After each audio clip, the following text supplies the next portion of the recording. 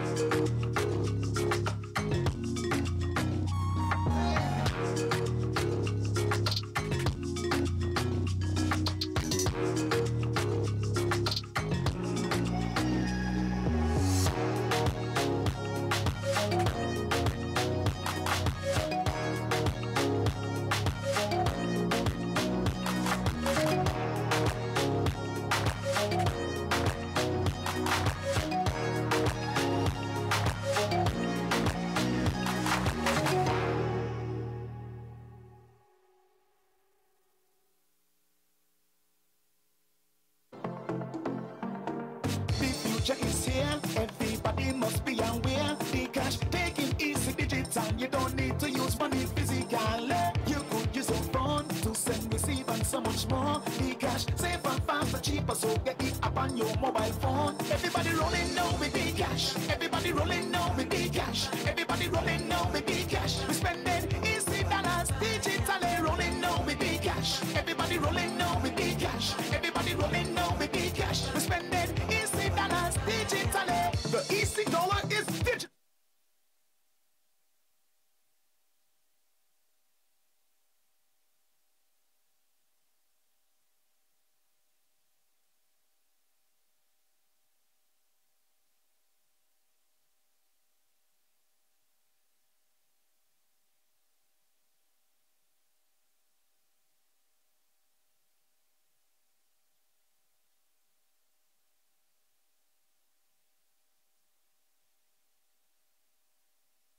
Rolling now with the cash. We spending easy dollars digitally. Rolling now with the cash. Everybody rolling now with the cash. Everybody rolling now with the cash. We spending easy dollars digitally. The EC dollar is digital.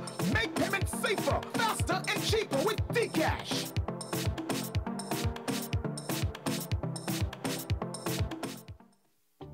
Good morning.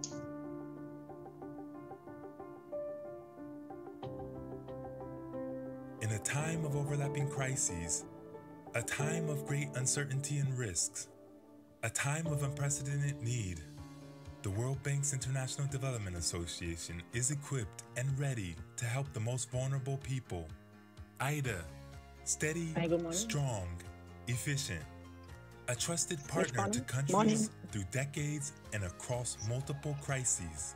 As its 20th cycle kicks off, IDA is ready with enhanced support for crisis preparedness and response, actions to close human capital gaps by empowering women, supporting people with disabilities, and narrowing the digital divide, an ambitious climate and biodiversity package, including support for food systems, policies that care for displaced persons and support host governments, and incentives for sustainable debt. All this and more, underpinned by an upgraded results measurement system to track progress.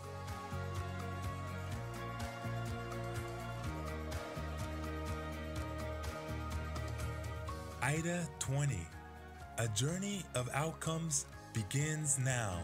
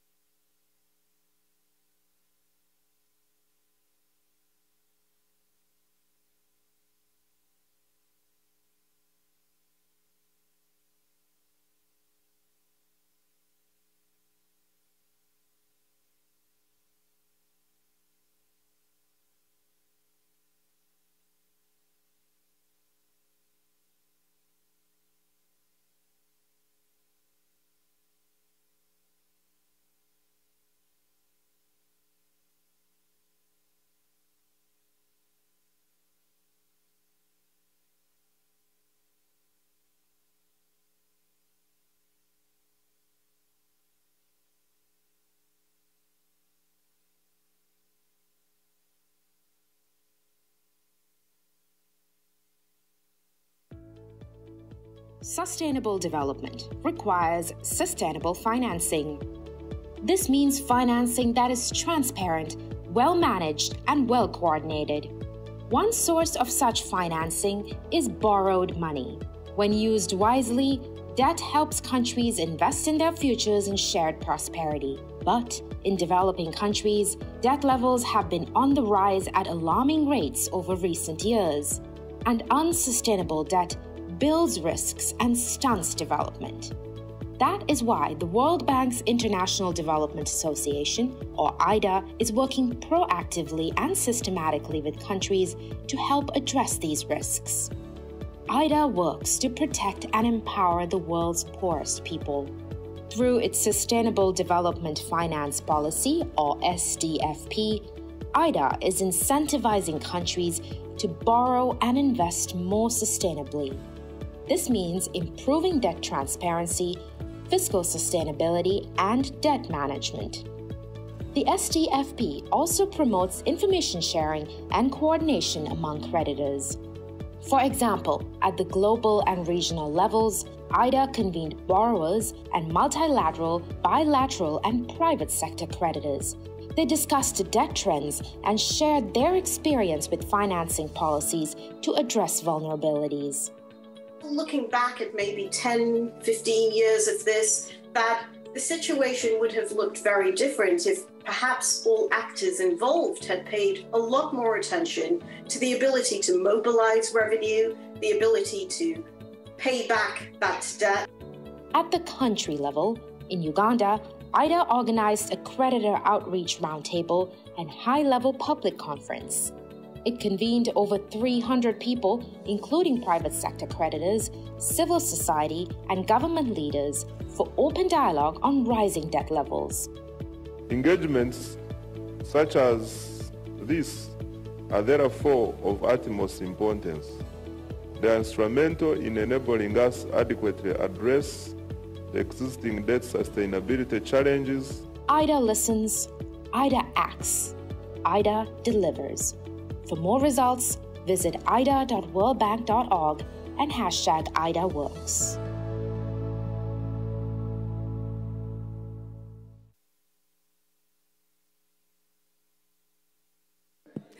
Okay, we're going to give this a third time. That's the charm. Good morning. Okay, love the energy in the room. Your Excellency Prime Minister Philip J. Pierre of St. Lucia, who is joining us online. Honorable Ministers of Government also joining us online. The Governor and Executive Committee members of the Eastern Caribbean Central Bank are gracious hosts today. Representatives of the Government of St. Kitts and Nevis, development partners, members of civil society and the media, the private sector, fellow colleagues from the World Bank, and distinguished guests from near and far. It is my pleasure to welcome you to this high-level conference on building resilience through sustainable development financing focused on the Caribbean. I'm Noriana Fernando from the World Bank, and it is my pleasure to be your Master of Ceremonies today as we navigate important conversations that touch Caribbean lives, economies, and futures. I also extend a special welcome to those joining us virtually on Facebook, YouTube, and Zoom. Now, you can follow the conversation online, start the conversation online using the hashtag sustainable financing. Now, in keeping with a long-standing tradition here at the ECCB headquarters, we will begin the day's proceedings with a prayer. And I invite Beverly Labadie, Senior Policy Analyst at the ECCB, to deliver the invocation.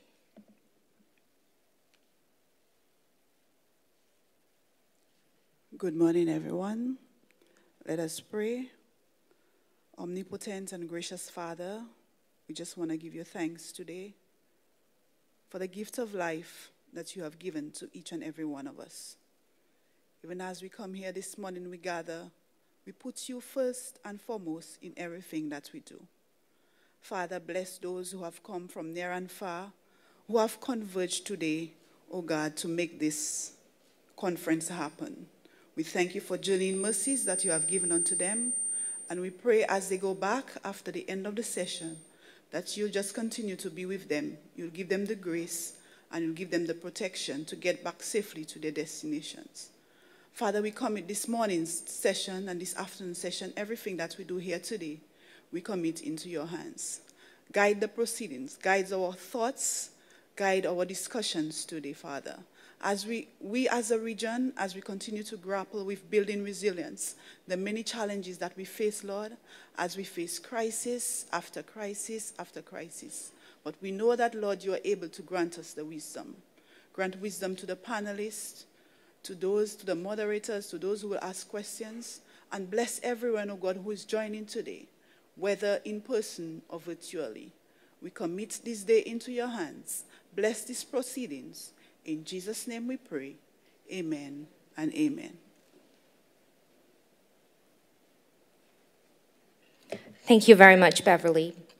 Now, as you know, this conference is being co-organized by the Eastern Caribbean Central Bank and the World Bank's International Development Association, or IDA. And to formally welcome you all, it is my great pleasure to invite our esteemed high-level representatives from both organizations. I first invite on stage Timothy N.J. Antoine, the Governor of the Eastern Caribbean Central Bank. Thank you very much, Master of Ceremonies. The protocol list has been already established, but I do want to recognize Prime Minister Philip J. Pierre, who is the Prime Minister and Minister of Finance for St. Lucia and the current chairman of our Monetary Council here at the ECCB.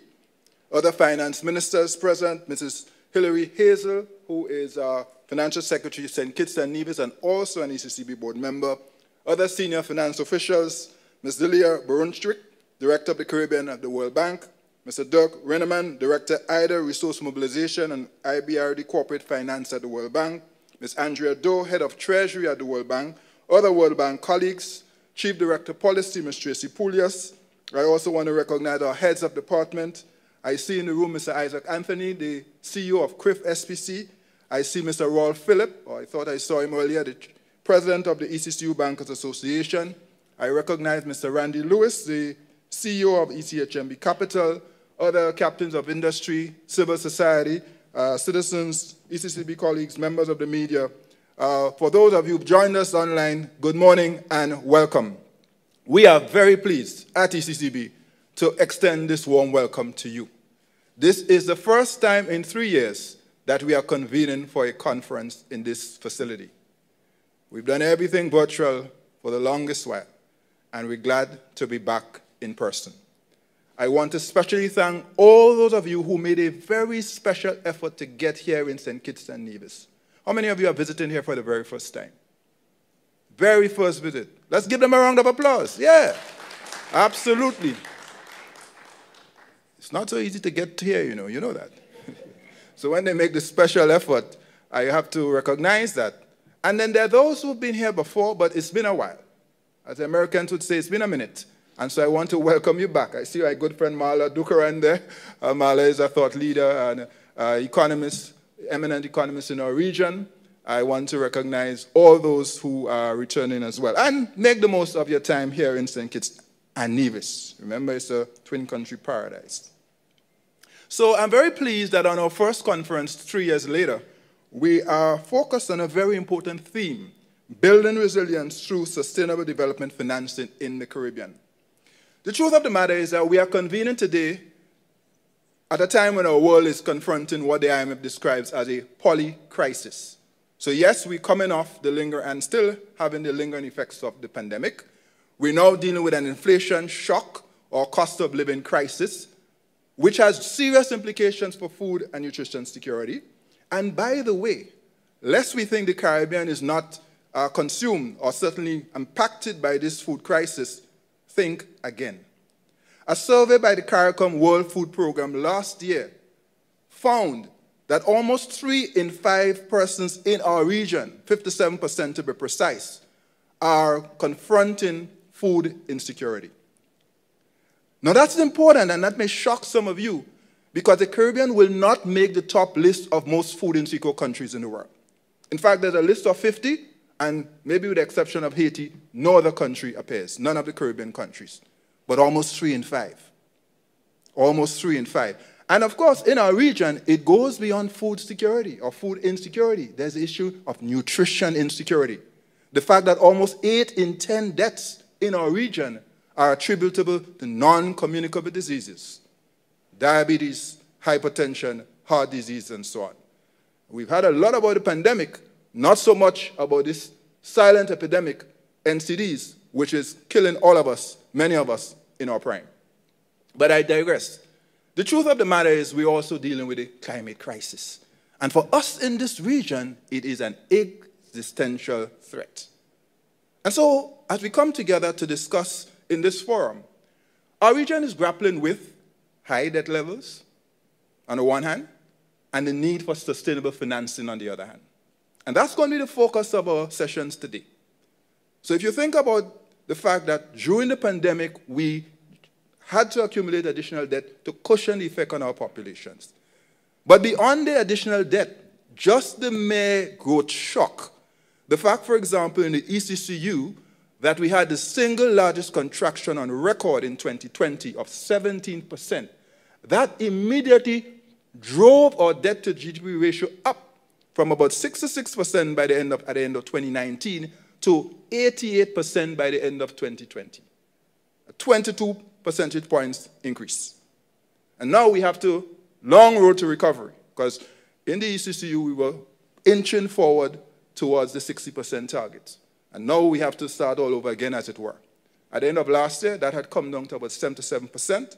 This year, with growth, we might be looking at something, well, we'll see. Let me not preempt that. So here's the thing. We have, as a region, to deal with the fact that even as we confront the need to build resilience, which is the case for sustainable finance, we're dealing with high debt levels. We found that an IMF policy paper called Making Debt Work for Development and Macroeconomic Stability noted that in 2018, in either countries, governments spent twice as much on interest payments as they did on health. And while interest payments were increasing, education spending had stagnated. It reminds me of what Indira Gandhi said in 1969. In solving our problems, and I quote, we should be aware of creating worse ones. See the dilemma that we face. See the dilemma that we face. And so we have to consider how we can get our debt sustainability back, fiscal and debt sustainability, while at the same time creating and generating resources to build resilience and transform this region. And on the question of sustainable financing, the challenge we have in this region and amongst many of the IDA countries is that, one, many of our countries are too rich to qualify for concessional resources. The IDA countries, they get a special carve-out because of per capita income, because of size, and the countries we are dealing with today are IDA countries. But Antigua and Barbuda, St. Kitts and Nevis, for example, are not IDA countries. And therefore, we are deemed to be too rich to qualify for grants and concessional resources. At the same time, we are too small to access the international capital markets. Do you see the dilemma that we're facing? Can you see this? How do we generate resources for sustainable financing? I do want to recognize the role of IDA in our region, because IDA has been a critical lifeline, and we'll hear about it today. So whether it is the volcano, after the volcano in St. Vincent and Grenadines, the hurricane in Grenada, what's happening with geothermal in Dominica, and what's happening in Haiti, for example, IDA resources are scarce and precious. And therefore, we want to thank the IDA contributors who have joined us today. And I have not been able to look on screen, but I hope the Canadian High Commissioner is on as a member of the IDA creditor community. We want to recognize and thank IDA creditors for making those resources available for our member countries. Of course, we need more, but we have to start with what we have, and we want to give thanks. So as I concluded, because I have 5 minutes, and they didn't say whether it was 5 EC or US, but I'm going to wrap up now. I want to make a call for action in respect of embedding disaster clauses in our debt contracts. This is something we pioneered in Grenada in 2014-15. Barbados has taken it to another level since then. Barbados is now the single largest issuer of bonds with what we call hurricane clauses, but it's really disaster clauses, instruments. We want to embed that in debt contracts on all countries, certainly small states, not just IDA. Secondly, we make a call again for more concessional resources to be made available to our region on the basis of our vulnerability, not on per capita income. And third, I repeat a call I made last October and have made since to have annual reporting on climate finance flows to this region. Why am I saying this? Because we're getting very little. Last year, for example, 653 billion in the climate finance flows. Very little of that came to the Caribbean. In 2020, 270 billion in green bonds. Not $1 came to the Caribbean. And yet, for all, we are among the lowest emitters and the hardest hit. And by the way, IMF study has found that we are 7 times prone to a natural disaster than any other region in the world. 7 times. And when we get hit, the losses from those disasters are 6.5 times higher than the global average. We're making the case clearly for more resources for this region. And so we want to make that appeal to all who are hearing us today. And by the way, we have said that we're not just asking for resources from the IDA and the creditors and so on, the World Bank and IMF. We also want to generate resources from our local savings, which is why we are advancing a green finance market for the Caribbean. I close by hailing our partnership with the World Bank. We have an excellent relationship with the World Bank. This conference is just a testament to that. But we do a lot of things together, whether that is greening the financial system, payments modernization, what we're doing in respect of the whole question of the renewable energy facility that we're now creating. And by the way, I'm pleased to report that this conference is powered by solar PV. Hello? Yes, I think we should be recognized for that. So I wish you a wonderful conference. Thank you very much for attending, and let's have some fun. Thank you.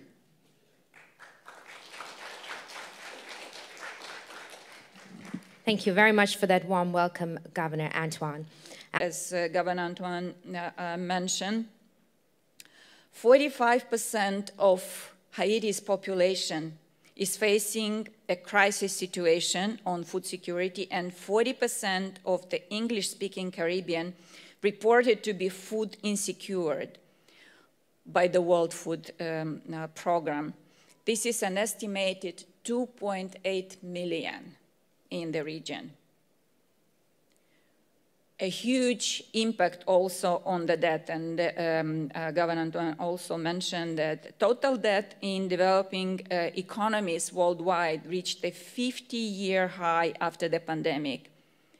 And debt to GDP ratios in many Caribbean countries have increased by double-digit percentage points, and several countries face high risk of debt distress or are already in distress. Rising interest rates and investor risk aversion further accentuate debt vulnerabilities. Debt servicing is constraining fiscal space for targeted social support and for growth-enhancing investments, and for building more resilience. In recognition of vulnerability of small states, the World Bank has delivered strong support to the Caribbean crisis response efforts. Financing for small states has increased 6-fold since 2015, 6 times. For the small economies, investment and budget support programs. Also, the financing terms have been the grant element of the financing terms has been increased. For small states, the grant element is 61% versus 53% for regular IDA credits. In the last 5 years, under IDA 19 and IDA 20, the bank stepped up its support to the region for crisis response. Concessional financing was further increased by the front-loading of the last IDA cycle, shortening the implementation period from 3 years to 2 years, where the World Bank was able to deliver 1 billion of assistance in support of crisis response, recovery, and resilience in the region. The World Bank has also used the catastrophe drawdown options, emergency COVID-19 development policy loans, contingent emergency response components, and ongoing operations to provide support ranging from financing medical supply and equipment to hospital refurbishments, income support programs, emergency cash transfers, support to farmers, health system strengthening, remote learning, hand washing, which is also critical, and many more. We have also substantially enhanced our support to IDA countries impacted by natural disasters, increasing the IDA country allocations for Haiti and St. Vincent and the Grenadines by over a third above their original allocation. For example, we leveraged 200 million from the crisis response window for Haiti, in particular after the devastating earthquake that the country faced in 2021. We're also mobilizing presently resources to respond to food insecurity in the region. We have also provided support to the World Bank graduates, countries that have graduated from the World Bank, to the Bahamas and Barbados, and the latest operation that was approved by the board for 100 million budget support for Barbados in January. We are working on budget support operations for Grenada, Jamaica, and St. Lucia, supporting policy reforms and providing the needed resources to make sure that these reforms and the overall development in the countries is successful. Building on the success of the Jamaica catastrophic bond, actually the first in the Caribbean region and a very successful one, we are working with all of you to prepare a regional Caribbean catastrophic bond, which will provide additional insurance against natural disasters. We have done much, but the truth is there is still much more to be done. So let's keep working together on it. And let's try to increase the resilience and the financing for resilience in this region. I wish everyone a very productive discussion today, and thank you for your attention.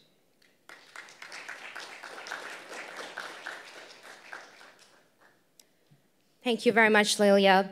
Would like to acknowledge more than 120 people connected online right now, and once again invite you to join the conversation and ask questions using our hashtag, and we will take your questions later. Now, as we have all heard, we're gathering as the world faces a series of overlapping crises. Climate change, food insecurity loom large among them, and these are crises that are hitting the most vulnerable people especially hard. Now, what does this mean in the small island developing states? Well, shortly we will be hearing from His Excellency, the Prime Minister of St. Lucia, and the Honorable Ministers of Finance. But first, to give us a lay of the land and an understanding of the numbers and the prospects in small island developing states, I would like to invite my colleague, Dana Worset, senior economist and one of the lead authors on the World Bank's Global Economic Prospects Report.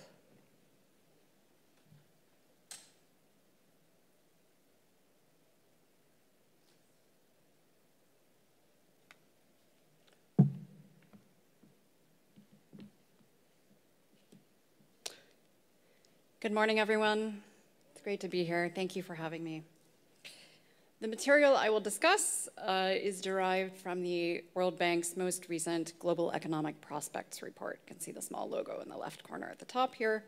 That report was released in January. This is the institution's flagship report on global economic developments and prospects. It's published twice per year. This edition featured an entire chapter for the first time ever dedicated to small states. I'll discuss 3 questions in the next 15 minutes: how overlapping crises have affected small states, economic prospects in small states, and policy priorities in these countries. Let me also mention a couple of brief points about definitions before launching into the core material. The World Bank's definition of small states is strictly one measure, and that is countries with a population of less than 1.5 million. The Global Economic Prospects chapter I mentioned a few minutes ago covers 37 of these countries, all of those that are also considered emerging market and developing economies. You can see the abbreviation at the bottom of the screen here.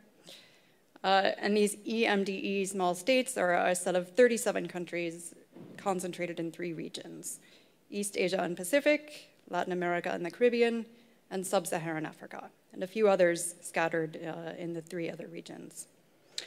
So the group in Latin America and the Caribbean is strictly in the Caribbean, and this is 12 countries. These are the 6 ECCB members that are also independent countries, plus the Bahamas, Barbados, Belize, Guyana, Suriname, and Trinidad and Tobago. I'll launch right into the first question. The chart on the left here gives a bit of historical perspective of how severe the pandemic-induced recession in 2020 was for small states. Aggregate GDP in these countries fell by 11% in 2020. This was the largest decline compared to other global recessions over the past 40 years, and I think, as Governor Antoine mentioned, the largest recession in Caribbean countries ever. Small states experienced a far deeper recession than other emerging markets, which suffered only less than 2% contraction in 2020. In Caribbean small states, the recession was even deeper, 19%. This is enormous. And though growth rates have been fairly robust in 2021 and 22, a full recovery has not yet been achieved. You can see this yellow line on the left chart here is still trailing the 2019 level of GDP. So one key reason for the severe downturn and prolonged recovery in small states is the impact of the pandemic on tourism. You can see this on the right chart. As fears about traveling took hold and international border crossing was restricted, global tourist arrivals fell by more than 70% in 2020. So this is also a huge outlier compared to previous global recessions. The largest annual decline for tourist arrivals among the 4 previous global recessions from 1980 onward was in 2009, when arrivals declined by only 4%. In small states, tourism arrivals plummeted to practically zero for most of 2020 and well into 2021. And this was a severe loss for these countries, as you know, where tourism revenues average close to 20% of GDP, and in some countries, even more. Though tourism is recovering now, the recovery has been characterized by stops and starts. The shock of the pandemic has been followed by further global shocks. As the global economy reopened after the worst part of the pandemic, inflation surged, and prices jumped higher again last year following Russia's invasion of Ukraine. In the left chart here, you can see that inflation in small states rose from about 1.5% at the beginning of the pandemic to about 7% late last year. This is a median in these countries. Although this increase is not disproportionate relative to other emerging markets, it's still a very large increase and has most certainly been felt by households and businesses. The center figure here shows that food and fuel imports together average about 1/6 of GDP in small states and about 1/7 in Caribbean small states. This is substantially more than in other emerging markets. So when the war in Ukraine led to a surge in food and fuel prices, this did squeeze living standards in small states disproportionately. And finally, in the right chart, this is showing that because small states are very open economies, very open to trade, and import so much of what they consume, they are also exposed to changes in shipping costs. And we saw shipping costs rise quite a bit last year as a result of various supply shocks, and a portion of these costs, of course, were passed on to small states. So even as inflation has eroded purchasing power in small states, the rise in inflation globally has given way to the next global shock, which is a tightening of financing conditions. The rise in borrowing costs is magnified by the fact that debt loads grew rapidly in many emerging markets over the last decade, when borrowing costs were quite low.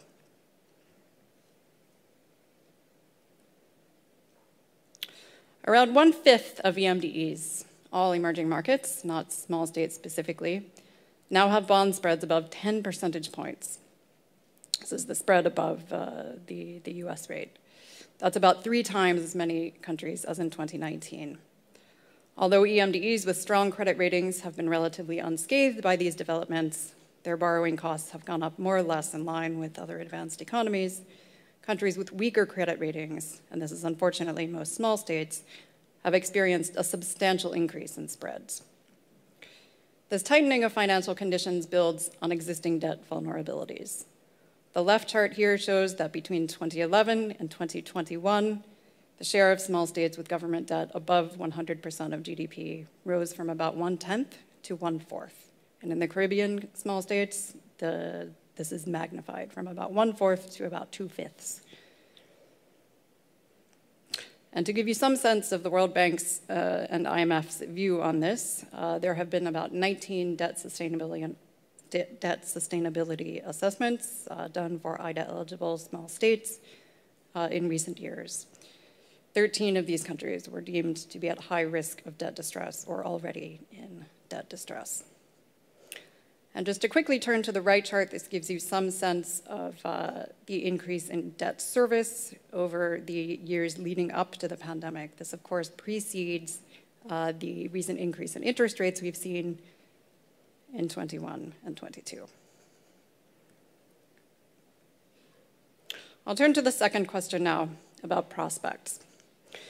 For small states in the Caribbean, the World Bank forecasts growth of 4% this year in 2023 and 3.3% in 2024. As a result of the shocks I've described, our forecasts for most small states have been downgraded compared to the middle of last year. The left chart here shows that at this projected pace of growth, the Caribbean small states would not regain their 2019 level of output until about 2024. And by comparison, other EMDEs have already surpassed their 2019 level of GDP in 2021, so only 1 year after the pandemic. The start of the pandemic, rather. This forecast comes in the context of extremely weak global growth as well. Our forecast for global growth this year is 1.7%. And put simply, this is a remarkably slow pace. This would be the slowest pace of global growth outside of global recessions over the past 3 decades. The right chart shows a quick take of a slightly different concept here. It's just showing how the first year in which 2019 GDP is surpassed in Caribbean small states. And you can see that the cluster is in 2024 or even beyond.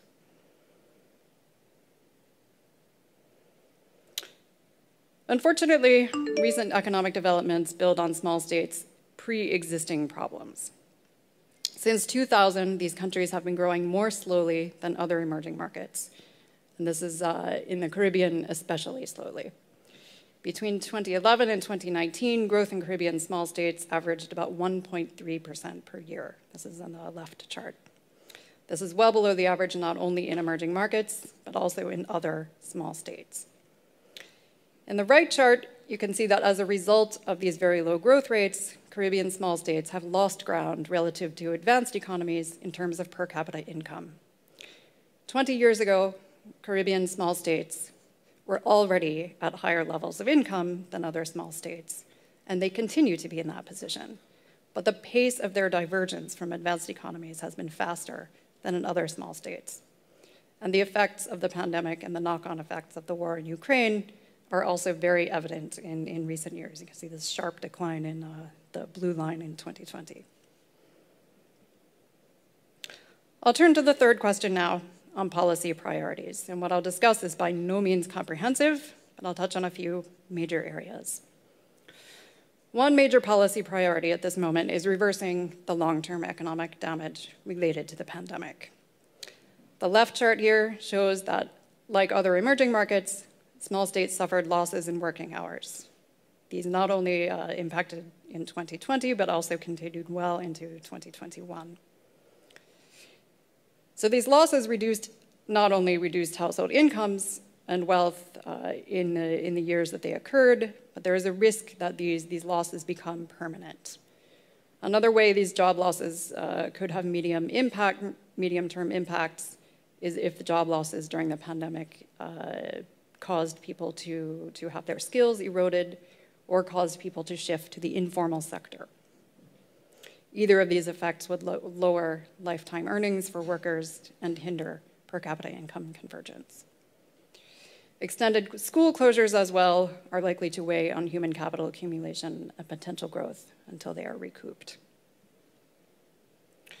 One of the biggest vulnerabilities small states face, as you all well know, is related to climate change. Small states face severe and in some cases existential threats from rising sea levels. In addition, small states tend to be highly vulnerable to natural disasters. These include the whole range of hurricanes, cyclones, floods, droughts, even volcanic eruptions. As you can see in the left chart here, this is focused on Caribbean small states, but the pattern would be exactly the same in all small states and even in other emerging markets, that the frequency of weather-related disasters has increased over time. At the same time, in the right chart, we can see that natural disasters, which in some forms are linked to climate change, have caused damages and losses equivalent to an average of 6% per year in Caribbean countries. This is huge relative to other EMDEs and well higher than even in other small states.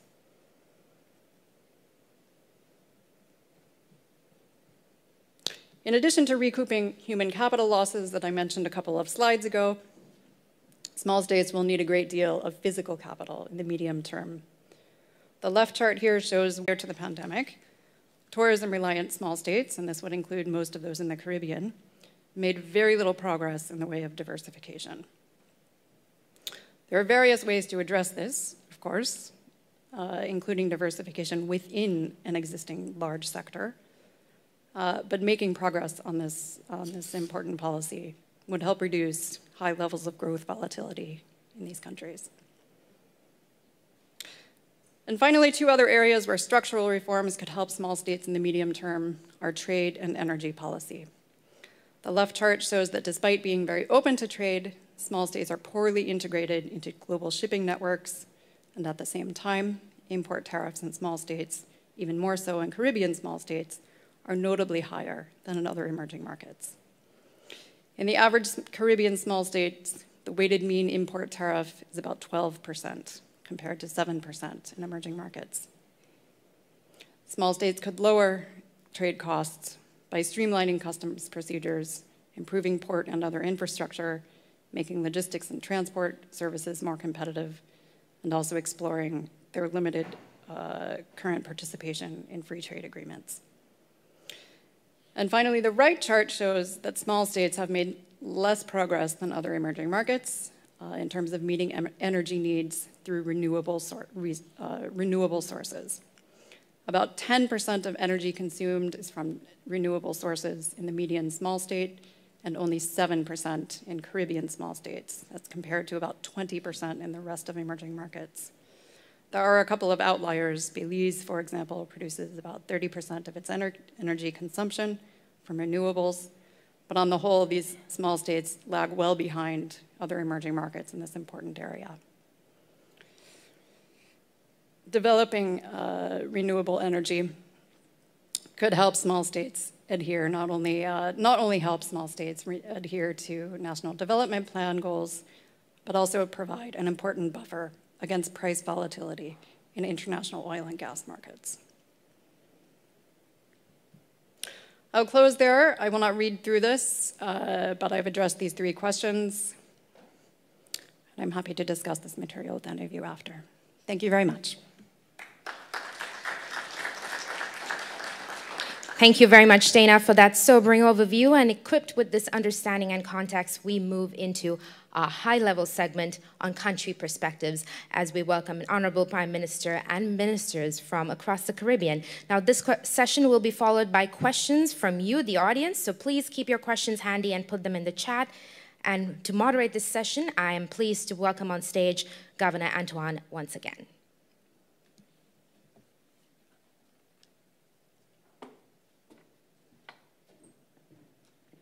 Thank you very much, our Master of Ceremonies, and again, welcome to everyone. When we initially conceptualized this, we had hoped to have the Prime Ministers, Finance Ministers in the room and to have a very dynamic sort of engagement. However, we have to embrace reality as it is, not as we would like it to be, a Jack Welch quote, and therefore we are going to proceed virtually. Unfortunately, Prime Minister Pay has had to leave. As you know, there is CARICOM Heads next week, and there's a lot of preparation going on. So what we'll do is that we will start with Minister Girard from St. Lucia, if he's on screen and available. Then we will move to Minister Singh, Dr. Ashni Singh, Minister for Finance of Guyana. And then we will return to Dr. McIntyre, Deputy Prime Minister and Minister of Finance for Dominica, followed by Minister Boisvert, Haiti, and Minister Gonsalves and Vincent, the Grenadines. Initially, we had asked the finance ministers to reflect on two questions, essentially the matter of priorities for sustainable financing as they see it, and secondly, to provide us with some key takeaways. Because some of them have to leave for other commitments this morning, I'm going to ask them to make their intervention, one intervention, and cover both issues at the same time. So one intervention. We've asked them to share for about, say, 7 minutes thereabouts. Again, full transparency. So they're going to be relatively short, but we really want to hear from our finance ministers this morning. So that's the run-off show, the lineup. I can see on screen Minister Girard, Minister in the Ministry of Prime Minister's Office, responsible for finance. And so, Minister Girard, good morning. If you're hearing me, you are on screen. Go right ahead. Not hearing you yet. You don't hear me as yet? Yes, yes, hearing you now. Hearing you now. Go right ahead. Good morning. Good morning, Governor. Good morning, participants, distinguished panelists, members of the media, participants in the room at the ECCB in St. Kitts. Good morning. Good morning. As you would be aware, St. Lucia suffered a significant contraction in 2022. Unemployment rates rose from 16.8% to an average of 21.7%. The challenge for us as a country, given our heavy reliance on tourism, was particularly acute as compared to the other countries in the OECS region.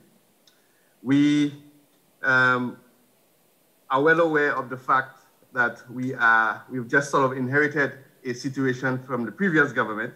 So we've been working our very hardest to ensure that we correct some of the mistakes of the past, that we don't get to repeat it. The cost of inaction to climate change to St. Lucia has been calculated at 12.1% of GDP by 2025. This again is a significant concern to us, as we are, as you pointed out, Governor, we are in the cold face of this climate change issues. To go to the three priority areas, if we were to do so, Governor. One would be the support for the energy transition towards renewables. The second one will be the reprofiling of our debt. And the third one would be to provide support to individuals and businesses to build resilience to climate change. With respect to point A, one of the largest single categories of imports in any one year for us is the importation of fuel. The amount we spend on fuel is significant, ranges in the hundreds of millions of dollars annually. We need to envision a world where this is significantly reduced and that consumers and businesses need to spend so much money to obtain energy. The multiplier effects of reducing energy and transportation costs through solar panel, for example, will alter the trajectory of islands for generations. This is vitally important to St. Lucia. Point B, with regards to reprofiling of our debt, a driving factor to why our region has high debt is due to the fact that the majority of our portfolio are unamortized bonds, which we perpetually roll over and never seem to be able to pay down. This leads to a snowballing effects of perpetually growing debt. Altering this changes the status quo of the region, and this can be done through restructuring or reprofiling. The prioritization of sustainable financing to build resilience and facilitate fiscal depth and sustainability can be achieved by utilizing, for example, debt to climate swap mechanism in order to obtain cheaper and longer term funding. On the matter of point C, which was the providing support to individuals and businesses to build resilience to climate change, we believe it will be important to provide our private sector with tools to finance their resilience building. Otherwise, we will be left out in the cold and unable to function. So that was with regards to point number one, Governor. I'm not too sure if I were to go on to discuss the other questions. Yes, Minister Girard. Go right ahead with some takeaways if you can, please. If we were to move straight into the takeaways, there are several reports, Governor, as you'll be well aware, that exists currently. I think we need to spend a little more time discussing those reports and ensuring that we put whatever needs to be put in place to ensure that we don't repeat some of the mistakes of the past. And the second one would be connecting sustainability to economic drivers. Governor. Thank you. Thank you very much, Minister Girard. I appreciate that, standing in for Prime Minister Pierre. I hope you can stick around because once we've heard the ministerial statements, we will have a round of question and answers, and I hope you can be part of that. Thank you. So we're supposed to now be hearing from Minister Singh. I'm not seeing him on screen. He had to leave early, so we were trying to... Yes, Dr. Singh, I see you now. Welcome. You have the floor. Hi, Tim. How are you? Very good. Good to see you. Thanks for making the time. Good to see you, Governor. And first of all, let me thank you very much for hosting this important event. I would have loved, in fact, to have been able to join you in person in beautiful St. Kitts. Yes. But regrettably, I couldn't come. We just came out of Parliament with the budget, and there are a number of things happening at the same time here that prevented me from traveling. But let me thank you at the ECCB, and of course, let me thank the World Bank, Lilia Barunchuk, and our entire team for arranging this very important event for the region, and indeed for inviting me to participate in it. And greetings to all of the prime ministers and ministers in the room and other technical staff, and of course to the World Bank representatives and contributors to the program. I'm going to share a few observations and points that I feel are relevant and pertinent to the issue, but bring to bear also Guyana's experience in relation to this question of building resilience through sustainable development financing. And as you know, Guyana, notwithstanding our tremendous similarities with all of the vulnerable brother and sister countries across the Caribbean, we do have one or two peculiarities that make us slightly different as well. The first point I want to make is that we have an economic history that is very similar to all of the countries and all of the Caribbean countries in the room. And in some respect, maybe we went through some of this pain a little bit earlier than some of my brothers and sisters in the room are now going through it. Many of you would know that Guyana comes from a background where we were once a heavily indebted, poor country, a hippie country. We were completely bankrupt, fiscally insolvent. We had unsustainable debt with debt to GDP ratios exceeding at one time, exceeding 600, with our debt to GDP ratio at one time exceeding 600%. And as staggering as unimaginable as that might sound, that was the reality. A mere 30 years ago, Guyana's debt overhang was in excess of 6 times the size of the economy. We were spending more than 100% of our revenue to service that debt. We had completely dilapidated infrastructure, completely collapsed social services, and essentially almost non-existent real economy. We set about a task of restructuring the economy, opening and liberalizing the economy, diversifying the productive sector, and in particular implementing a series of fiscal reforms aimed at restoring fiscal solvency to the country and restoring our status as a credit-worthy country, because we were deemed by that time uncredit-worthy. We had defaulted everywhere. We basically stopped paying our debts. And so, or we were incapable of paying our debts, I should say. We went through the whole HIPC process, qualifying first for original heavily indebted poor country relief, then enhanced heavily indebted poor country relief. Then the multilateral debt relief initiative came along, and we participated in that and benefited from it. And we went through the Paris Club process. Let me say that this was not at all difficult. My apologies. Let me say this was not at all easy, by no stretch of the imagination. It involved a lot of very hard decisions, in many cases very politically problematic and politically challenging decisions, but we had to feel the pain. We didn't have a choice. And in many cases, it took international advocacy, mobilizing international partners, mobilizing international NGOs, and it took a lot of intellectual effort and mobilizing a lot of intellectual capital to help to advocate our case. So let me give you one example, and I'm making this point to get to something that I wanted. There's a particular observation that I want to make. When we started the HIPC process, there wasn't the fiscal window for HIPC eligibility didn't exist. And if you look at our debt vulnerability indicators, the debt vulnerability indicators in those days were defined based on external sustainability, your balance of payments. And our balance of payments did not meet the thresholds that were specified. They didn't indicate that we would have qualified for HIPC. But our fiscal position was so bad that we simply were not in a position to service these debts, even if the external accounts indicated a slightly less fragile situation. And it took technical work and advocacy to convince the international community that something called the fiscal window under the HIPC debt relief initiative should be introduced in order to measure debt sustainability or unsustainability, not only from the external perspective, but also from the fiscal perspective. And we would subsequently qualify for HIPC debt relief under that fiscal window. Now, Governor and colleagues, why am I saying this?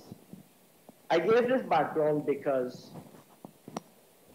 it is well known in the region that we have a serious problem with indebtedness, and we are not being treated with the seriousness that the matter deserves because of what I've called the middle income illusion.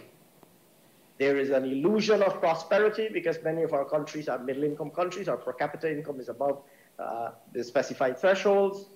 We don't qualify for the typical treatments that low income countries would get, both in terms of consideration for debt relief and also consideration for concessional development financing.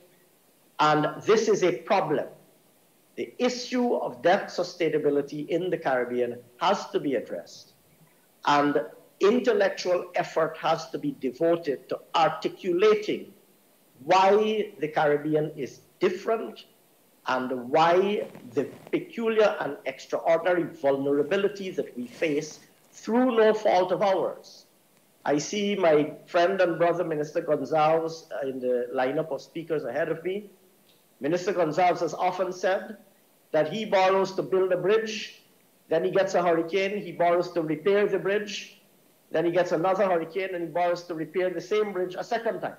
And it's one bridge, and he ends up paying 3 loans for that same bridge because he needs the bridge. I recall him giving that example, and I thought it was a very appropriate example.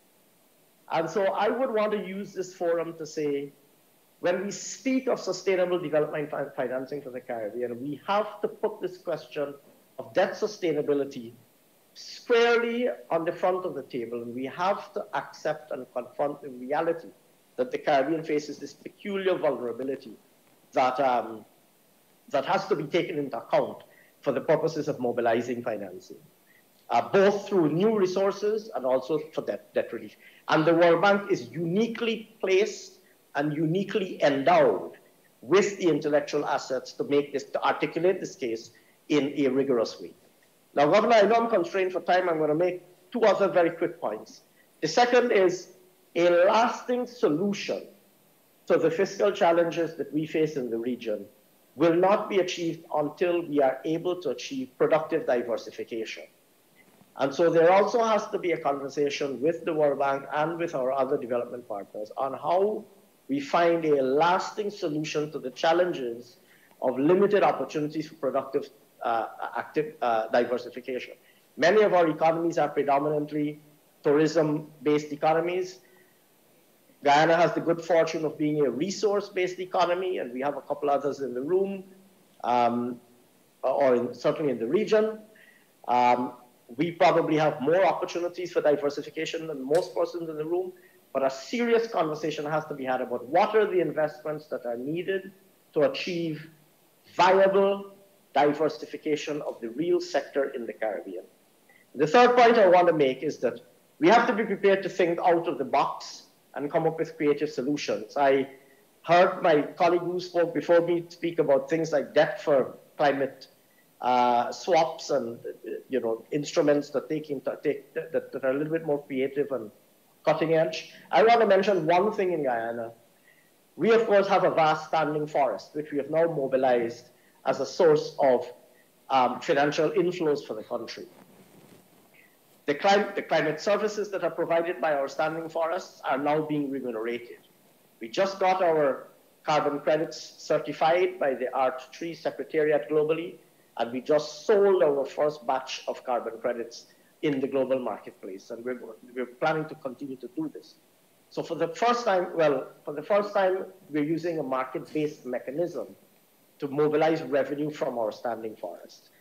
This is new and it's innovative, and we need to continue to think about similar innovative solutions across the region. And here again, the World Bank, I think, is uniquely placed to support us in this regard. I think I'm probably over my time, but I will simply wrap up and say that the World Bank has tremendous convening power, and it has tremendous intellect, an incomparable body of expertise amongst its staff.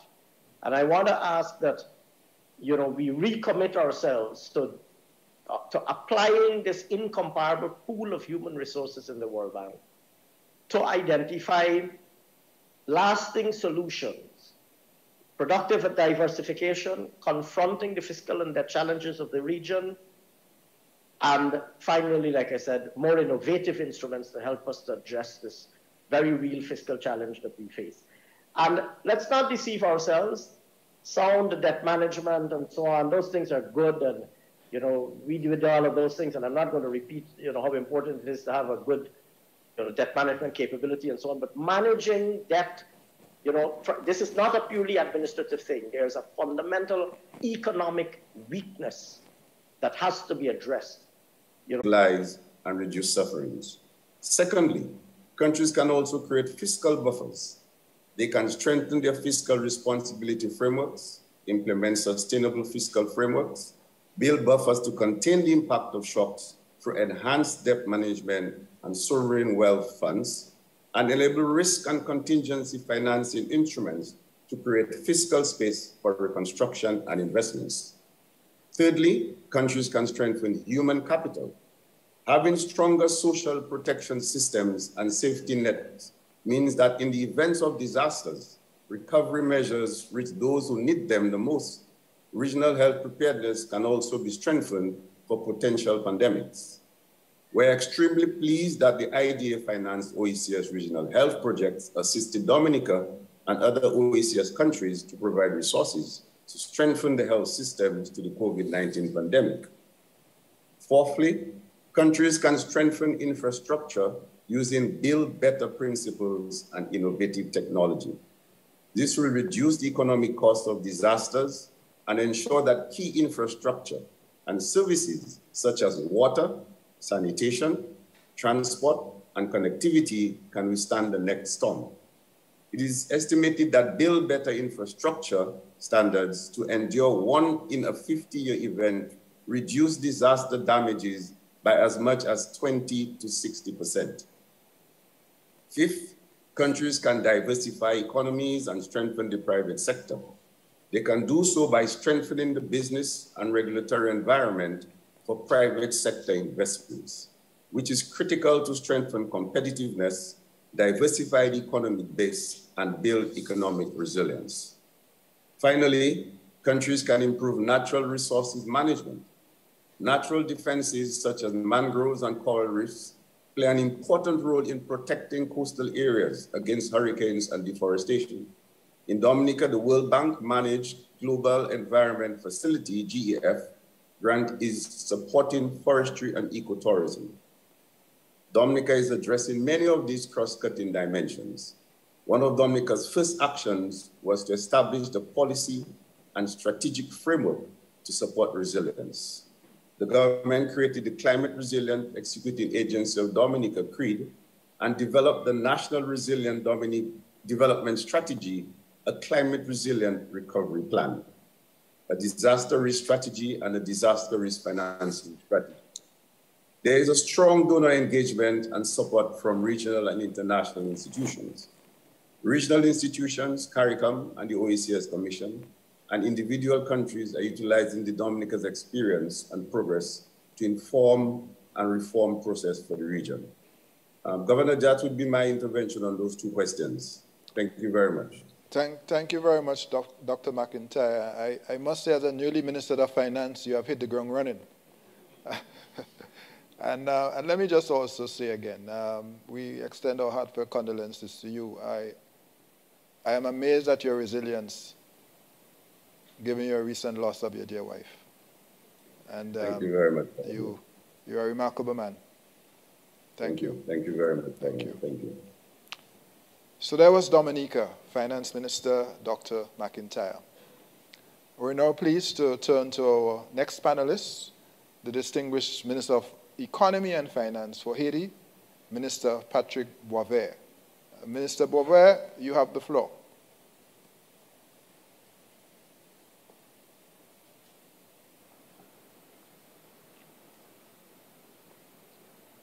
We're not hearing you. We're seeing you, Minister, but we're not hearing you yet. So, yes, could you go? Yes, Minister Boisvert, go again, please. Let's make sure we have your audio.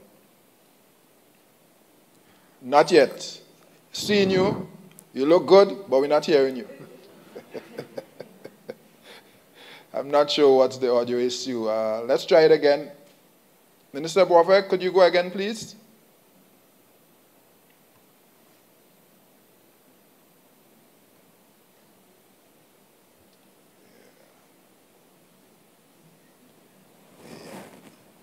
We're not seeing you. You look bright and clear, but we're just not hearing you yet.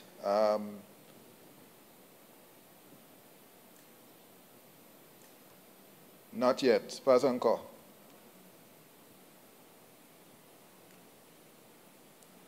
Let's see. Let's do it again. Could you go ahead? No. I'm not sure why. All right. Let's just take a minute while we try to get that audio sorted. Minister Boisvert, don't go anywhere. We're just trying to make sure on our side, on your side, the audio is resolved. Let me just mention, because we're going to take a couple questions, hopefully before we conclude this panel, the ministerial panel. So I have a question from the World Bank. For the World Bank, I should say. What can the World Bank do to assist countries with structural reforms like energy policy? So we have a big World Bank team. Lilia, obviously, I'll pivot to you first as the country director. You will decide. What can the World Bank do to assist countries with structural reforms like energy policy? That's one question we will put to the World Bank. To the ministers, we have a question. What innovative mechanisms are being used to secure sustainable financing? What innovative mechanisms are being used or explored to secure sustainable financing? So we have one question for the ministers and one for the World Bank so far. Let's try again to see if we have Haiti online now. Minister Boisvert?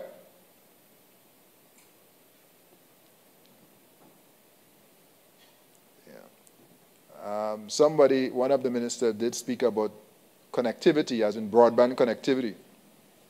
So I rather suspect that may be the issue. No, we're not hearing you. For some reason, we are still not hearing you. Go ahead now. Go ahead. I think we just got. C'est bon maintenant? Voila. Woo. Yeah, we're hearing you now. Go right ahead. Happy to hear you finally.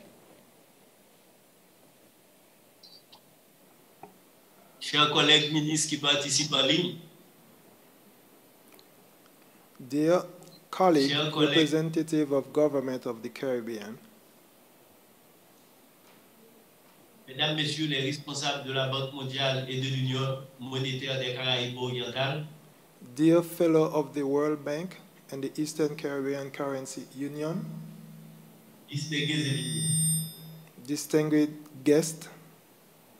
Je voudrais tout d'abord remercier les organisateurs pour avoir pris l'initiative de cette conférence sur le renforcement de la résilience par le financement du développement durable. First, I would like to thank the organizer for taking the initiative of this conference on building resilience through financing for sustainable development. J'adresse également mes remerciements à notre hôte, plus particulièrement au gouverneur Antoine. I would like to thank our host, especially Governor Antoine, pour sa diligente coordination. For his diligent coordination. Haïti, comme nos voisins frères de la Caraïbe, subit encore les conséquences des récentes crises mondiales, intensifiées par les désastres naturels et dans notre cas aussi par la fragilité et la violence. Haiti, like our neighborhood brothers in the Caribbean, is still suffering from the consequences of the recent global crisis, intensified by natural disasters, in our case, also by the fragility and violence.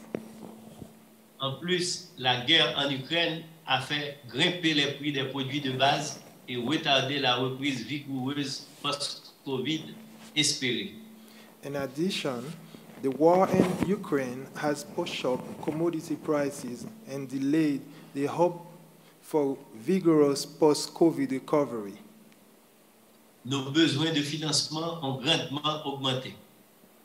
Our funding needs have increased.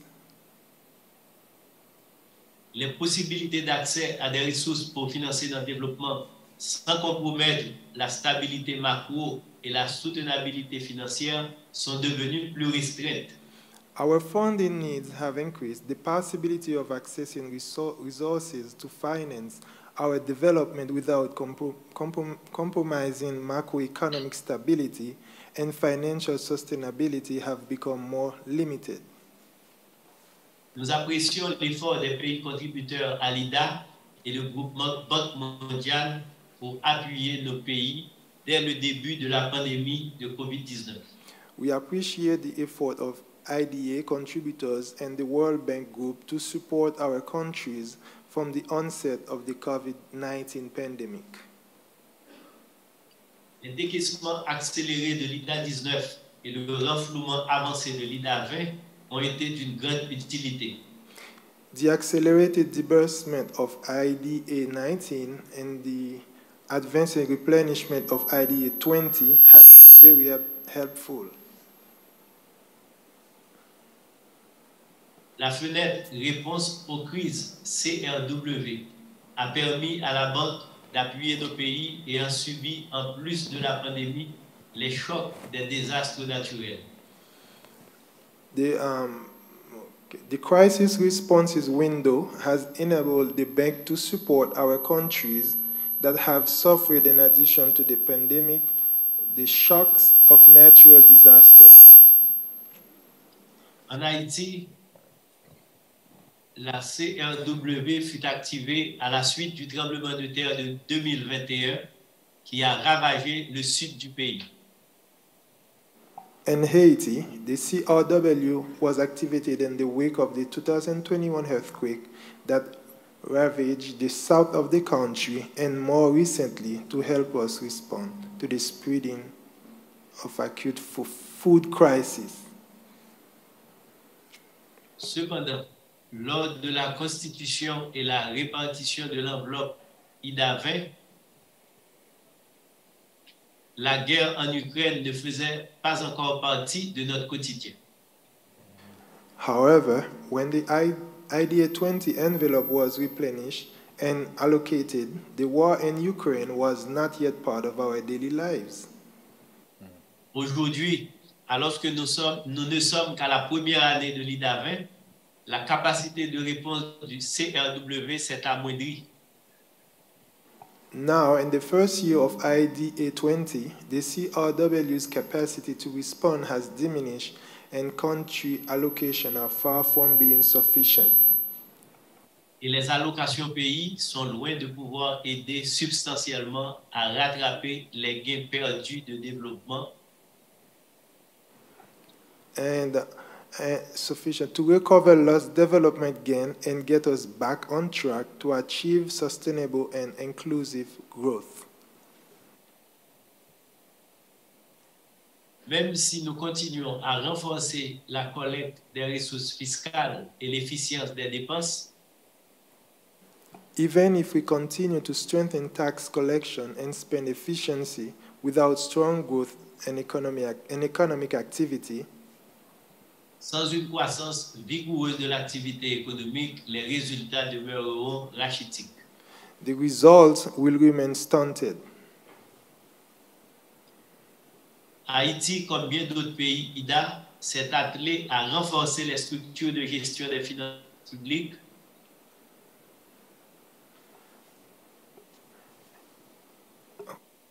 Haiti, like many other IDA countries, has worked to strengthen public financial management structures et à s'inscrire dans le cadre des politiques de financement soutenable de développement SDFP.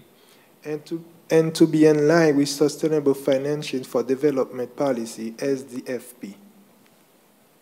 L'élaboration et la mise en œuvre du plan d'action et de politique PPA en est l'un des acquis les plus tangibles. The development and implementation of the Action and Policy Plan, PPA, is one of the most tangible achievements. La réalisation des engagements pris pour la première revue de notre programme relais SMP avec le Fonds monétaire international est un autre pas dans cette même direction. Fulfilling the commitment made for the first review of our staff monitored program, SMP, with the IMF is another step in the same direction. Nonobstant, le changement climatique demeure une menace aiguë pour nous comme pour nos frères de la région de la Caraïbe. Nevertheless, climate change remains an acute threat to us and to our brothers in the Caribbean region. Dans notre cas, près de 90% de la population est exposée au moins à un risque d'aléa climatique. Nearly 90% of the population is exposed to at least one risk of climatic hazard.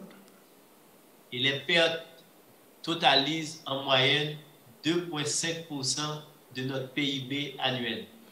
And losses total on average 2.5% of our annual GDP. La fréquence des événements climatiques pèse sur la gestion budgétaire. The frequency of climatic events weighs on budget management. Avec des espaces budgétaires de plus en plus restreints, la création ou l'adoption d'instruments financiers novateurs est critique. With increasingly tight fiscal spaces, the creation or adoption of innovative financial instruments is critical. Au-delà des allocations pays, nous devons maximiser l'accès de nos pays aux fenêtres de l'IDA. Beyond country allocations, we need to maximize our country's access to other IDA windows. Je mets en surbrillance la fenêtre régionale, celle du secteur privé et évidemment la fenêtre de réponse aux crises.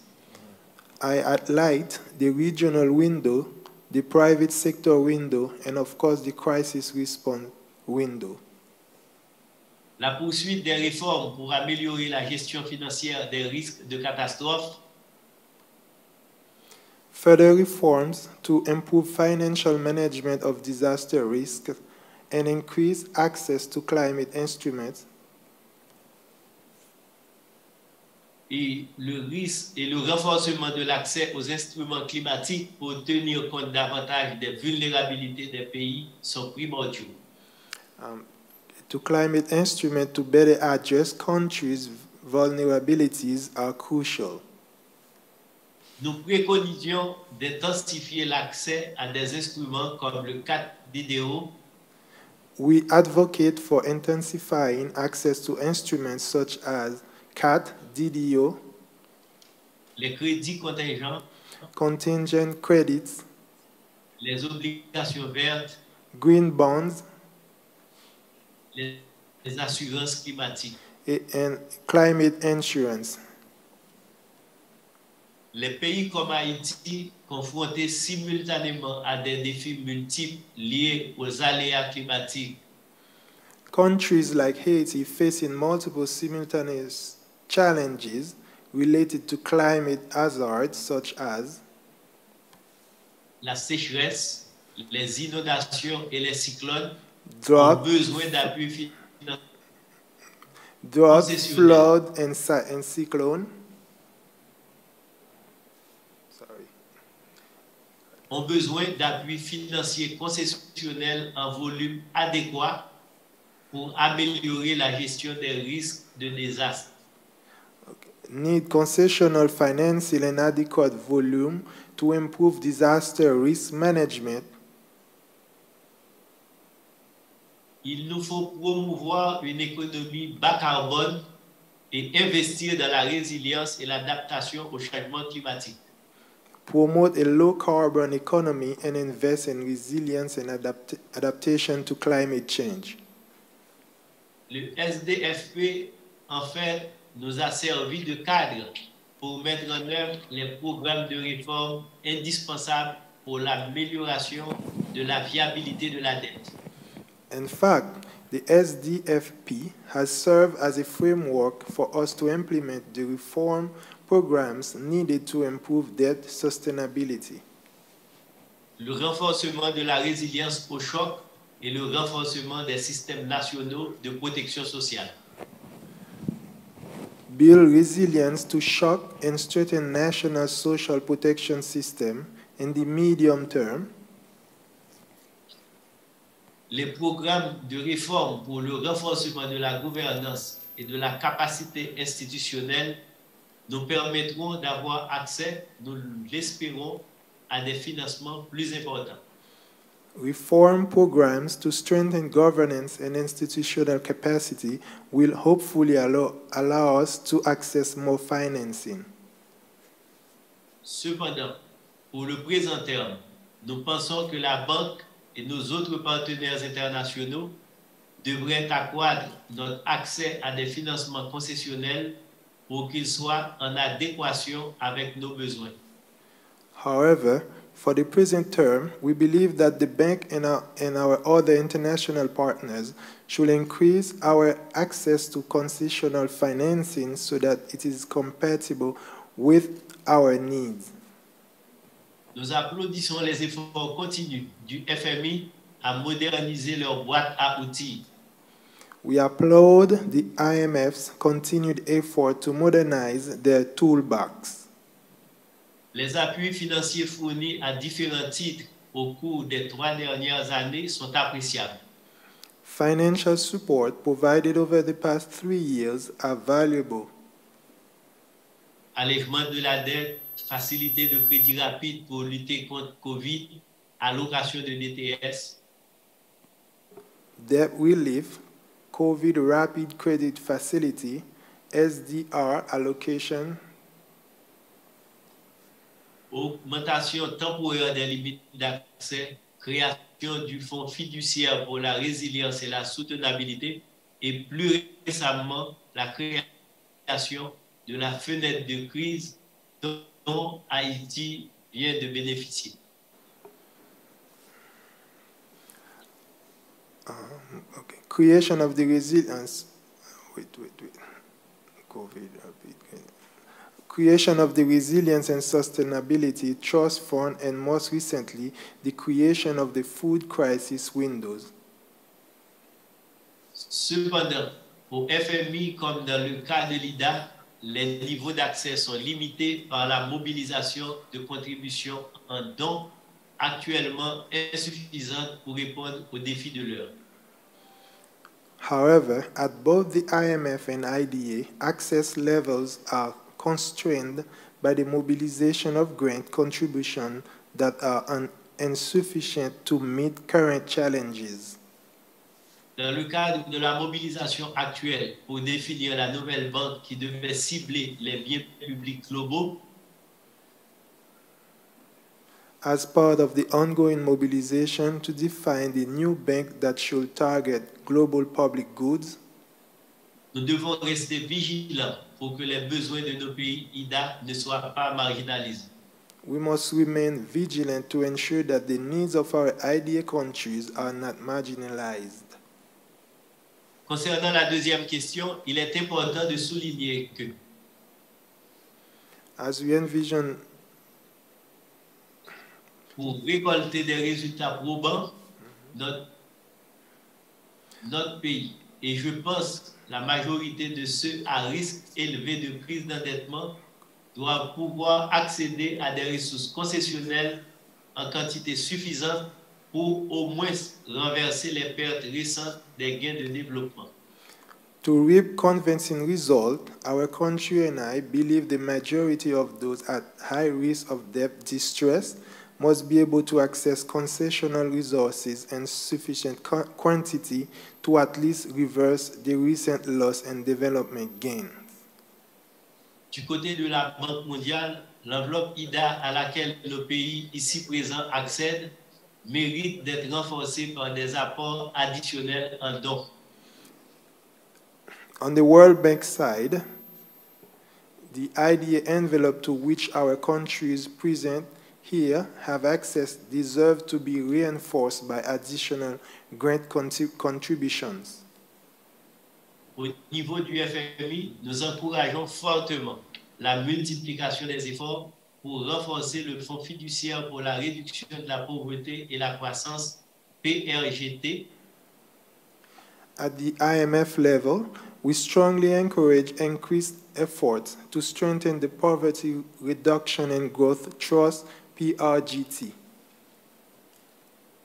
Le PRGT qui constitue la source de financement concessionnel au FMI pour la majorité des pays éligibles à l'IDA.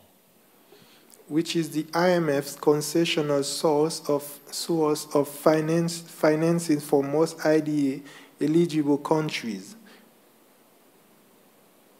C'est ainsi que nos pays pourront bénéficier d'une éventuelle augmentation des limites d'accès actuellement en discussion. This is how our countries will be able to benefit from a potential increase in access limit currently under discussion.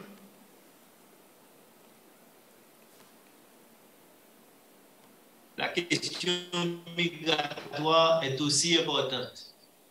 The migration issue is also important. Elle est l'objet du rapport sur le développement. According to the information I received, elle est l'objet du rapport sur le développement mondial WDR de 2023 et du prochain rapport régional LAC du FMI. Okay.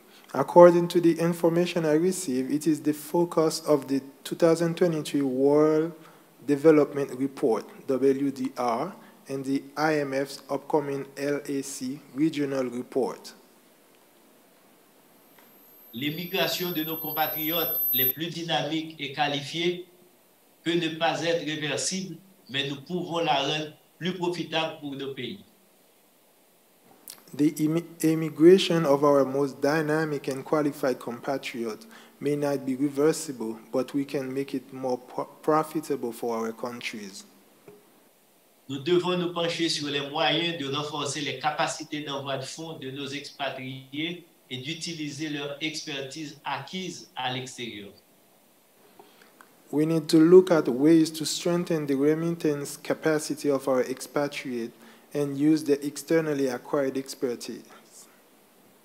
Je pense particulièrement à la réduction des coûts de transfert et l'augmentation des capacités d'insertion des expatriés dans les pays d'accueil. I am thinking especially about reducing the cost of remittances and increase the integration capacity of expatriates in host countries. Avec la montée de l'insécurité alimentaire et la propagation de la pauvreté, nous devons accroître les capacités de génération de revenus des ménages les plus vulnérables. As food insecurity rises and poverty spreads, we need to increase the income generating capacity of the most vulnerable households. Le renforcement des systèmes nationaux de protection sociale doit être au centre des priorités de l'agenda de développement.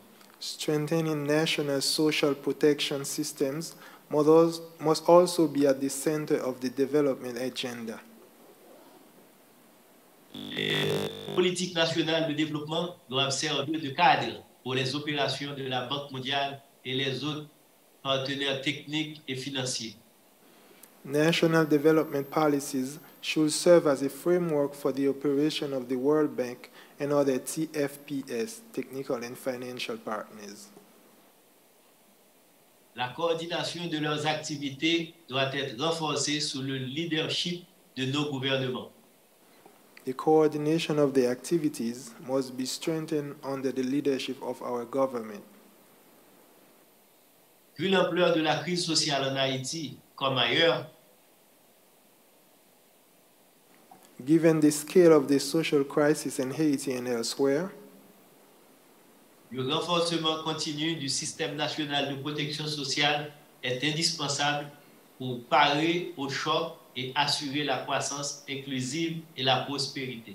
The continued strengthening of the national social protection system is essential to counter shocks and ensure inclusive growth and prosperity.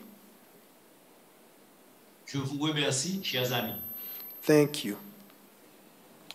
Merci beaucoup, Minister Boisvert, for your comprehensive statement.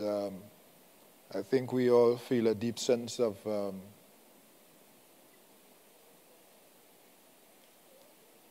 the breadth and depth of the needs of Haiti at this time. So thank you very much for sharing on that. Thank you. Now, we want to go to our final panelist. Do we have Minister Gonsalves on the line? Minister Gonsalves, are you there? I'm here, Governor. Can you hear me? I'm hearing you loud and clear, sir. And so the floor is yours. I was tempted to leave my mic muted so that I could get a compliment that I too look good, like the brother minister from Haiti. I will save that for when I see you in person later this month. I will give you in a more colorful expression. I was also afraid that if I did do that and didn't receive the compliment, it might have been a disastrous gamble on my part. So I figured I'd just go ahead and speak. Thanks for making the time. Thank you. I'd like to thank, first of all, you, Governor, and Lilia and the World Bank for convening this meeting, and it demonstrates, in my view, an increased desire by the bank to understand more fully some of the needs and special circumstances and characteristics of small states and developing states in the region. And I think it's very important that these types of interactions continue.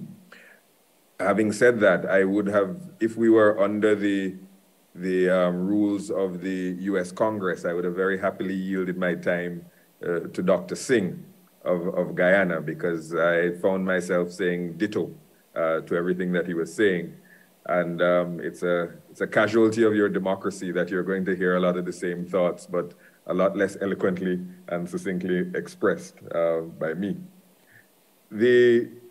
You began your presentation, Governor, by talking about a quote from Gandhi. I think you also had a quote from Jack Welch, and I'll add one metaphor that was very often used by the former Prime Minister of Jamaica, Michael Manley, going a few prime ministers back, where he characterize our developmental challenges as going up the down escalator. And I think that increasingly, even probably more than in Michael Manley's time, we are understanding that sustainable development in the Caribbean is very much like walking up the down escalator. The challenge, however, is that the down escalator is increasing in speed, and we're not walking any more quickly. And it's a challenge that casts a shadow over this entire discussion that we're having about sustainable finance and development. You asked for 3 priorities, and I'll give you, but I also give you in the context that it's very difficult for small island developing states to engage in that sort of discussion about what are the 3 things you would do first, or what are the 3 things you would do most, because we're in a situation now, and I think you said the bank or the IMF is calling it a polycrisis. We're in the state now where everything is a priority. And we don't have the luxury of saying, we'll deal with this one now, and we'll leave that one off for 4 years from now, and we'll deal with the other one 6 years later. We're in a situation where a host of urgent needs, not wants, but a host of urgent needs have formed a traffic jam, developmental traffic jam on our front door. And we have to deal with all of them. So I'm going to give you 3 because you asked for 3.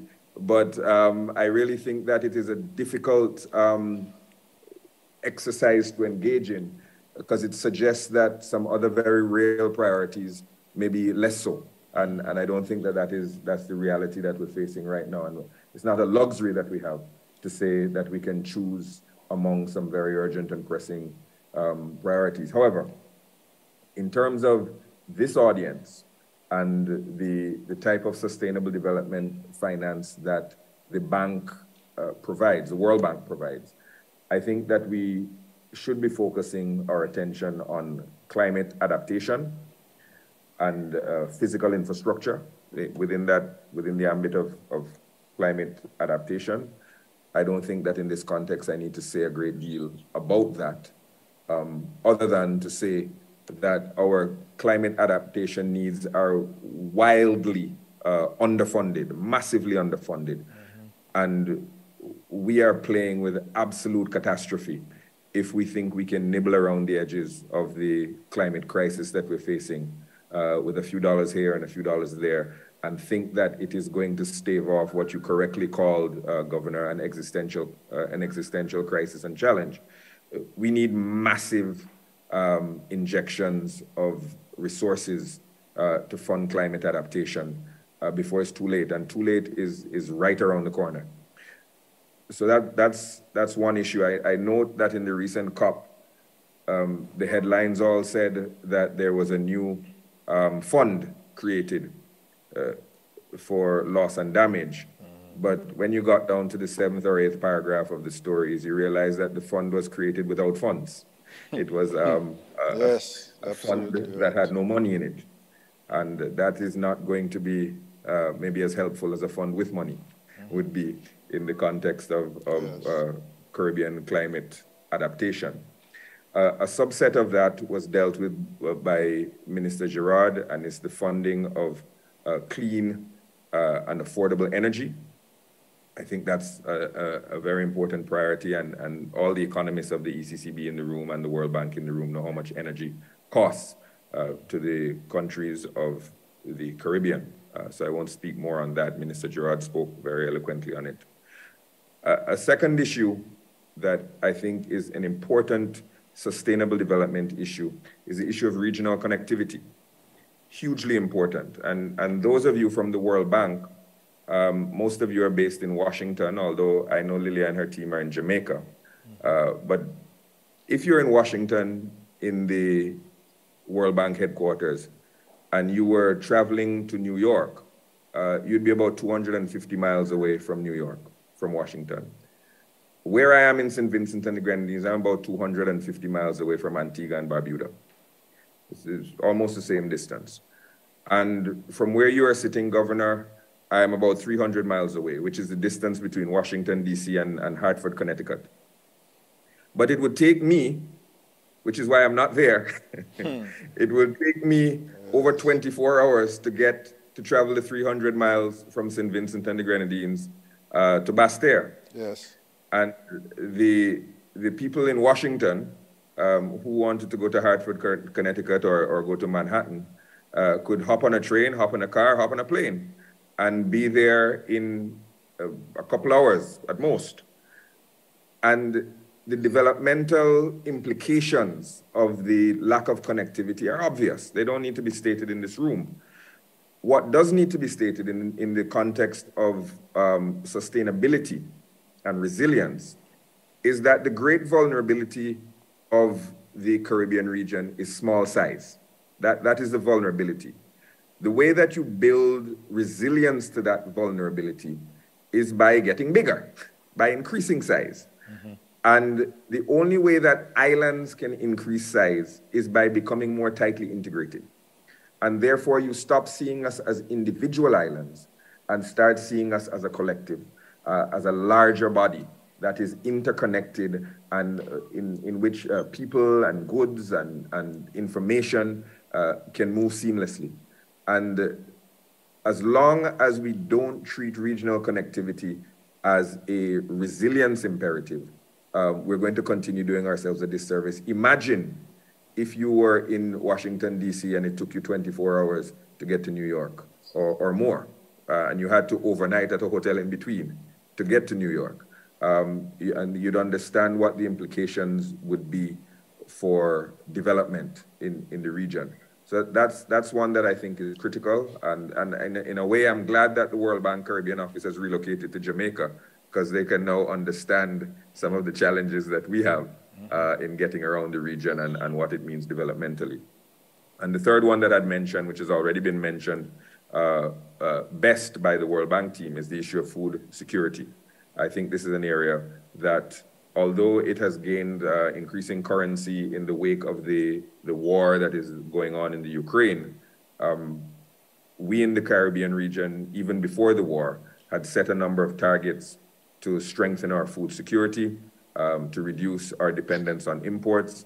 And the fact is that the war in Ukraine has exacerbated a challenge that we were already facing. And I think that that's one that, again, has been thoroughly dealt with by other speakers today, most notably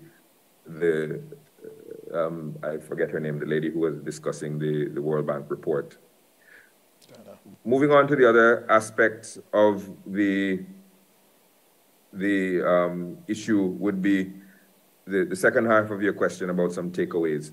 Again, some of these have been touched. We can't talk about sustainable financing without confronting squarely the fact that most of the Caribbean countries are heavily indebted now. So before we talk about how much more financing we can get, we have to talk about the existing debt burden that we have. And it is inescapable. And I don't care what sort of creative terminology you want to put about it, but it's inescapable that we have to have conversations about debt relief and debt forgiveness. We can call it debt for climate swaps.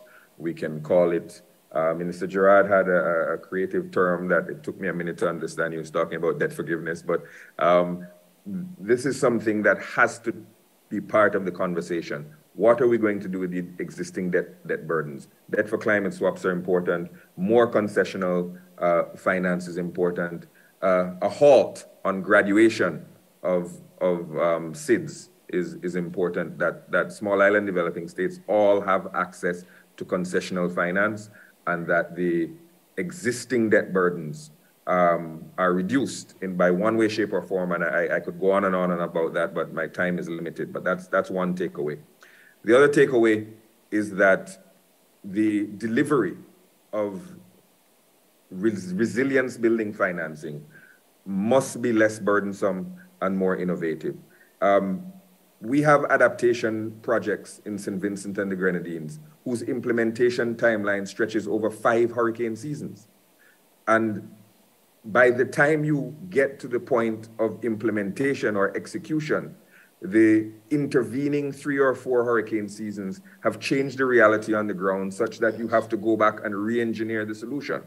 So we have to understand the urgency of adaptation financing and have mechanisms, innovative mechanisms to deliver that financing more expeditiously, because the realities on the ground will overtake the challenge that you're trying to address.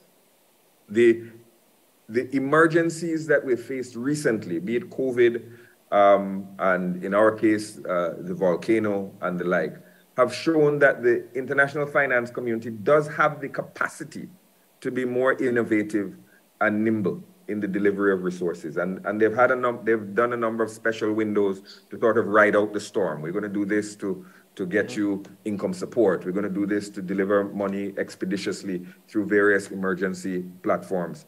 But you can't call it, as they have here, a poly-crisis and then revert to the same old methods of delivering assistance to deal with a poly-crisis. If you've demonstrated the capacity and the ability to be innovative and fast with the delivery of development assistance and resilience building assistance, in the case of emergencies, you have to realize that we're in an ongoing emergency, and you have to maintain that level of rapidity and innovation in delivering the resources in that context. And finally, there's the issue of changing mindsets as a takeaway. We in the Caribbean, we've gotten the message. We've gotten the message that has been justifiably drummed into us by the international community about transparency and responsibility, debt sustainability, the need for structural change and structural reform, and we get it. We absolutely get it. And I think that objectively, all of our countries in this region certainly can be said to be following very disciplined approaches to financing their developmental needs.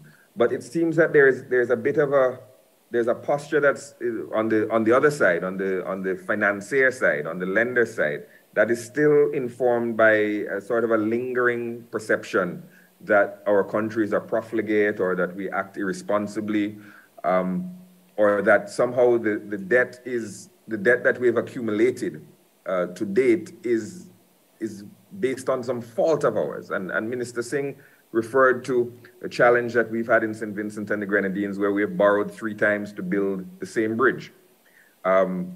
Lilia and Dennis from the World Bank in the room, if they go down in the details of our volcano resistance program, the VEEP, will see that we're building a bridge in a place called Overland in St. Vincent. That's the 4th time we're going to be building that bridge. And that is going to be the 4th time that we borrow to build that bridge. That's not a result of profligacy. That's not a result of irresponsibility. It's a result of the conditions that we have. And the mindset has to change to say that the debt that we've accumulated and the debt that we continue to accumulate is not based on an irresponsible fiscal posture by the governments of the Caribbean region. And we have to recognize that. And that, as Dr. Singh indicated, reform alone, reform is important, ongoing reforms are important, but reform alone is not going to get us out of the challenges that we're facing. We cannot reform our way out of a poly-crisis. Money is needed. And if we only have a conversation about reform, it's very much like reorganizing the deck chairs on the Titanic. And we can move the deck chairs from the left to the right, up, down, and someone will check a box and say that, yes, they've completed this particular exercise and they've done this particular initiative. But the fact is that the challenges we face require more money. And we have to be innovative in the ways that we can get that. We have to be innovative in the ways that we contextualize the realities that the Caribbean is facing at the moment. And we have to recognize that we are responsible actors in this game, and we are moving forward we're juggling a lot of very urgent demands, but all of those urgent demands can be met, given the small size of the Caribbean countries, by a concerted effort from the international community. Thank you. Thank you very much, Minister Gonsalves. And I think your last point, key takeaway, certainly that reforms are necessary but not sufficient. Resources are needed, I think resonates with everybody in this room. and everyone who's spoken this morning. So thank you very much for that. You know, in October last year, when you were making the appeal about food insecurity, and you were making the case with the IMF, for example, why Caribbean countries are not given access to the food shock window, I had sympathy for the argument, but did not have the data at my disposal. And now we find that almost 3 in 5 persons are grappling with food insecurity. Your call, your appeal was absolutely appropriate, and hopefully that might get revisited as we go forward. So I want to thank you very much for your perspectives, as always, very lucid. So we are unfortunately out of time for the questions, except I will ask the World Bank to comment quickly on what you can do to help with energy policy. So Lily, I'd like you to ask you to do that, and then we're going to have to conclude. Sorry, there were many questions, but we don't have the time to cover them this morning. Thank you, Governor. A very good question. I'm actually happy that it was asked. As we've seen in Dana's presentation, the Caribbean countries are way behind the rest of the world, even the other small states in the world in terms of adopting renewable energy. And it's a region where energy is super expensive, as it's not enough that countries have a small size, and then it's very difficult to be competitive. And with this level of energy prices, I don't know, it's difficult to see how we can talk about economic diversification and competitiveness going forward. But energy policy is super important to build the basis to enable this transition to renewable energy in the Caribbean, and a lot is actually going on not only from the World Bank side. I can share with you a list of like 30 technical assistance and advisory services that are either recently completed or ongoing or planned, and then resources have already been secured for creating the regulatory basis, and also for enabling the countries to put together strategies for renewable energy, and to attract the private sector, to also enable the investments by the governments as well. Because it's actually a concerted joint effort by the public sector and the private sector to enable this transition. And as Minister Gonsalves said, it's not only enough to put in place the right regulatory framework. Financing is also important, and as many of you know, we do have a program to finance renewable energy or to de-risk renewable energy investments in the region. This is the renewable energy facility that we are working on with ECCB yes. and other partners in the region. This is also the geothermal energy in Dominica, for example, or the solar power initiative in Belize is another example. Yes. And there are yes. other examples in the region, or the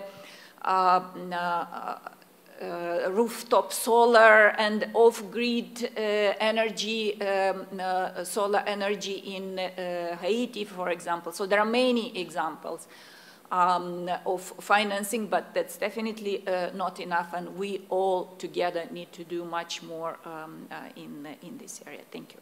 Right, thank you very much, Lily. And you'll hear more about the ECCU Renewable Energy Infrastructure Facility, which ECCB is collaborating with the World Bank and other partners on, but of course not at this very moment.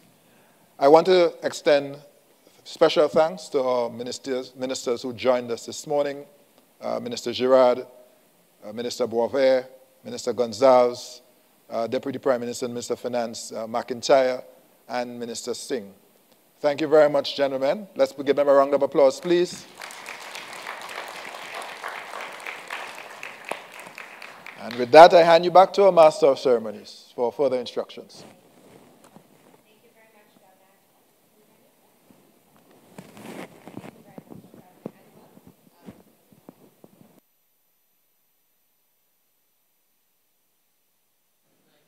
Okay, there we go. Thank you very much, Governor Antoine. So our next panel is going to zoom in on some of the drivers of debt sustainability, which, as we've heard, is an important concept amid overlapping crises. We will hear from representatives of the Government of Canada, the IMF, Fitch Ratings, the World Bank, and a leading expert in the region. So stay tuned, but first we are going to take a 15-minute coffee break, and we will see you back in here at 11:45 a.m. on the dot. Thank you.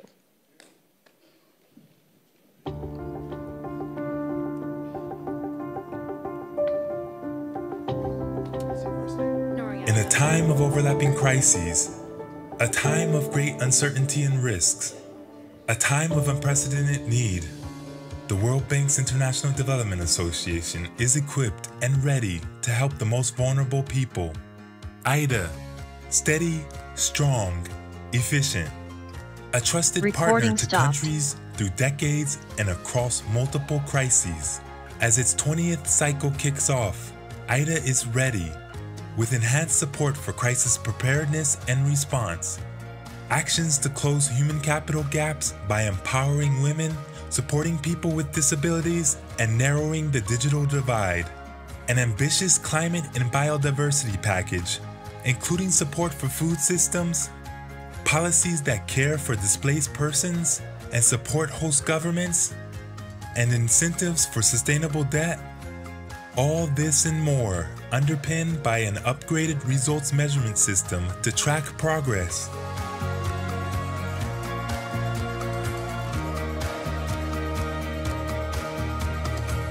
IDA 20, a journey of outcomes begins now.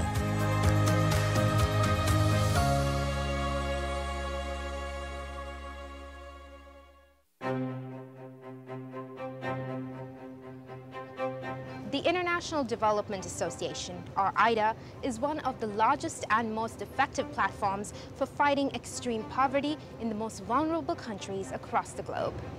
IDA is the part of the World Bank that helps the 74 poorest countries by giving grants, zero to no interest loans, and policy advice for programs that boost economic growth, build resilience, and improve people's lives.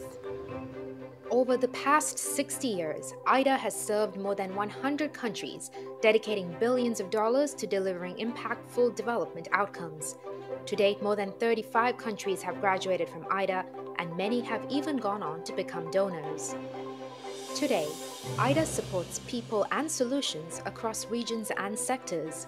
With a focus on equality, jobs, and economic growth, IDA's projects range from health services, education, clean water and sanitation, to agriculture, infrastructure, climate action, improving business environments, and institutional reform.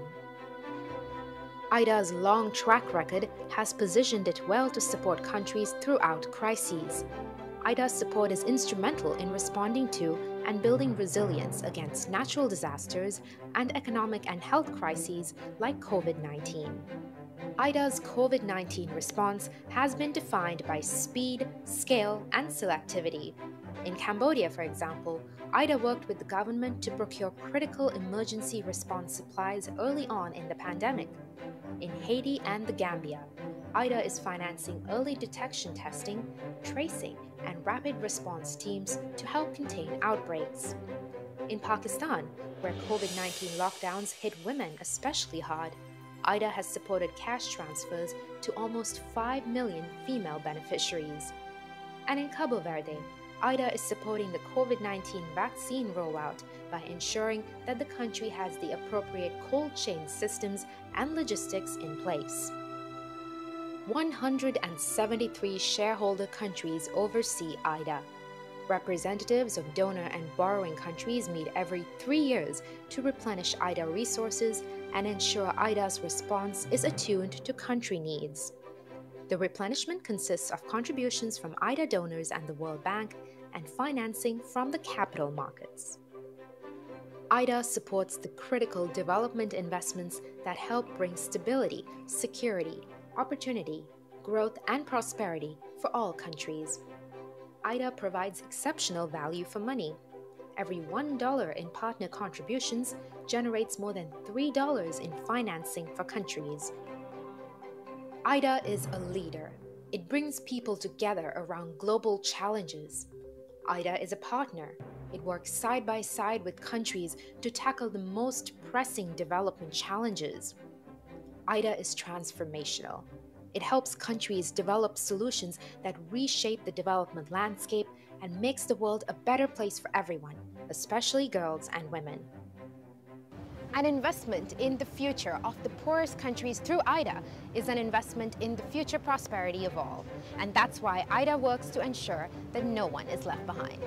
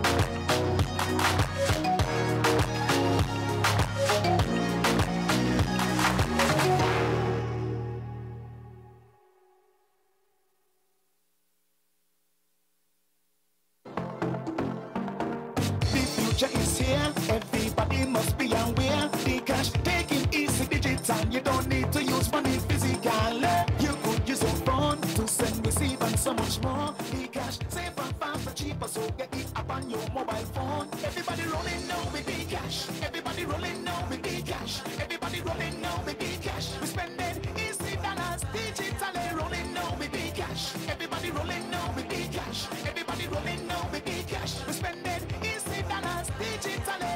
The EC dollar is digital. Make payments safer, faster, and cheaper with Cash.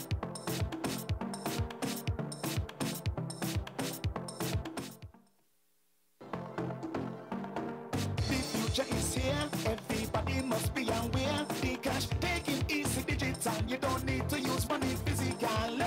You could use your phone to send, receive, and so much more. The cash safe and faster, cheaper, so get it up on your mobile phone. Everybody rolling now with the cash. Everybody rolling now with the cash. Everybody rolling now with the cash. We spending easy dollars digitally, rolling now with the cash. Everybody rolling now with the cash. Everybody rolling now with the cash. We spending easy dollars digitally. The EC dollar is digital.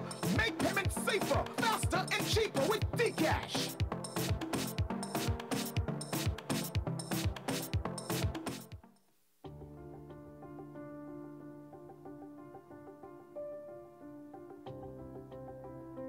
In a time of overlapping crises, a time of great uncertainty and risks, a time of unprecedented need, the World Bank's International Development Association is equipped and ready to help the most vulnerable people. IDA, steady, strong, efficient, a trusted partner to countries through decades and across multiple crises. As its 20th cycle kicks off, IDA is ready with enhanced support for crisis preparedness and response, actions to close human capital gaps by empowering women, supporting people with disabilities, and narrowing the digital divide, an ambitious climate and biodiversity package, including support for food systems, policies that care for displaced persons and support host governments, and incentives for sustainable debt. All this and more, underpinned by an upgraded results measurement system to track progress.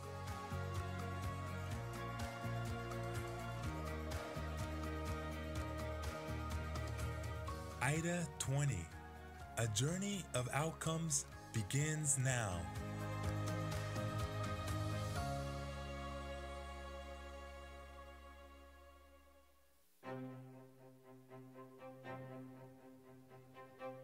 The International Development Association, or IDA, is one of the largest and most effective platforms for fighting extreme poverty in the most vulnerable countries across the globe. IDA is the part of the World Bank that helps the 74 poorest countries by giving grants, zero to no interest loans, and policy advice for programs that boost economic growth, build resilience, and improve people's lives. Over the past 60 years, IDA has served more than 100 countries, dedicating billions of dollars to delivering impactful development outcomes. To date, more than 35 countries have graduated from IDA, and many have even gone on to become donors. Today, IDA supports people and solutions across regions and sectors. With a focus on equality, jobs, and economic growth, IDA's projects range from health services, education, clean water and sanitation, to agriculture, infrastructure, climate action, improving business environments, and institutional reform. IDA's long track record has positioned it well to support countries throughout crises. IDA's support is instrumental in responding to and building resilience against natural disasters and economic and health crises like COVID-19. IDA's COVID-19 response has been defined by speed, scale, and selectivity. In Cambodia, for example, IDA worked with the government to procure critical emergency response supplies early on in the pandemic. In Haiti and the Gambia, IDA is financing early detection testing, tracing, and rapid response teams to help contain outbreaks. In Pakistan, where COVID-19 lockdowns hit women especially hard, IDA has supported cash transfers to almost 5 million female beneficiaries. And in Cabo Verde, IDA is supporting the COVID-19 vaccine rollout by ensuring that the country has the appropriate cold chain systems and logistics in place. 173 shareholder countries oversee IDA. Representatives of donor and borrowing countries meet every 3 years to replenish IDA resources and ensure IDA's response is attuned to country needs. The replenishment consists of contributions from IDA donors and the World Bank and financing from developed countries. IDA World Bank and IMF and others that we will somehow stability, security, opportunity, growth, and prosperity for all countries. A little bit lower. And that's the big problem. Is this better? They think that they will announce the invite to go up, sit down, start talking. Okay. IDA is a leader. It brings people together around global challenges. IDA is a partner.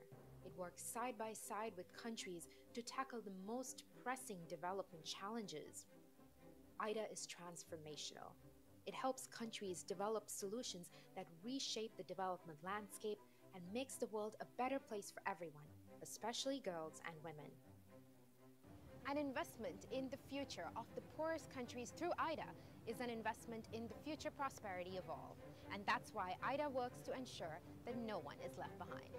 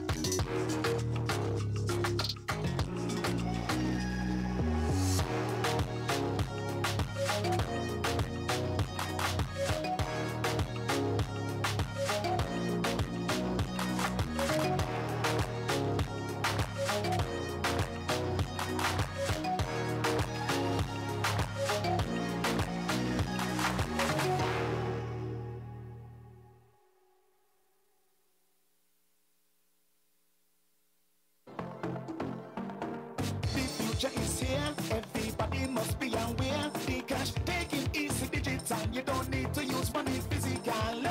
You could use your phone to send, receive, and so much more. The cash safe and faster, cheaper, so get it up on your mobile phone. Everybody rolling now with the cash. Everybody rolling now with the cash. Everybody rolling now with the cash. We spending easy dollars digitally, rolling now with the cash. Everybody rolling now with the cash. Everybody rolling now with the cash. We spending easy dollars digitally. The EC dollar is digital. Make payments safer, faster, and cheaper with the cash.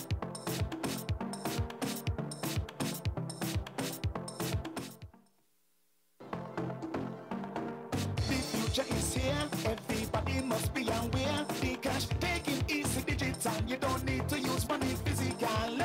You could use your phone to send, receive, and so much more. The cash, safe and faster, cheaper, so get it up on your mobile phone. Everybody rolling now with the cash. Everybody rolling now with the cash. Everybody rolling now with the cash. We spending easy dollars, digitally rolling now with the cash. Everybody rolling now with the cash. Everybody rolling now with the cash. We spending easy dollars, digitally. The EC dollar is digital. Make payments safer, faster, and cheaper with Dcash.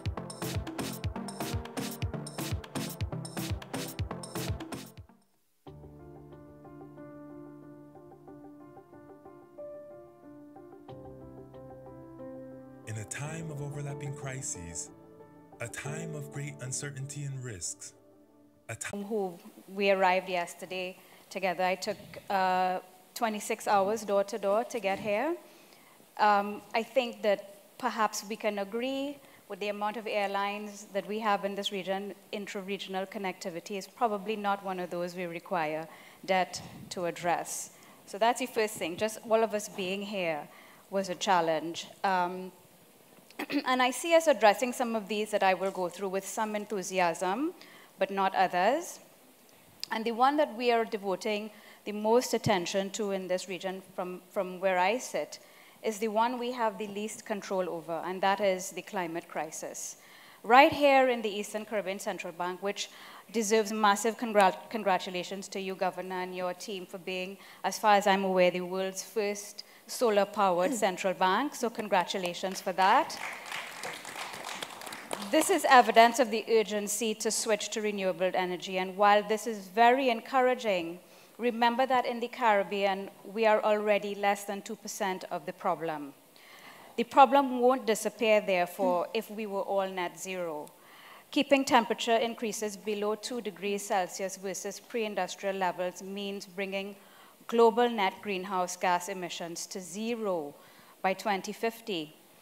And indeed, if India, the most populous country on the planet, were to get to even half the resource intensity of China, we already lose 2 degrees.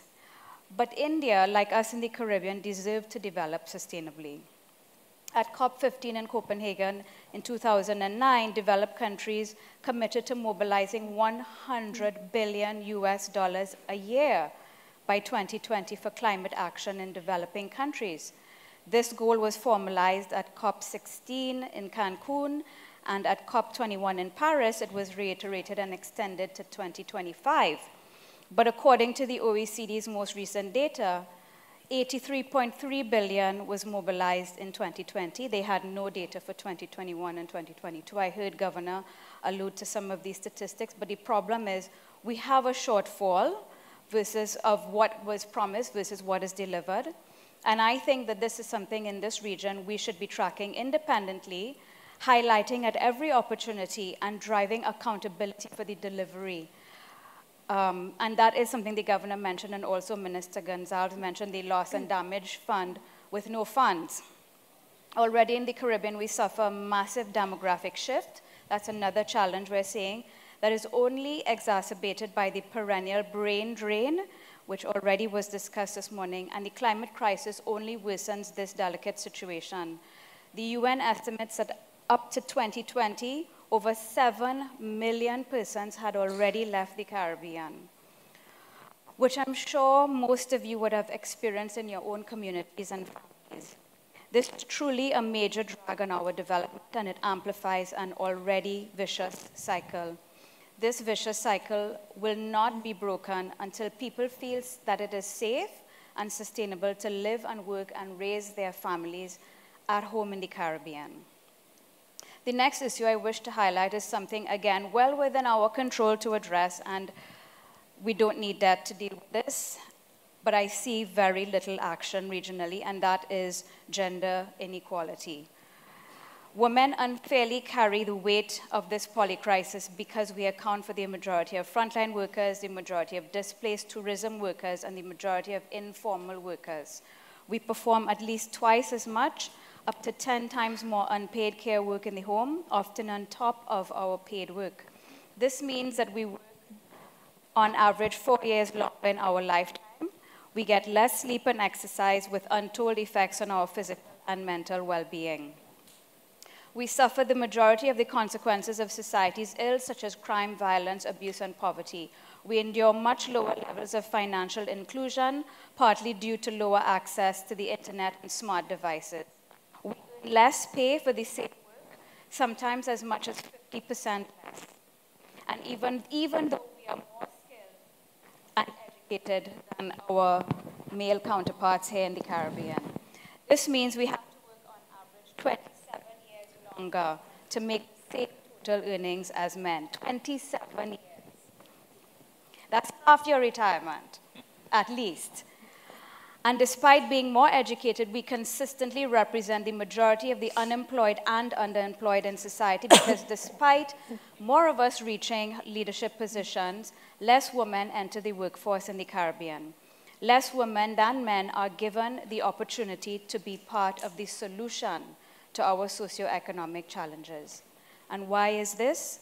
Because it is heartbreakingly difficult to gain employment outside of the home when you have to look after the kids, cook for the family, take the children to school and do homework with them, and increasingly also care for elderly, aging family members.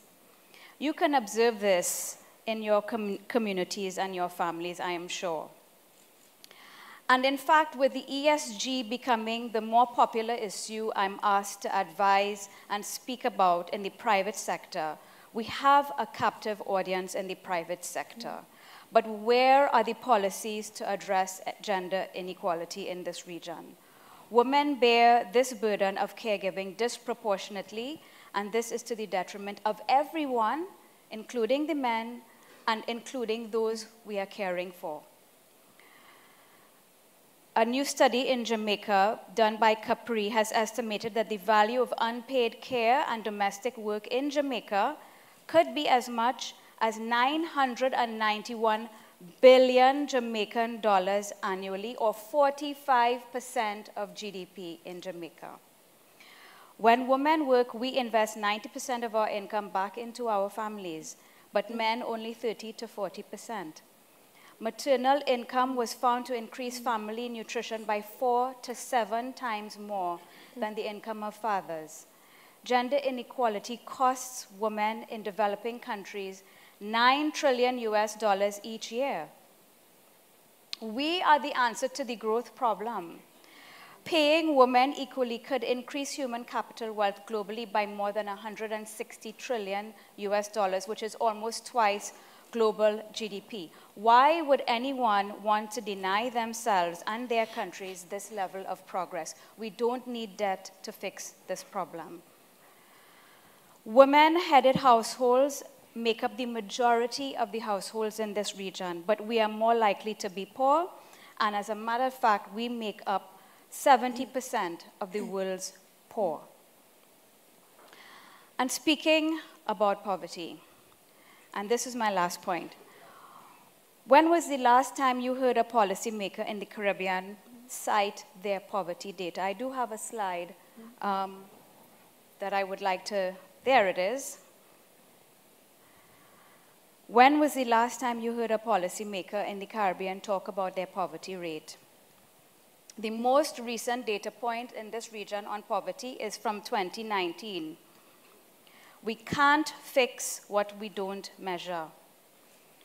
And on the next slide, according to World Food Program estimates that the governor mentioned in his opening remarks, in August of 2022, there were 4.1 million people who are moderately or severely food insecure in the English and Dutch-speaking Caribbean, which is 57% or 3 in 5 persons. These figures have more than doubled since the start of the pandemic. So we know that poverty has intensified during the pandemic and during last year's inflation. But which countries in this region have a poverty reduction strategy? This is one of the issues, again, we don't need that much debt for. We need policy and political will.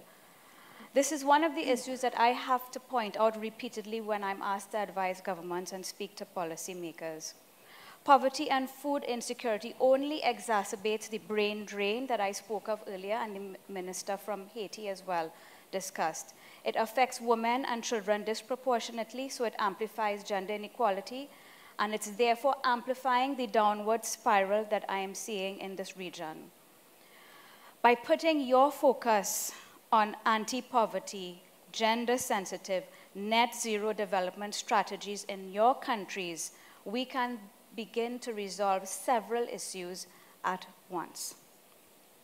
Between the demographics, the climate crisis, brain drain, pro-poverty, regressive taxation regimes, and gender inequality, I believe we are spiraling downwards, and we need a massive and urgent shot of adrenaline to counteract this.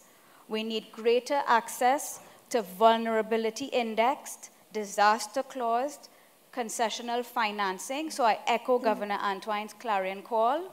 We need private and public sector reforms to support women and families. We need greater regional cooperation, and we need urgent poverty reduction strategies with a Jamaican epoch-like structure to drive accountability and implementation. And we need to measure the gap between what is promised and what is delivered regarding climate finance from the G7 countries.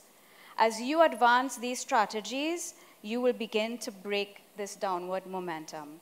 I thank you for your attention, and I look forward to your questions.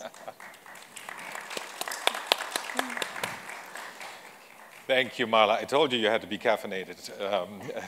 This is a great start, and thank you for that overview, and thank you in particular for bringing in the gender dimension. As an economist, I never really understood why excluding half of your population makes for good economic policy. So I think this is long overdue. We're making a big push on this in IDA as well. It is one of the major areas that we focus on as well. And thank you also for making the point on data, obviously, because economic management is so much more difficult when you don't have good data to work with. Now, talking about gender, I know Canada has been a very strong proponent of gender mainstreaming as well, not just in IDA, but overall. So let me turn to High Commissioner. Canada has been a long-standing partner, obviously, of the Caribbean. Canada also leads the constituency in the World Bank. Canada is a very large donor also of IDA. Number 7 in IDA 20, number 6 in IDA historically. Your support, along with that of other bilateral donors, multilateral and regional institutions, and private sector creditors, is critical to the region's development progress. So I wanted to ask you, given the current challenges that we've been hearing about and that you're very familiar with, how do you think development partners can work together to coordinate and to collaborate to provide the best support for sustainable financing for development outcomes in the region? Over to you, High Commissioner. Thank you, Dirk.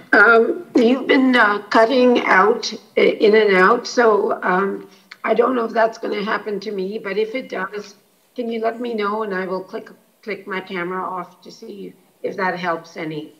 First of all, I'd like to thank the World Bank for inviting me to be part of this event. And I'm really sorry that I'm not able to be with you in person. But it's important for me to participate because financing for development remains a key priority for Canada.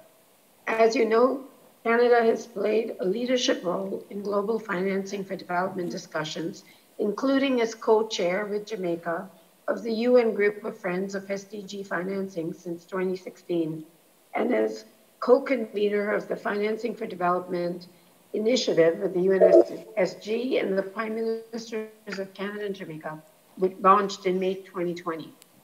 Prime Minister Justin Trudeau and Prime Minister Motley have also been co-chairing the SDG Advocates Group, stressing the urgent need to accelerate progress to achieve the SDGs both at home and abroad. One of the Caribbean's top development issues is environment and climate change, and I'm pleased to say that this is also a leading focus of Canada's international assistance to the region.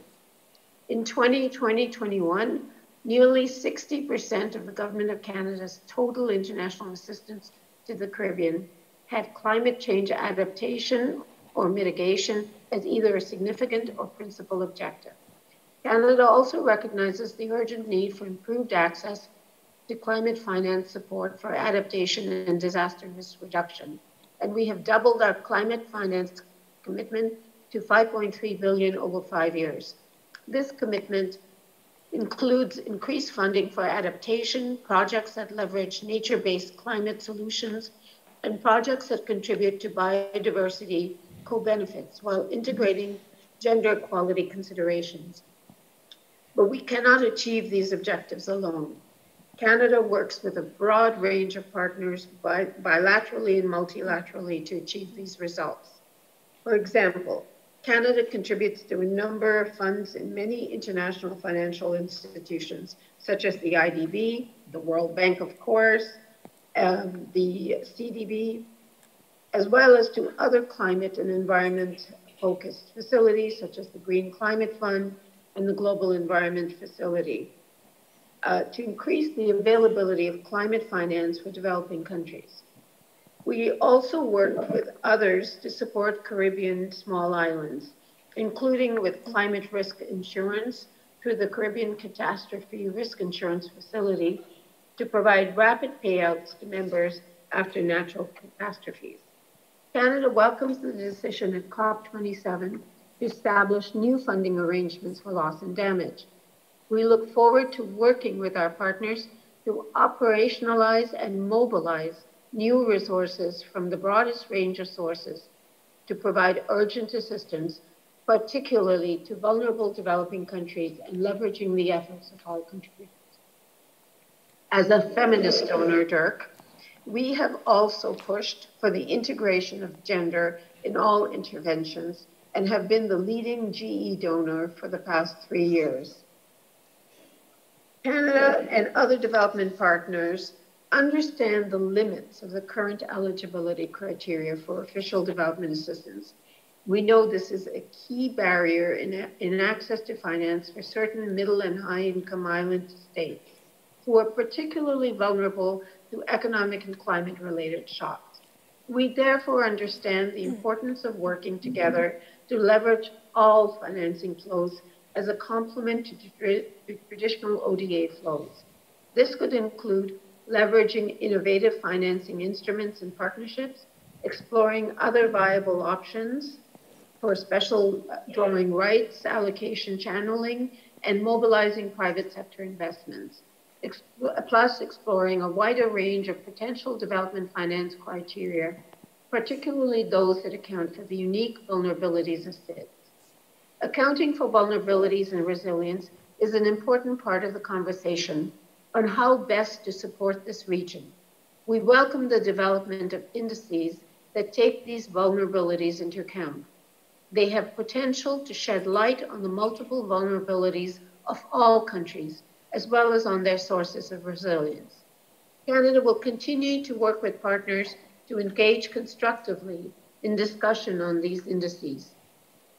There have been increasing calls to reform the global financial architecture to make it fit for purpose in an interconnected world that is indelibly shaped by climate change and subject to compounding economic shocks. The Bridgetown Initiative, championed by PM Motley, is a key proposal for such a reform. Canada is supportive of advancing efforts to reform international financial institutions to better address the overlapping health, climate, debt, and liquidity crises faced by the Global South, and will continue working with like-minded partners to assess the proposals in the Bridgetown Initiative, as well as to build bridges between the various initiatives' discussions on similar issues. For example, Canada is strongly supportive of the independent review of the multilateral development banks, capital adequacy frameworks, and is working with like-minded shareholders to have MDBs implement these recommendations. I'll conclude by saying that Canada will continue to work with our partners to advocate in support of the priorities of SIDS, particularly those in the Caribbean. It is a personal priority of our Prime Minister and our Minister of International Development, Harjit Sajjan, who is a small states champion as part of the UN Commonwealth Joint Advocacy Strategy towards achieving the SDGs and addressing the vulnerabilities of small states. Thank you. Thank you very much, Lillian. Thank you for making those contributions and also coming back to the theme of gender. I think we're starting to have a red line going through this already. And thank you also for bringing in the point on global financial architecture and the work that we're doing in this context of capital adequacy review as well. There's a serious rethink going on at the moment within multilateral development banks on how we can change our vision, change our mission, change our operational model, and change our financial model as well to be more adapted to the realities that we see out there. I happen to have been in a breakfast with Prime Minister Motley during the annual meetings, and she made an impassionate plea for change as well. So there'll be some announcement, I think, coming up in our spring meetings in April and then ultimately in the annual meetings. Very good. Let me now turn to our sister organization across the street. At least in Washington, it's across the street. Nan, the challenges of the Caribbean region are obviously very specific, and we heard that very loud and clear throughout the event today. Given the size of the countries, the problems with connectivity, but also the devastating and repetitive impact of natural disasters, I thought Minister Gonsalves was very convincing this morning in talking about the challenge of prioritization when you're faced with all of the challenges. What don't you do? I thought that was very good. From the IMF's perspectives, what are 2 or 3 considerations that we should keep in mind when aiming to build resilience while safeguarding fiscal sustainability and managing debt levels? Because that hasn't gone away as a goal either. Yeah, over to you. Thanks, Dirk. And first of all, good afternoon, given that we just passed noon. Honorable Prime Ministers, I don't know whether they are still online, ministers, governor, and fellow colleagues from the World Bank and ECCB, and also participants here in person and also online. I'm very happy to be here to participate in this panel discussion, which touches upon a very timely and pertinent issue for the region. And echoing the point made by the governor and also many regional leaders, we know that the region is disproportionately more vulnerable to external shocks, most notably to natural disasters. And the cost of natural disasters is large, which have averaged at about 2.5% of GDP annually over the past 40 years. And on top of that, this has also knocking on effects on growth, that's sustainability and social outcomes. And going forward, the natural disasters will only increase in its frequency and intensity. And this is not all. And on top of that, we also have the region very highly exposed to other external shocks, like the pandemic and the cost of living crisis because of the region's high reliance on tourism and also imported goods. And these other external shocks have further eroded physical space and affecting people who are most vulnerable in the region. And this poses a very difficult policy trade-offs. Not investing in resilience will jeopardize socioeconomic stability. Yet, financing this investment could jeopardize fiscal sustainability. And then here comes the question, what policies and institutions should regional countries adopt to achieve both of these 2 goals at the same time? And this, without saying, will be very challenging and would require a case-by-case approach. And here I'm just endeavor to try to provide some general considerations to deal with this. First of all, I would say that in the short run, given the still incomplete recovery, higher living cost, and the limited physical space, the immediate priority is still to protect the most vulnerable while maintaining fiscal prudence. And this can be done by providing temporary and targeted transfers to the most vulnerable and poor households, while allowing a gradual pass-through of international prices and phasing out the generalized subsidies. By doing the latter, it also helps avoid adverse distributional impact and promote green transformation. And on top of that, the IMF, is also supporting government's efforts in this, on this front. As mentioned by many regional leaders, besides the emergency financing the IMF has provided to the region over the past several years, recently, actually just this month, we also have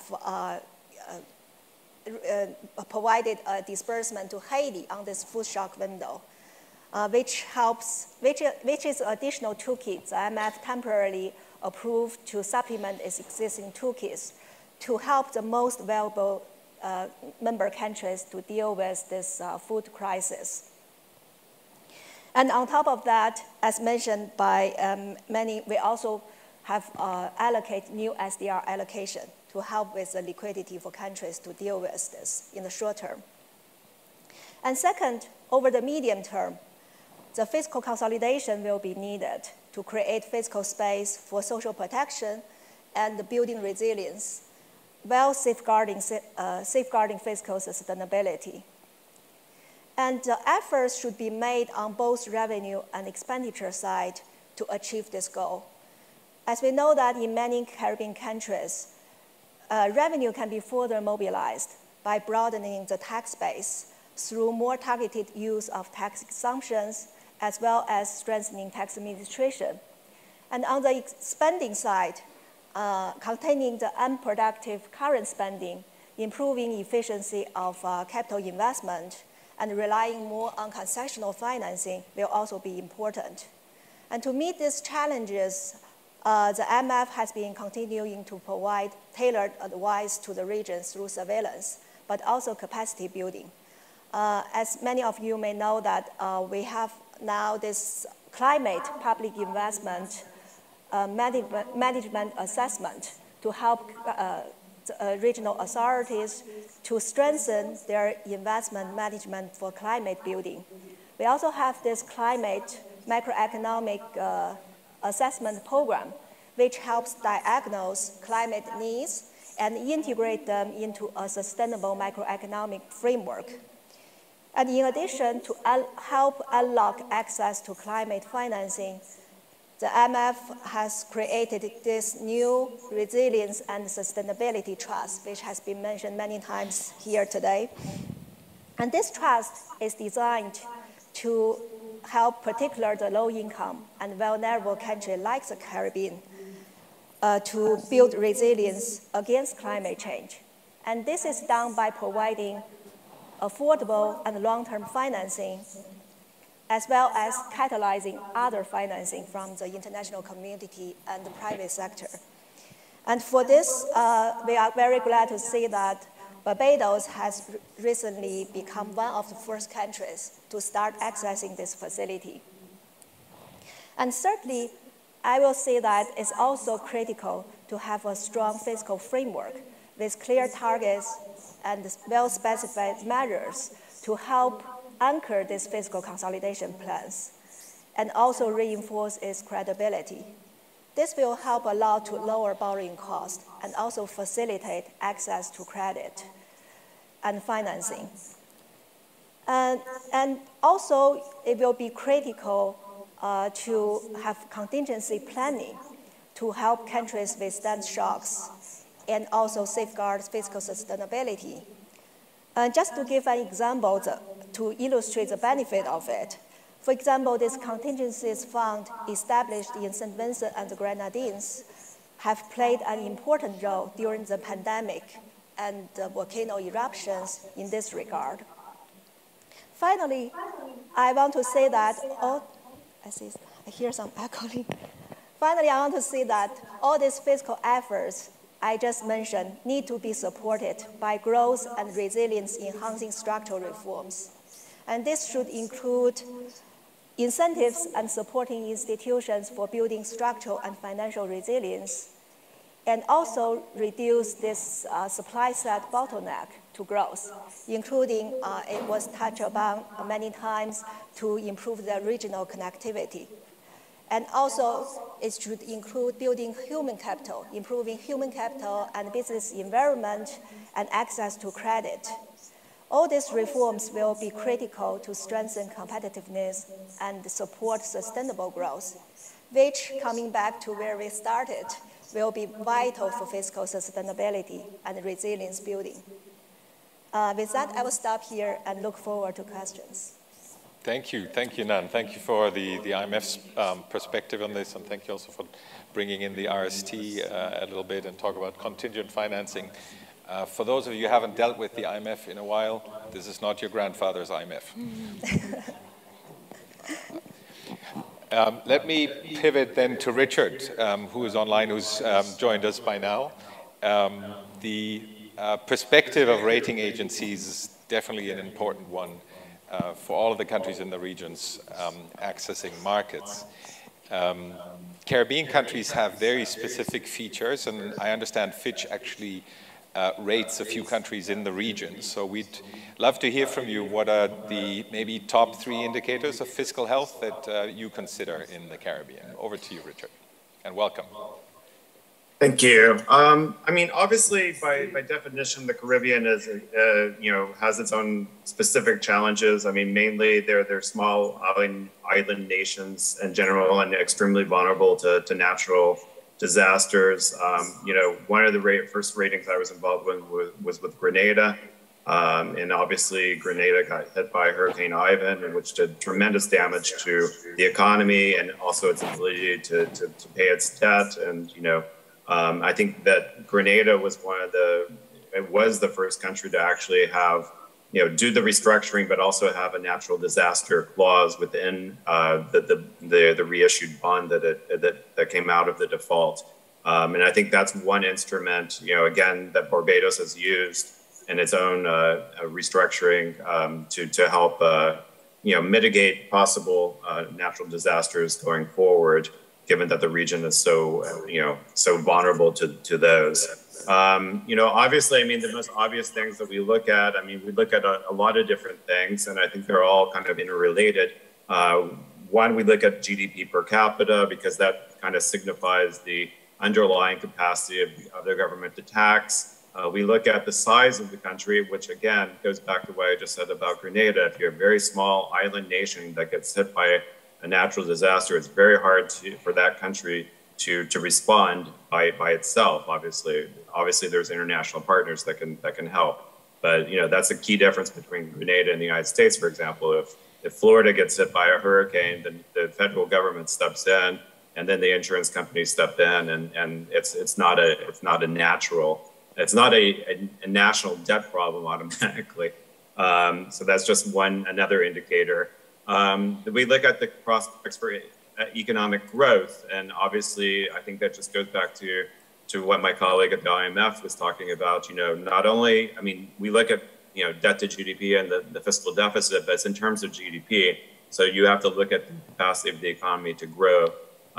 We look at obviously the inflation environment, and on the fiscal side, key indicators that we look at are the debt to GDP, which I just mentioned, the underlying fiscal deficit, the interest burden, and also in terms of revenues. And some others we look at is not just debt to GDP, but also debt to revenues, because you pay obviously your debt with revenues. So those are some key indicators. And then we look at the external indicators as well. We look at the current account deficit, the external debt, to show the vulnerability to a possible balance of payments crisis as well. So I think those are some of the key areas that we look at. And just going back to kind of my experience, we just talked about Grenada and kind of the pioneer that Grenada was in terms of introducing this natural disaster clause. I think another key one that I've been involved with is Jamaica, and I think Jamaica's had tremendous success over the last decade or so, coming out of default, a domestic default, which obviously did damage to the private sector and to the banking sector, to domestic bondholders in general. The fact that they were able to restructure their debt, but also had a kind of a tripartite buy-in by the private sector, by the government, and by the unions to come up with kind of a plan, and that they have had involvement outside of the government, and come up with a medium-term fiscal framework, to bring the debt level down on a consistent basis, and also strengthen kind of institutions surrounding that. And most recently, they're implementing a fiscal council that will kind of give advice and oversee kind of the performance of the government. And they've been running pretty tremendous primary surpluses. So the fiscal consolidation has been underway for, like I said, a decade. And they've been able to bring the debt down from around 130% of GDP, and I think our expectation is it's going down to 80% this year or next year. So pretty. It's not been easy, obviously, to do that kind of fiscal consolidation. It's taken a lot of efforts by the government. And one thing that we did see during the pandemic, Jamaica, like most other countries, responded with some, obviously revenues fell, tourism fell, the economy fell, and they let the targets go, but they only gave themselves 1 year, and they had targeted kind of programs to respond to the pandemic, as again the IMF has commented on. So I think so I think building the fiscal resiliency partly can be through mechanisms like the catastrophic bonds that that the World Bank has, by some kind of pooled insurance for the region, by obviously the resiliency and sustainability line that the IMF provides, multilaterals in general. But I think there are definitely, I think in addition to these efforts, it's important for national consensus and for countries to also build their own resilience by bringing down the debt levels and putting them on a more sustainable way. In the case of Jamaica, the target is 60% of debt to GDP. In my personal opinion, I think that's probably still pretty high for a developing country, especially one that's vulnerable. But that's obviously a national decision at what level they feel comfortable with. But I think in times of good, it's probably better to have consolidation and try to get to a target that's not going to be very burdensome, and maybe, and then when times are bad, natural disaster, loosen the purse strings and allow yourself to do counter-cyclical measures. But you can only do counter-cyclical measures when debt is low, right? So. Great, thank you, Richard. Thanks for bringing Fitch's perspective into this, and I really thought that your comparison of Grenada versus Florida getting hit was very vivid and very clear, in how countries and how you look at them, these countries, in a differentiated way.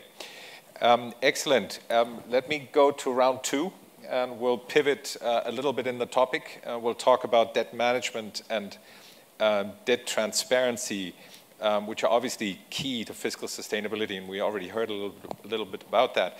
But before actually turning back to High Commissioner, to Lillian, I wanted to acknowledge what we heard from Minister Gonsalves this morning, his impassionate plea to differentiate between profligacy on the one hand and lack of responsibility, fiscal responsibility, and differentiate that from the costs incurred by countries due to their vulnerabilities, right? And I think that's a fair point, that having to rebuild the bridge, not just 3 times, but 4 times, is a peculiar challenge for countries. So I think differentiating that when we talk about debt management and debt transparency is very good.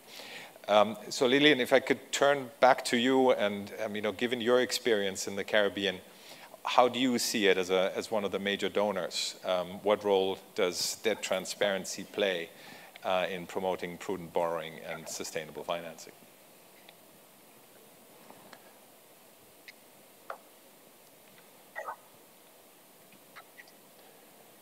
Lillian, we can see you. Thank you. Well, first of all, I'd like to address something that Finance Minister Gonsalves said. Canada does not think that any of our Caribbean country partners are profligate in their spending. Canada is sympathetic to the challenges that are being faced, that they face, and feel that access to finance is critical for developing countries, particularly SIDS countries, to improve their resiliency to climate and continue their economic development. Many of these countries borrow a considerable public debt to execute the national budget, as we heard from all the finance ministers. It was certainly a sobering discussion, and therefore have significant level of indebtedness. This public debt has increased during the COVID-19 pandemic to mitigate its adverse effects by providing financial assistance to the most vulnerable sectors, such as health and education. The level of indebtedness of many Caribbean countries and the high and volatile interest rates is surely not sustainable in the mid to long term horizon. Collectively, we need to find ways to support Caribbean countries to bring debt levels down further to more prudent levels. Debt transparency is fundamental for ensuring that public finances are managed in an open, accountable, and responsible manner. It enables citizens to understand how their tax dollars are being used and to hold their governments accountable for their spending decisions. Moreover, good governance and debt management is essential to achieving sustainable development, especially in the climate vulnerability context experienced by many Caribbean countries. In 2015, Canada endorsed the Addis Ababa Action Agenda on Financing for Development, a new global framework for financing sustainable development that aligns all financing flows and policies with economic, social, and environmental priorities. One of the 7 areas underlined in this agenda was the specific need to assist developing countries in attaining long-term debt sustainability. Canada is committed to supporting this objective, and in the Caribbean, we have funded capacity development initiatives in the sector. Our funding to CARTAC is a good example of such support and includes activities to enhance debt management practices. I think it is fair to say that significant and concrete progress has been made, with more still to come. Part of the capacities that need transparency and governance, as they are key in promoting prudent borrowing and sustainable financing. This is true for developing countries, but also for countries like Canada.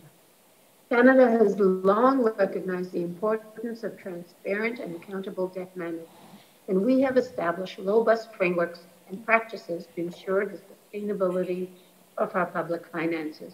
For example, at the domestic level, every year, the Government of Canada provides a report to Parliament and Canadians that details the government's domestic debt program. This approach is guided by the key principles of transparency, regularity, prudence, and liquidity. As a creditor to other national governments, Canada is also fully committed to follow the highest standards in debt transparency. In 2021, another important step towards the enhancement of debt transparency was taken when Canada, along with other G7 countries, committed to publishing its creditor portfolios on a loan-by-loan basis for future direct lending. In one click, the entire planet can find Canada's lending transaction details, as well as total outstanding loans made to other national governments. As we acknowledge Canada's achievements in transparent debt management, we are well aware that this is not the case for many countries in the Caribbean. In the face of rising debt levels and growing climate risks, it is increasingly important for these countries to strengthen their debt transparency and governance framework. International financing institutions play a critical role in facilitating support to build climate resilience while keeping sustainable levels of debt. These institutions can provide technical assistance, policy advice, and financing. In fact, they do all of that anyway to help countries transition to low carbon and resilient economies while ensuring that their debt levels remain sustainable. In conclusion, I believe that it is very important that we all work together to promote debt transparency and good governance in the Caribbean, and to support countries in their efforts to achieve sustainable development and resilience in the face of the challenges posed by climate change. International financing institutions have an important role to play in these efforts, and Canada stands ready to work with our partners to help ensure that they are able to deliver the support that is so desperately needed. Thank you. Thank you, Lillian, and thanks for that overview, and thanks for all of the support that Canada provides. Let me switch over to the fund again. Nan, why is, from your perspective, from the fund's perspective, why is debt transparency particularly important, maybe in the Caribbean, and what are some of the ways that you've been supporting the countries? Yeah, sure. I'm happy to talk about that. As we know that the Caribbean countries have large financing needs for building resilience. And a rough fund estimate suggests that building resilience to natural disasters for the whole Caribbean region would require at least $100 billion over the next 2 decades. And now, currently, with many Caribbean countries with high debt vulnerability, there is hence an urgent need to promote accessing to affordable financing, at the same time to attract private investment. And this urgent need makes debt transparency particularly important for the region at the current juncture. Given the many advantages of debt transparency, I will just name a few. First of all, debt transparency helps the policymakers to make informed borrowing decisions. It also helps citizens to be informed about how public money is spent. And then this can help mitigate the typical political economy pressures of rapid debt accumulation. And second, and more importantly, debt transparency can help lower borrowing costs. And this is achieved by reducing this ambiguity premium that creditors usually charge in the face of uncertainty about the true extent of indebtedness. IMF global study indicates that transparency contributes directly to higher credit ratings, lower borrowing costs, as well as foreign direct investment inflows. In addition, we found that more transparency in debt reporting, especially in terms of coverage and timeliness, can help detect early the emerging debt problems and hence contribute to prevent debt crisis. And also it has the added benefit that it increases the willingness of creditors to provide debt relief. And however, like in many other low-income countries and developing countries, echoing what High Commissioner mentioned, transparency of debt, stock, and flows and debt management operations remain relatively low in most of the Caribbean countries. Just here to provide some statistics from our Caribbean Regional Technical Assistance Center. Currently, fewer than half of the Caribbean countries now publish reports on debt management operations, debt policy and operations. This, for example, including the debt management strategies and debt bulletins. And for the report that are published, sometimes it also suffers limited coverage, uneven data quality, and lengthy delays. And we found that the main contributors to this result seems to be the capacity gap and also inadequate domestic legal framework and also institutional arrangement. For example, for disclosure of this debt management report, and also for getting information and data from other parts of the government.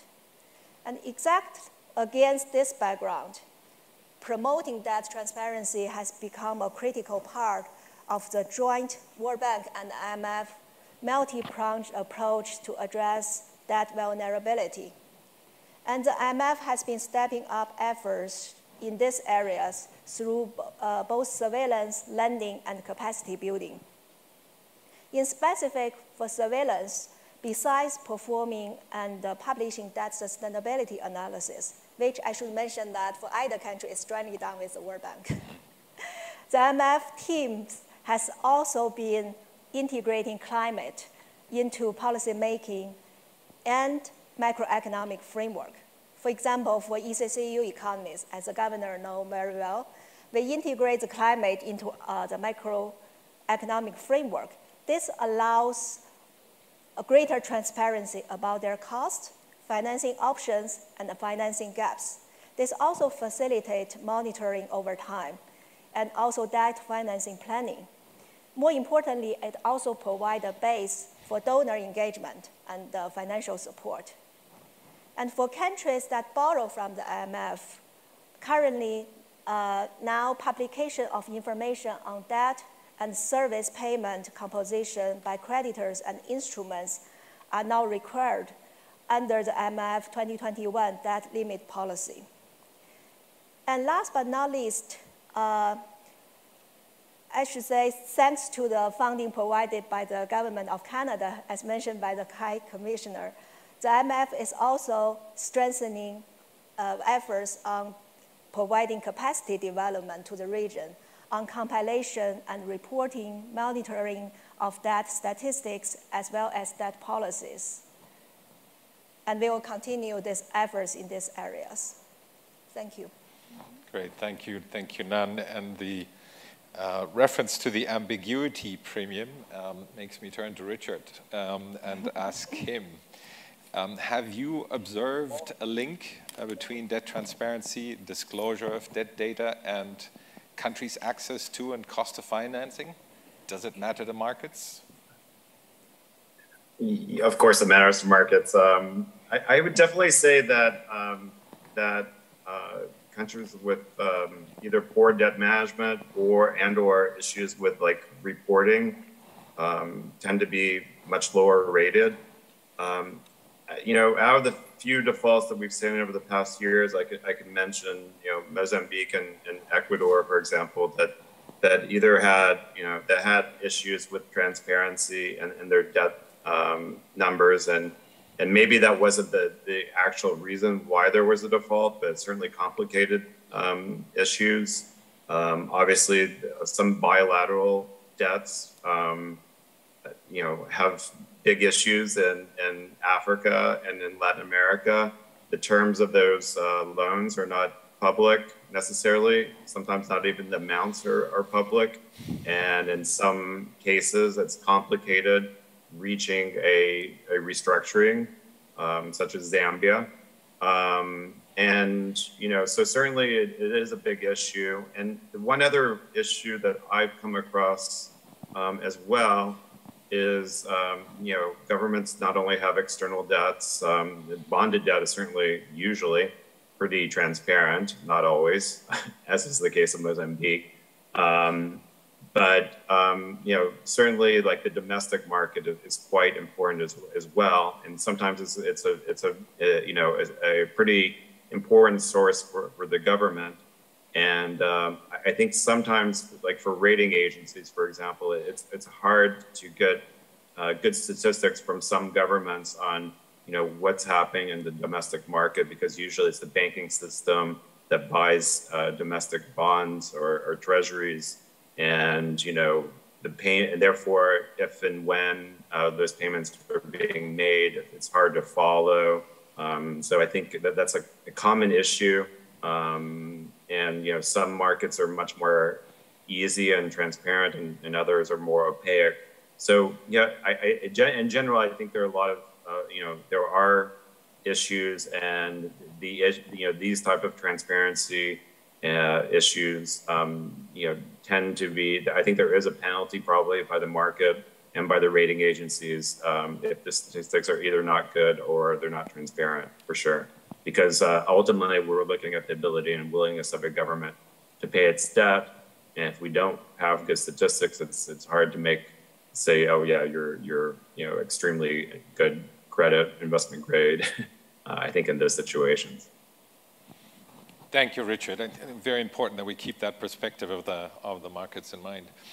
Marla, I'm going to turn to you. You helped us open the panel so nicely. I'm going to ask you to bookend the panel as well on the other side, and help us close this out by maybe looking at 2 or 3 priorities, actions that you see that would promote that sustainability and unleash the development potential of the region. And something tells me that gender inclusion is going to be on the top of that list. Okay, maybe not quite for debt sustainability, but okay. So just today, the FT published an article on Jamaica, citing Jamaica as the miracle story of recovery, because for the past 10 years, Jamaica has been on a very intense reform agenda and has, as Richard pointed out, has managed to get its debt under control. They now have the lowest unemployment. As a matter of fact, Jamaica is now sort of grappling with what they are calling full employment. I don't know if anybody in the Caribbean has such a wonderful problem, but you know, and also they're saying that they have one of the lowest poverty levels ever in their history. So when you look at that example, one of the most important reforms in Jamaica has been, and Richard rightly highlighted this, their whole fiscal reform agenda that meant not just in terms of their medium-term framework for their fiscal trajectory, but fiscal responsibility frameworks that limit the level of your deficit, limit your debt levels. And also, I would add to that, which Jamaica doesn't have, but I would add to that having a sovereign wealth fund, and I think that, was it the minister from Haiti that mentioned this, that even if it's small, having a sovereign wealth fund where you can save some money in a particular way that is governed properly, not just having money sitting in a bank account. I think these are important reforms that I feel everybody should have. Right now in the Caribbean, it's not just, and I just need to make that point, it's not just resource-rich countries that need or benefit from a sovereign wealth fund. So in the Caribbean, we have Suriname, Guyana, and Trinidad that have, and Trinidad has the oldest one in the region, but we also have the Turks and Caicos Islands that has a national savings fund. And that, of course, is not a resource-rich country. But the reason that it's important is because it creates a stable and transparent and well-governed mechanism to manage the resources that are saved and deploy those resources for your development needs. So those are the 2 things I think are the most important as it relates to the long-term debt management. I want to agree with Richard that 60% of GDP is probably not a low enough debt target. We have a seminal paper that was done by Kevin Greenidge when he was at the IMF that found that anywhere between 55 to 57% debt to GDP is the sustainability threshold, beyond which each additional dollar of debt actually causes GDP to contract. So I think we should probably be aiming more around that kind of 55% level. So I think that that's the other thing that we all need to have in mind, a trajectory for our debt reduction that gets us to a level that's sustainable, and fiscal rules to keep it there. And I think we need to have legislation around a sovereign wealth fund to manage whatever we manage to save, and also so that it's invested in a manner that can grow. For example, in my country, our successive governments only ever saved under $3 billion US, and at one point the sovereign wealth fund stood at around $8 billion US. So that just goes to show the power of investing it wisely and compounding, of course. So those are the ideas that I would leave you with on that. Fantastic. Thank you. Thank you very much, Marla. Now, I realize it is 1 p.m. We started a little bit late, so we're going to achieve 2 more things. We're going to hear from Robert Talieso, who's on screen. I'll introduce him in a second, and then we'll have maybe room for a couple of interventions from the room. Noriana is also looking at questions online. So that's what we're going to do in the next 15 minutes, and then the promised lunch will follow. So let me introduce Robert Talieso quickly. He's the World Bank's Regional Director for Latin America and the Caribbean. and he's in our Equitable Growth, Finance, and Institutions Vice Presidency. Rob, I know you've been listening, and we've had some really good ideas and examples of action today. Could you please share a little bit more an update on what the World Bank is doing, and especially in the area of country-led reforms for fiscal sustainability and debt transparency in the Caribbean? Over to you, Rob. Yeah, thank you very much, Dirk, and very pleased to be participating. Apologies that I can't be there in person. Governor Antoine, Excellencies, ladies and gentlemen. Ministers and experts have already been speaking about the very challenging fiscal environment in the Caribbean. And as a result, the Caribbean countries are now among the most indebted in the world. And I would add that, in fact, by some measures, the whole Latin America and Caribbean region is actually the most indebted in the world. And although the situation started to improve a bit in 2022, tourism recovery and so on, it's still a very volatile global environment. And so with rising interest rates, the context will remain challenging. We also know that the Caribbean states are small, open, and undiversified economies for the most part. And so the external shocks are magnified. And so the thing that I think all of us really are talking about is resilience and how to promote greater resilience through public policy and partnerships with the private sector. And that resilience is a fundamental principle that should be at the heart of policy design. I just wanted to highlight very briefly three key elements of fiscal resilience in the context of adaptation to climate change that the bank is supporting. Sound core fiscal policies and their implementation, the use of risk transfer instruments, and thirdly, financing adaptation in a sustainable manner. And just maybe a few words on each of those, if you permit me. So we've been supporting a number of countries in the region, including Grenada, Dominica, Jamaica, St. Lucia, for example, in implementing fiscal reforms to put their countries on a clear medium-term path, implementing revenue measures and fiscal rules, reforming public financial management and procurement, and also enhancing debt management. And this has been a good chunk of this work has been through the new Sustainable Development Finance Policy approach and through the PPAs. And I'd also mention in Haiti, we've been working on a number of PPAs on greater debt transparency and fiscal sustainability, including through inclusion in the national budget of the subsidies to the energy sector, which previously had not been captured, and also plans to rationalize tax expenditures. In terms of risk transfer, so transferring risk to the markets, this is another exciting area. Of course, in the Caribbean, we have the CRIF. And in addition, we've worked with the government of Jamaica last year for larger events on the Jamaica Catastrophe Bond, or CAT bond, as we say. And now we're having some very interesting discussions with countries in the region to think about a regional CAT bond. And many other countries in Latin America are also using these CAT bonds for larger risk events. I know Chile, for example, is thinking of issuing a new one for earthquakes and working with our Treasury on that. And beyond the specific instruments, we've also worked to support countries to strengthen local institutions to manage catastrophic risks. So we've supported, for example, development of legal frameworks for disaster risk financing, also disaster risk funds and contingency funds. And colleagues have already been talking about this.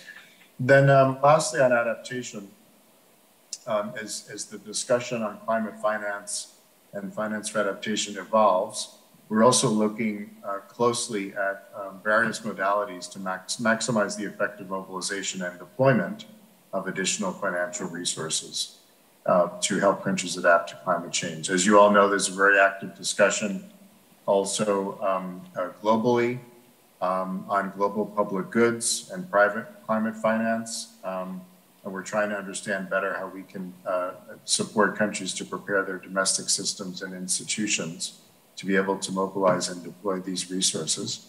We're also working closely with our colleagues at the fund on the best ways to ensure sustainability and resilience of fiscal systems. And then lastly, on private capital mobilization, this, as I mentioned, is another important dimension, risk transfer instruments through CRIF and the CAT bonds. So In short, just to highlight these three areas that we feel like countries are making good progress on in the Caribbean: core fiscal policies and implementation, use of the risk transfer instruments, and also financing adaptation in a sustainable manner. And we're very pleased to be able to continue working with our countries on these areas, Dirk. So let me stop there in the interest of time. Thank you. Thank you very much, Rob. Very, very helpful, and we miss you here. Sorry to not have you in the room. Good. So we have a few minutes for audience Q&A, and I would like to ask you, if you're in the room, to raise your hand or to line up behind the mic, as Stephen is already doing. And then for those of you online, you can do this via the chat or in the comments section with Noriana is monitoring very closely. When you speak, please mention your name and your organization, and if you want to direct your question or comment to any of the panelists, please do that. So to get us started, we're going to hear from Stephen Phillip, who's already lined up at the mic over there, chairperson of the Youth Advisory Network at the Organization of Eastern Caribbean States, or OECS. Something tells me that he has an opinion on what should happen to debt, since his generation is going to pay it all back. Or not.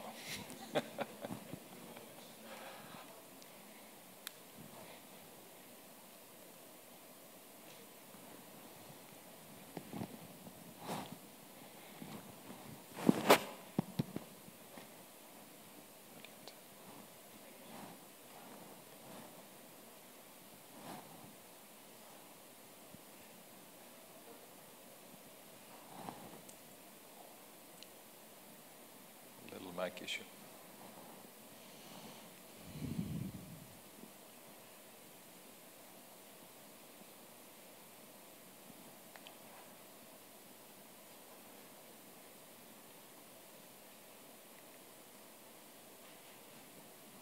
One, two.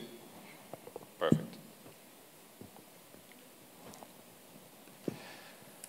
Thank you, Director, for such warm welcomes. Again, my name is Stephen Phillip, and I am chairperson of the OECS Youth Advisory Network. So therefore, my task here today is to represent youths throughout the region and also civil society organizations. Please allow me to introduce to you a topic that is of much relevance to young people. A topic which I think the governor mentioned briefly, which is education financing and digitalization.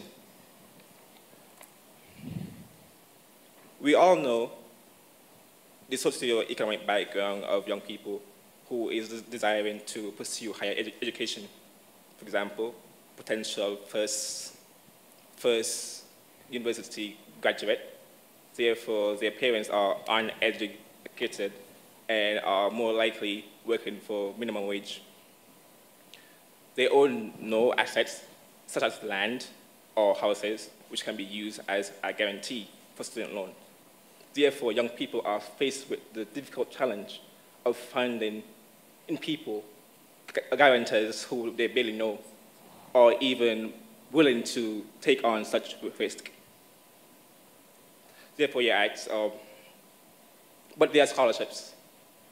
The scholarship reads, international law, yes. In marine time, OAS and Mexican scholarships, yes, but requires you to know B1 Spanish. With all these challenges, these scholarships aim not of people who actually know what they want to do right now, but people who actually just want to get access to higher education because the scholarships are so specific in their nature. So therefore, our young people are left either to compromise upon their dream just to pursue higher education. I myself find this difficult task in acquiring higher education, as my mom was not qualified to serve as a guarantor. And I had no idea how I was going to be able to afford education. And then came COVID. And everything went online, classes, exams, And finally, I was able to afford education, as Italy was one of the hard-hit countries. And the new followed suit. And so many young people in our region was granted access to education. And everything was going so well, so perfectly until it was, the crisis is over. The crisis is over. We can now go back to in-person education.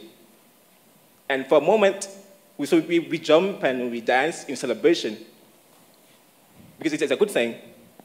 But then we check our phones, check our bank accounts. We are still broke. What do you mean the crisis is over? Can't you see that we're still fighting the everyday crisis called poverty? Bring it back right this instant. Because of COVID, so many young persons who are denied because of their social background was able to access education. So COVID taught us that digitalization is both feasible and desirable. So why then are we regressing to the way we were before? Mm-hmm. The young people of this generation would not allow it because you saw crisis, we saw opportunity, and we took that opportunity. Also during this COVID, we saw the election of one of the youngest Caribbean Prime Minister in the region, Prime Minister Michel. His appointment served as an inspiration to all young people in this region. But it also served as a reminder to you that young people are not only competent to sit at the table, but are able to be the head of that table. Mm-hmm. Sustainable development for today and tomorrow. And who are the leaders of tomorrow?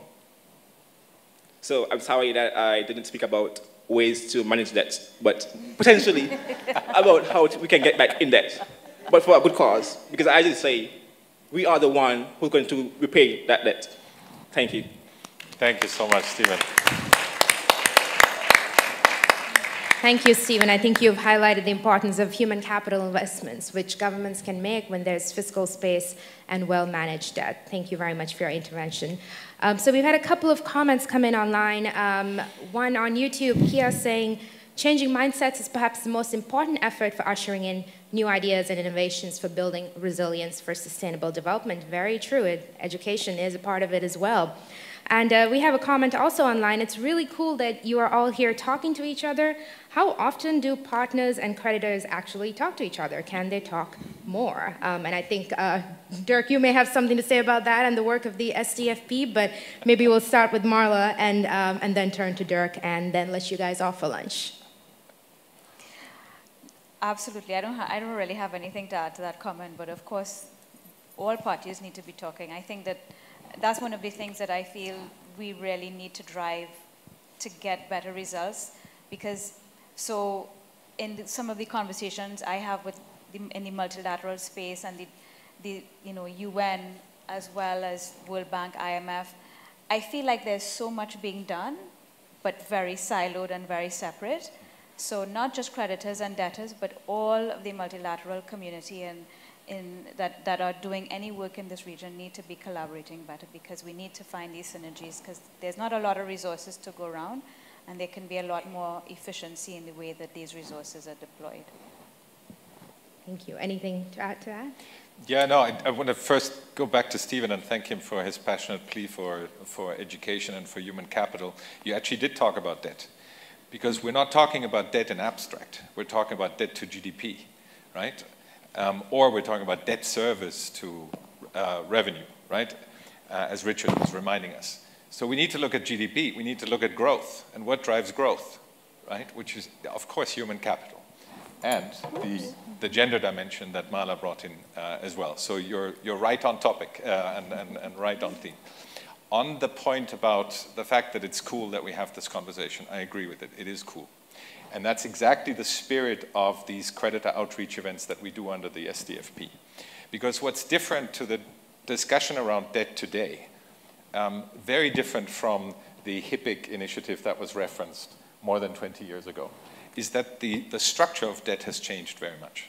We have traditional lenders, but we also have non-traditional lenders. We have new partners, and they were referenced already. Right? We also have countries going to the markets a lot more, and we have non-concessional borrowing much more than we had 20, 25 years ago. We also have domestic borrowing much greater than we had in the past. So the challenge has changed. So this is not just the Paris Club and the MDB sitting together talking about debt the way it used to be in the past. So we need to have a broader conversation, and that is what we're trying to do here. And I really appreciate that we had this opportunity here at the ECCB. I want to thank the governor again for the hospitality. And I will not speak longer because I realize I now literally stand between you and lunch. But if you can let me say one more thing, and that is just to ask everybody for a big round of applause for our fantastic panel.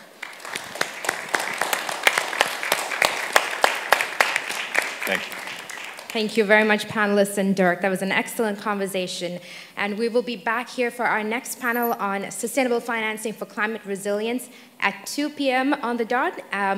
First, we're going to invite you to a group photo just outside of the building. And then after that, my ECCB colleague, Carissa, will guide you safely to lunch. So first for a group photo outside on the steps, looking spick and span, and then you will be served lunch. Thank you very much, and see you at 2 p.m.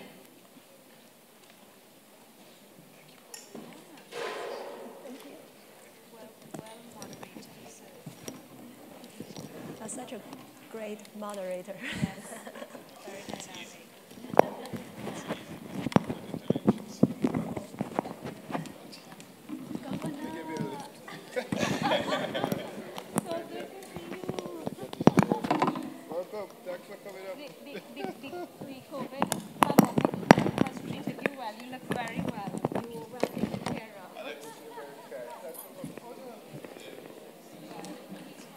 Recording stopped.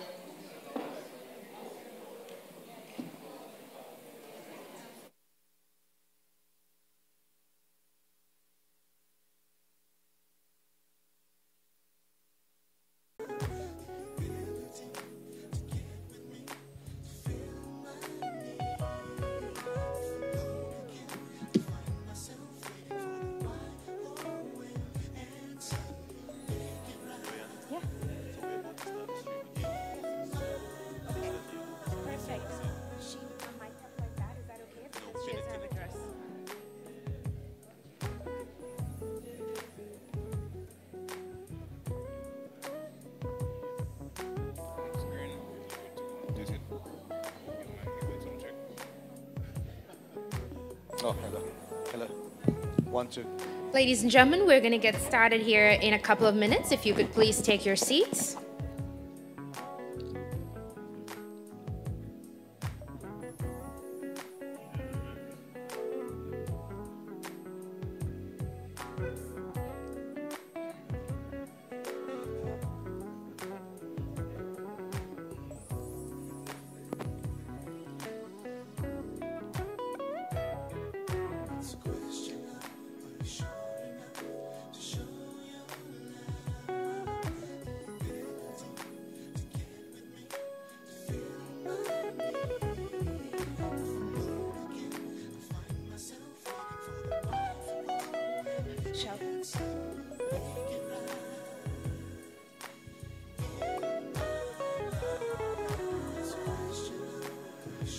Okay, ladies and gentlemen, I hope you've had a good lunch, and we're sorry that we had to rush you through that. We are running a little behind schedule today.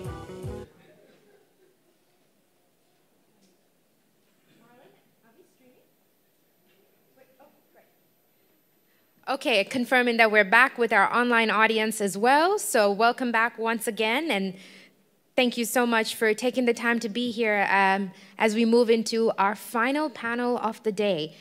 One that deals with a challenge, but also an opportunity that is very real and present in small island developing states, as we heard about today, sustainable financing for climate resilience specifically. And here to definitely lead us through this conversation is Andrea Dorr, Head of Funding at the World Bank. Andrea, over to you and our panelists in the room and online. Recording in progress. Thank you very much, Maria. Good afternoon, everyone. Come on. Good afternoon, everyone. I need the Caribbean energy. I know it's after lunch, and we're standing between you on the weekend. So I know it's not probably online. And also, I just want to welcome everybody again.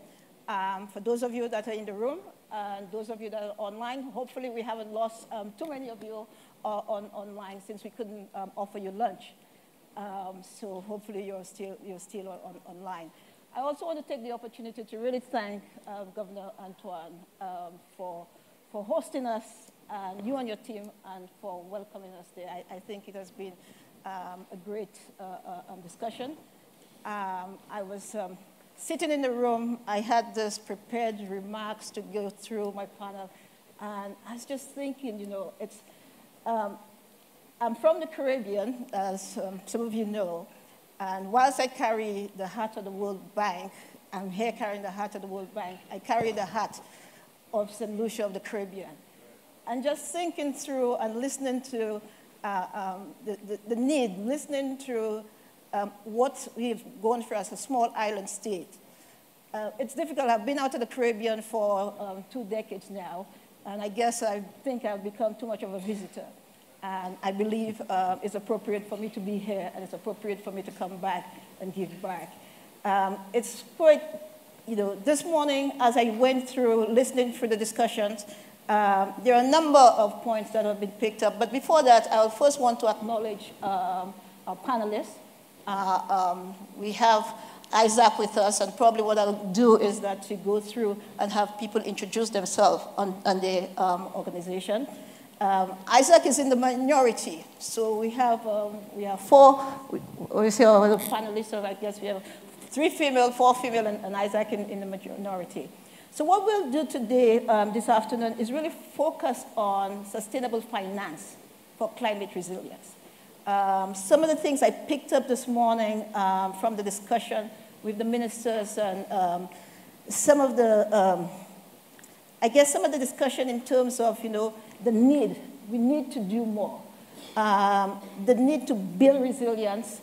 We are too small to access the capital market. And I'm, you know, from the capital market, from the World Bank, and we've been very active in the capital market. How can we innovate? I know we have this limitation in terms of size. We talked about market-based mechanism to mobilize funds. I heard about monetizing carbon credit, seeking innovative approach to mobilize funds for climate change, for disaster risk management. How do we attract the private sector? And as the director mentioned, the World Bank have done an enormous amount and working very closely, as you acknowledge, Governor Antoine. But there are still things that we could do, especially we've been very active in the capital market. And we have done a lot. And before I introduce the panelists, I will just quickly go through just some of the things that the World Bank have done from the capital market perspective. But these and some of those products are things that we could continue to leverage on. You heard about regarding the CAD bond. Since 2009, the bank has issued over $3 billion of catastrophe risk bond. This is basically transferring risk to the capital market. We have been very active in the green bond space, in ESG space. We issued the first green bond, and in fact, I'm happy to have Camillo here from SCB. It's the institution that we did the first green bond with. Since then, we have issued over 18 billion of green bonds where we issue fixed income security, where the funds is focused on climate product. Lending. We have helped countries in terms of helping whether on green bond, whether it's on blue bond, providing advisory service. We have provided over many of the countries that we work with, have them mobilized almost 18 billion of funding. We help monetize carbon credit as being the trustee of the UN fund. We've been working on an outcome-based bond. We're currently working on a structure that would be used. We recently, I don't want to go into all of this, of a rhino bond, where basically we issued this bond where the funds, the coupon amount were given to PACs in South Africa. And basically what happened, it's an outcome-based bond. And the success, in terms of the conservation success, the investors will be paid some sort of outcome based on that success. So we're using that same structure, currently working on a product now in terms of looking at carbon credit, using that same outcome-based product or structure. So I believe, the bank in its DNA, I'm from Capital and Treasury in its DNA, have always been looking for innovative structure. From the finance side, we were the first institution that issued the first swap, and now you have $1 trillion swap market. We issued the first green bond, we issued the first blockchain bond. So I believe that, we have the capacity, and how do we leverage that with the small states? It's obviously small institutions going into the capital market. It's probably not efficient to have so many small institutions going into the capital market. But you could leverage the bank as an institution to be able to do that. On that note, I will go ahead and ask my distinguished panelists. We have one investor from ECCB, because we talk a lot about bringing in private sector funding. We have one of our other colleagues from a private bank, Republic Bank of Grenada. Disaster risk is also a very important component in terms of building resilience. So we have a colleague from the disaster risk unit. And in addition, we will just simply go through, starting with probably in terms of introduction. Why don't we start with Isaac in the room, and then we'll go in alphabetical order. Thank you, Andrea. Good afternoon, Governor, distinguished guests, participants. It's really a pleasure to be here. My name is Isaac Anthony, and I have had the honor and certainly the privilege of leading this very important institution that came into existence almost 16 years ago, called CRIF SPC, formerly the Caribbean Catastrophe Risk Insurance Facility. But having led this organization now for about 10 years, I think most of you here probably remember me in my former life, having worked many years in the government of St. Lucia in the area of public finance and macroeconomic policy, up to the position of financial secretary. But I will say it has been a very interesting journey, because as the CEO of CRIF, I very often, when I consider issues in that capacity, I also wear my former FS cap. And I think that has been very helpful in terms of the kind of engagements that we've been able to have with member governments. As I've always been saying, CRIF is not a regular insurance company. If CRIF was a regular insurance company, I would not have been there, because it is really a development insurance company. It is really seeking to enhance or to improve the development prospects of the region. So on that note, let me thank you for the opportunity, the World Bank, ECCB, and others, and I certainly look forward to being part of this discussion. Excellent. Why don't we go to Camillo? We'll start in alphabetical order. And Camillo, thank you very much. I know it's very late in Sweden, and so we really appreciate, but we know that's the region that also value and focus very much on climate risk. So that's one of the reasons that we wanted to have you here. And you heard from this one also, many people are looking for money for the funds. And I don't know if you had an opportunity to listen to any of the session. There was a remark remark in terms of all of the funds that we have, the remark in terms of there is a lot of commitment to do stuff for climate change, but there is no money in those funds. So having an investor like yourself to be able to, go ahead. Can you hear me? Or? Yes, we can hear. Okay. Well, thank you, first of all, for inviting me here to this panel. So, as you say, my name is Camilla Lovenhem, and I work for a Swedish bank called ECCB. What I do there is I'm portfolio manager of an impact-focused private debt fund that invests in emerging markets. Our investors are Nordic institutions, sort of pension funds, insurance companies, municipalities, etc.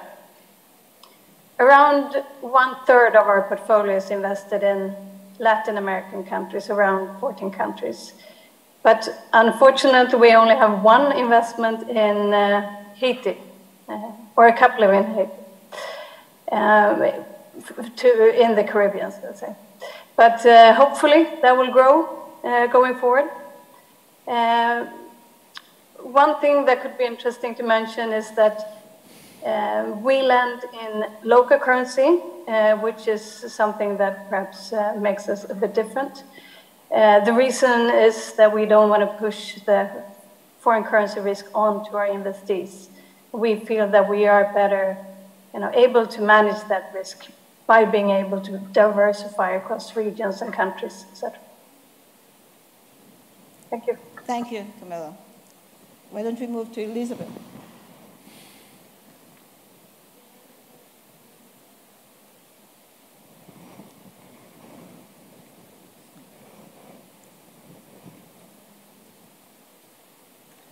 Good afternoon. Are you able to hear me? Yes, we can. Okay. So I just logged in. I had a bit of a technical difficulty. So can you please just confirm that we're on the first questions? No, just introduction, because we started a bit late. Okay, thank you so much. So good afternoon, everyone. My name is Elizabeth Riley. I am the Executive Director of the Caribbean Disaster Emergency Management Agency. We are an agency of the Caribbean community, which has a remit for supporting our 19 participating states in resilience building. And we do so through our regional comprehensive disaster management strategy. Glad to be here and looking forward to the panel. Okay. Excellent. Go to Carla.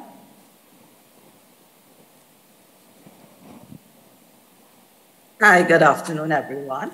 I am Carla Bikram Singh, General Manager Credit at Republic Bank Grenada Limited, which is a subsidiary of Republic Financial Holdings Limited.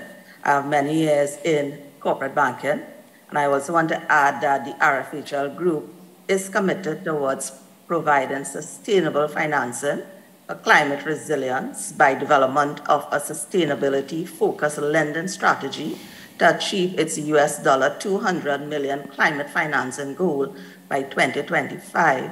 And we are also assisting MSMEs in building capacity to achieve individual sustainability goals and needs, and by 2050 towards net zero greenhouse gas emission in our financing activities. Thank you, Carla. So let me start with Isaac. Since the fund, I guess you've been the original CEO, so you've seen the transformation of the entity from, 10 years since its inception. Could you tell us how, CRIF has really innovated to build resistance for disaster risk in the region? And, we have worked with CRIF, the World Bank have a very close relationship with CRIF, and so if you could tell us how you have innovated through that period.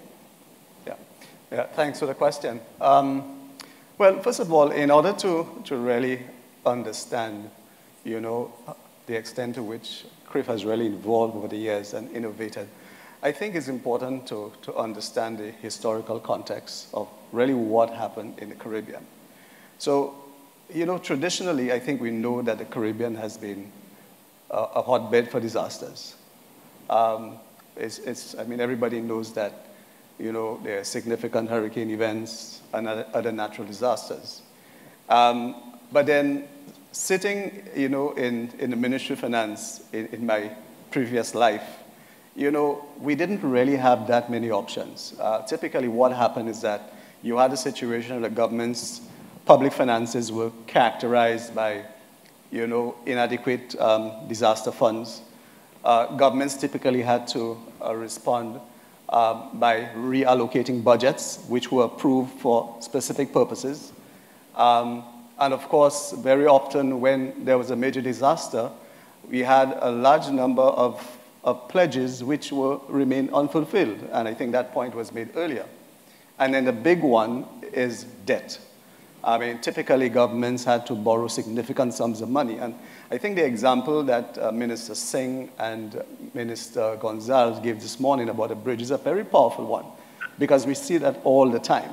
The fact that countries having to spend on the same asset, you know, year after year in order to be able to get back to a point of restitution. So, and I will always say that this is actually one of the main reasons why the countries in the regions are highly indebted. And I'm not saying that's the only reason, but it is actually one of the main reasons. And I think it's very important, you know, for our development partners to understand. And I'm sure they know, because the statistics are very clear. So, but then we came to the tipping point of that whole scenario with Hurricane Ivan. Hurricane Ivan, I mean, when everybody looked at the pictures in Grenada, I mean, it was a very shocking sight in Grenada and to a lesser extent in Cayman. And when you consider the extent of the losses of that single hurricane event for the entire region, about $6 to $8 billion and 200% GDP for Grenada and even Cayman itself, it was like a wake-up call. And so the governments of the region approached the World Bank and said, look, let us see how we could start dealing with this issue of disaster risk financing. And it led to the creation of what was then known as the Caribbean Catastrophe Risk Insurance Facility, CRID being the first multi-country risk pool based on parametric insurance. And the whole idea behind parametric insurance is to be able to make payouts quickly. So very different from traditional insurance where, you know, you do an assessment of losses after the event, which can actually take quite a long time. The whole idea is to make sure you make available the financial resources to the governments as quickly as possible, and therefore we use what is called a parametric model in order to do that. So CRIF has consistently been making payouts over 14 days. When we started operations, we started with 16 member governments, and we introduced 2 products, one for hurricanes and the other one for earthquakes. But because of the success of the CRIF model, we saw opportunities to be able to introduce new products and to be able to innovate. So for example, we recognized that a lot of hurricane events were coming with significant levels of precipitation. And because of that, we created what is called an excess rainfall. We collaborated with Swiss Re, which is one of the big reinsurance firms, to be able to make that particular product available. And then, of course, we were able to introduce a product called Fish for the fishery sector, which is really targeting, you know, the fisherfolk, the thousands of women who are actually involved in the sector, because not just men. Yes, the men are the ones who typically go out to fish, although I know that some women are doing it. But you have a lot of women who are actually employed in that industry. And so we do have a product called Coast, which is, it's a quasi micro-insurance product. In other words, the government is actually the policyholder, but the ultimate beneficiary are the fisherfolk. And then, of course, we were able to innovate even further to provide insurance coverage for a product that insurance companies typically run away from, which is for transmission and distribution assets in electric utility companies. You know? So we've innovated, we've done so much. For example, we're doing a lot more in terms of developing a drought model. We are looking to do a multi-peril insurance product for the agricultural sector, and especially as we are now talking about solving the problem of food insecurity, this will become very important. Because it's not a matter of just saying we can solve the problems, but we have to be able to address those inherent challenges in the sector. And one of the inherent challenges is how do you manage the risk in agriculture. And I'm also pleased to say that we are collaborating with the Inter-American Development Bank to introduce a product for the water sector, which is going to be launched this year. So there's quite a lot of innovation taking place, and you know, we are happy to be able to do this for the region.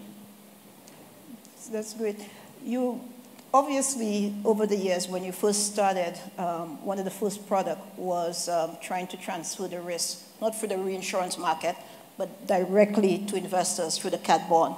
And I think we worked on the first cat bond with you. I've noticed that the focus has been on the reinsurance market. Obviously, the reinsurance market is a much larger market than the catastrophe risk market. But do you see, in terms of trying to increase the capacity to provide insurance and being able to transfer that risk to the capital market and not through just reinsurance, are you looking to revisit the capital markets itself? Correct. So there are really two aspects to this when we talk about cat bonds, because it's become a very important instrument, and I know there's quite a lot of discussion around it, particularly since Jamaica launched its cat bonds about 3 years ago. But you're quite right. I think it was in 2014 we did this, the World Bank did this first cat bond based on a particular type of instrument called a capital at risk note in the amount of $30 million. And what it did, it enabled CRIF to transfer risk from the CRIF, right, but not to the insurance market, but to the capital markets. But the interesting thing about that, though, is that the main investors in that cat bond were actually insurance companies themselves. It's a very interesting scenario. But we have not done one since. The option is always there for us to do it. You know, typically when CRIF makes those decisions, we always think about our members. How is it going to impact, you know, the member countries? We think about, obviously, cost. We look at capacity. I mean, because at the end of the day, we want to be able to offer insurance products to our members as affordable as possible. I know there is a perception that insurance is expensive, but the reality, and this is a point that we keep making all the time, that the insurance provided by CRIF is, and the World Bank actually did a study some years ago on this, and maybe it's time for us to update that, that the insurance provided by CRIF is about 50% less than what you would otherwise have to pay if a country had to approach the markets directly. And I think that's a very powerful thing. So from that perspective, you know, it's been, we do have to look at the cost element of it, but the point of capacity is important. I think it is very clear that the disaster, or what you call the protection gap, despite all that we have done over the years, remains significant. In other words, there's still a huge gap to be filled. And, you know, I keep making the point that no one instrument is going to fill that gap. It's not just insurance, it's not just cat bond, it's not contingent lines of credit or other instruments. So we need to see how best we can deploy all those instruments, you know, for the benefit of our member countries. So that's the one aspect in terms of transferring risk from CRIF to the capital markets. But then more recently, there's been a lot of discussion about the countries going directly, in a sense, on the capital markets. Now, there are different ways of dealing with that. They can actually go directly, which will not be the most efficient way to do it, but they can also use potentially CRIF as a platform for issuing a regional cat bond. Those conversations are taking place currently at the World Bank, and to the extent that it would certainly help in terms of achieving our price objectives, also addressing the issue of capacity that I alluded to earlier on, I think it clearly remains an option on the table. Yeah, excellent. Yeah, and the market has been evolving, because when you did the catastrophe risk bond, like you said, mainly was the reinsurance. But if you look now, you'd see, you know, where the pension funds, some of the asset managers, it's obvious it does not have the depth, but we've seen the market evolving. Correct. And that has allowed us to be able to issue some of those ones to be able to transfer the risk. And like you said, it's not just one product. We have to look at the myriad product, and how do we sort of get that depth and build capacity and be able to leverage the capital market, especially in the conversation in terms of some of the investors, in terms of the green investors. The investors are focused on climate risk. So they're willing to allocate a smaller portion of their portfolio to at least contribute to that. So let's move to Elizabeth. I guess we looked at in terms of one of the products. This is one of many products that we could use. One of the key things is not only about what we could access, preparedness, building resilience. I read that, since 1950, the region have had 400 natural disasters. I don't know if, there's an extra zero there, but, 400. This is significant. And the intensity, I remember living through Hurricane Allen, which was a level 5 intensity increasing, the frequency increasing. I love actually the motto of CIDIMA, because it said managing disaster with preparedness, which is important. If you could tell us how you've helped in terms of some of the stuff that you're doing, helping the region manage risk, loss associated with natural hazard, the effect of climate change on to enhance the regional sustainable development.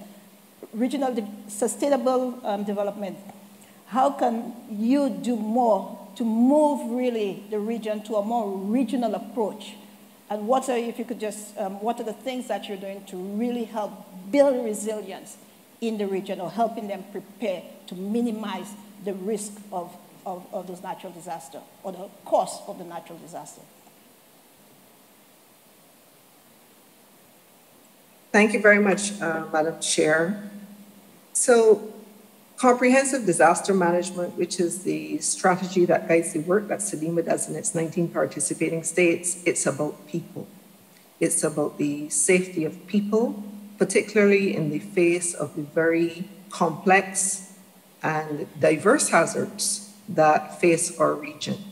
And very central to the whole idea of comprehensive disaster management is resilience building. And I think one of the critical things that took place in 2017 after Hurricanes Irma and Maria devastated the region is that we brought together a range of stakeholders to really talk about the meaning of resilience building in the context of our CIDIMA participating states. And I think that was really useful because there were essentially 5 key areas, interrelated areas that were identified, looking at matters of social protection for persons who are vulnerable, but also importantly, those that are marginal. 2017 certainly taught us that. Also, safeguarding our infrastructure, because this is where we get a lot of losses if you look at the loss and damage figures across the region.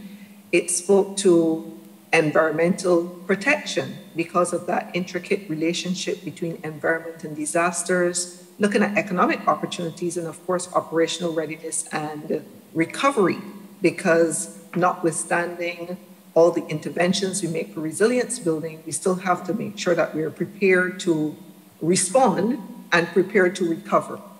So the work under comprehensive disaster management, I think, has been quite successful because we've been able to offer a strategic direction around which our development partners and technical partners, including the United Nations group of organizations, as well as our donor partners and regional institutions as well, have been able to coalesce. And we have been able to set specific targets and measurable indicators for achievement of resilience building through comprehensive disaster management. And of course, as an institution, CIDIMA has undertaken interventions in a range of areas over the years, which are principally focused on building capacity at the national level for resilience building. And some of those interventions have included looking at policy guidance with respect to comprehensive disaster management. We have supported states on legislation because there must be authority by which not just national disaster offices, but those national disaster organizations that sit on the national mechanisms will operate towards contributing towards resilience building. We've also worked with countries on approaches to identification of national priorities for resilience building, which can guide investment through country work programs. and supported countries also on looking at appropriate organizational structures, governance mechanisms, and connections at the national level to move these areas forward. We, of course, in addition to looking at the enabling framework, have also worked collectively with partners to look at investments on mitigation. So we have worked with CrossCube, CDB, OECS Commission on areas related to safe building. And we have, in fact, a project currently ongoing on this, which is going to allow us to integrate safe building considerations into the Caribbean vocational qualifications, for example. So these are some of the practical things that we've been working on. In addition, the most recent area that the agency has undertaken work in is in recovery. And in December of 2021, we launched the Caribbean Resilient Recovery Facility, and it has brought together a range of regional partners who work in the area of recovery. We've organized ourselves around specific thematic areas, in fact, 5 of them, which contribute to recovery. And in fact, my colleague on the panel, Mr. Anthony, CRIF is actually one of the co-leads under the recovery financing component of the Caribbean Resilient Recovery Facility. So there's a range of things we've been working on. Through our regional training center, we have ongoing investment in the human capital in the region through various training courses, and we continue to expand the offerings, including in collaboration with diverse partners, including University of the West Indies and others. So you asked about regional approaches. And so in our region, as small states, as I know we're all well familiar, economies of scale matter. And it is often logical for us to approach certain types of work as a region as opposed to doing it at the national level. And one of the things that SEDIMA committed to from the language articulated in the agreement establishing SEDIMA many years ago was related to the development of standards for resilience building and for undertaking actions, including under the various aspects of the disaster management cycle, including response. So there's a high level of interoperability across the 19 SEDIMA participating states as a result of the standards that have been developed. You also asked about other things that we can do at the regional level. I think the aspect of advocacy is really important because there must be agreement across the participating states to undertake additional interventions at the regional level. We continue to work on this through frequent interactions with the political directorate in the region, seeking to bring to their attention the benefits of expanding the scope of the areas that we work on together. We already have an excellent framework for deepening this functional cooperation across the CARICOM space.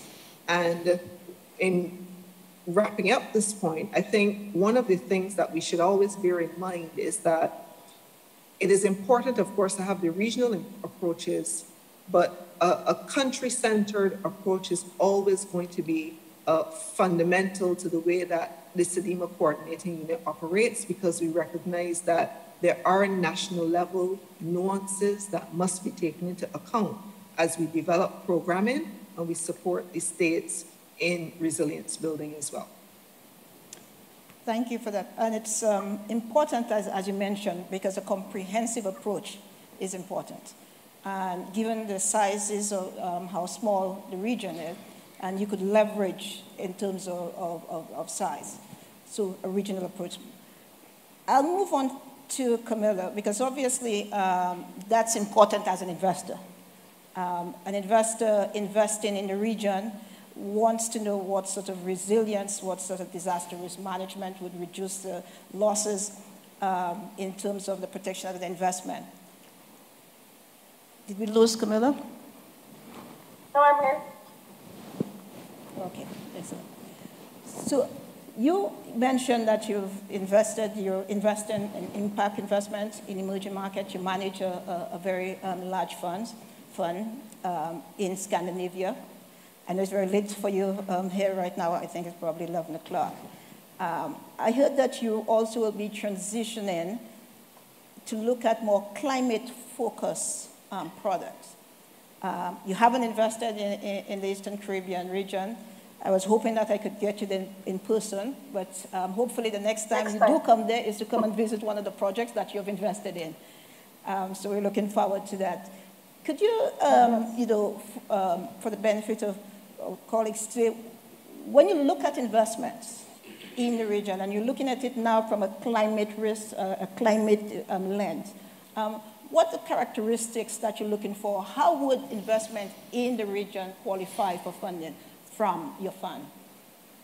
Well, I mean, when we look at a potential investment, the first thing we consider is the impact. I mean, do the investment try to address a development challenge or sustainable development goal? So some of the themes that we focus on is sort of access to finance for micro, small, and medium-sized enterprises, especially women-owned. It's productivity of smallholder farmers, and also increasingly access to energy, access to more reliable and cheaper energy, which has tended to be solar for us. And what we also tried to do is encourage local banks to lend to climate-focused businesses or projects by financing their green loan book. So, but once we've established the impact, then we perform a fairly standard due diligence, I would say, looking at owners, governance, transparency, financials, etc. But I think it's really mentioned, as you said before also, to point out that investors in the Nordic region are increasingly looking and investing in climate-related areas. And I mean, we are also considering launching a fund where we will only invest in climate-related areas, but still staying within emerging markets. What are the challenges we had? And I recall clearly, because we work with ECCB with your other colleagues on the first green bond. And when we went to investors trying to market the green bond, they didn't want to pay, they didn't want to give up any return. Okay? They wanted the same level of return or even more, because they figured they were taking additional risk. From the perspective of how that has evolved, because obviously there is a risk in terms of your portfolio if you do not take climate risk into consideration. How has that evolved in terms of your thought process? I mean, how we think about climate risk, or just how investors sort of value our risk? Because I think, I mean, now we have a track record of 10 years in these type of investments, and we've proved that, we can do this in a good way. And also taking the local currency risk, it comes with some volatility, but we have proved that it generates a quite nice return for a fixed income fund. So I think that really helps us. Okay, so you have been able to balance that. You could do good and do well at the same time, not necessarily having to give up any return. Okay. Excellent. I mean, of course, you cannot say that you never give up some return, but I think that, I mean, investing in areas where it's really sort of a high demand and really necessary will sort of make sense over time. And I think that's what we're proving. Okay. Well, great to see that you continue to expand your investments in emerging markets in the Caribbean as well, that you'll continue that. And as I said at the beginning, it's an area that we need a lot more, and being able to attract private investment not just only from the multilateral world, is key, because that's where the depth, the World Bank could do so much, but our balance sheet obviously is limited. So being able to attract that pool of money. And we worked a lot with investors because the World Bank is active in the capital markets. As you will know, we raise between 60 to $70 billion every year. For both IBRD, we brought IDA into the market, as they said earlier on in 2018, to be able to leverage IDA balance sheet, to be able to increase IDA capacity. So we continuously, speaking to investors globally and trying to get them to look at, we issue those sustainable development bond, trying to look at, not just from an absolute return. And we've seen that transition because, the transition in speaking to investors only about, yield. Now we go to investor meeting and we speak more than yield. We speak about climate risk. We speak about, so it's beyond impact. So we focus a lot more on impact than we used to be before. So it's good to have the investor, especially from the Scandinavian area, and that's why I thought it was helpful to invite ECCB. But just a note there, because I agree. People tend to believe that the investments we make should be really sort of high risk. But looking at a track record, our sort of the cost of credits on an annual basis have been around 0.5 percentage point, which would be similar to an investment grade investments. So that's actually quite interesting, I think. Okay, excellent. Let's move on to, thank you, Camillo. Let's move on to color. We're going back to the region. We just heard the private sector banks are playing an important role in boosting resilience of countries. From your vantage point, what are some of the specific and successful programs that have been working on or implementing in the region, and how can the private sector support more? Okay, so thank you for the question. Generally, in the Caribbean region, programs being implemented are generally done by institutions specifically established for this purpose. However, private banks tend to be involved with projects aligned with the country-specific national sustainability agenda. But what happens, though, is that initiatives can be replicated by private banks across the region. So we cannot, piggyback from initiatives that are done in other territories. And if we can work in, say, in Grenada, we can tailor it to suit our needs here. But so far at Republic Bank, we have provided financing to independent power producers to establish solar farms and wind farms to generate power onto the grid for national use. And this will enable the power, and of course we know that the power plants still predominantly use fossil fuels. So by doing that, we'll reduce some of that, we'll improve our efficiency. We have also provided financing to commercial entities and private individuals to install solar PV to promote energy efficiency. We have also provided financing for electromobility, which will allow us to move away from CO2 emitting fossil fuels. We have also provided financing towards improving operating efficiencies, towards resilience, like for instance, energy efficient equipment, systems, etc., retooling of plants to become more resilient.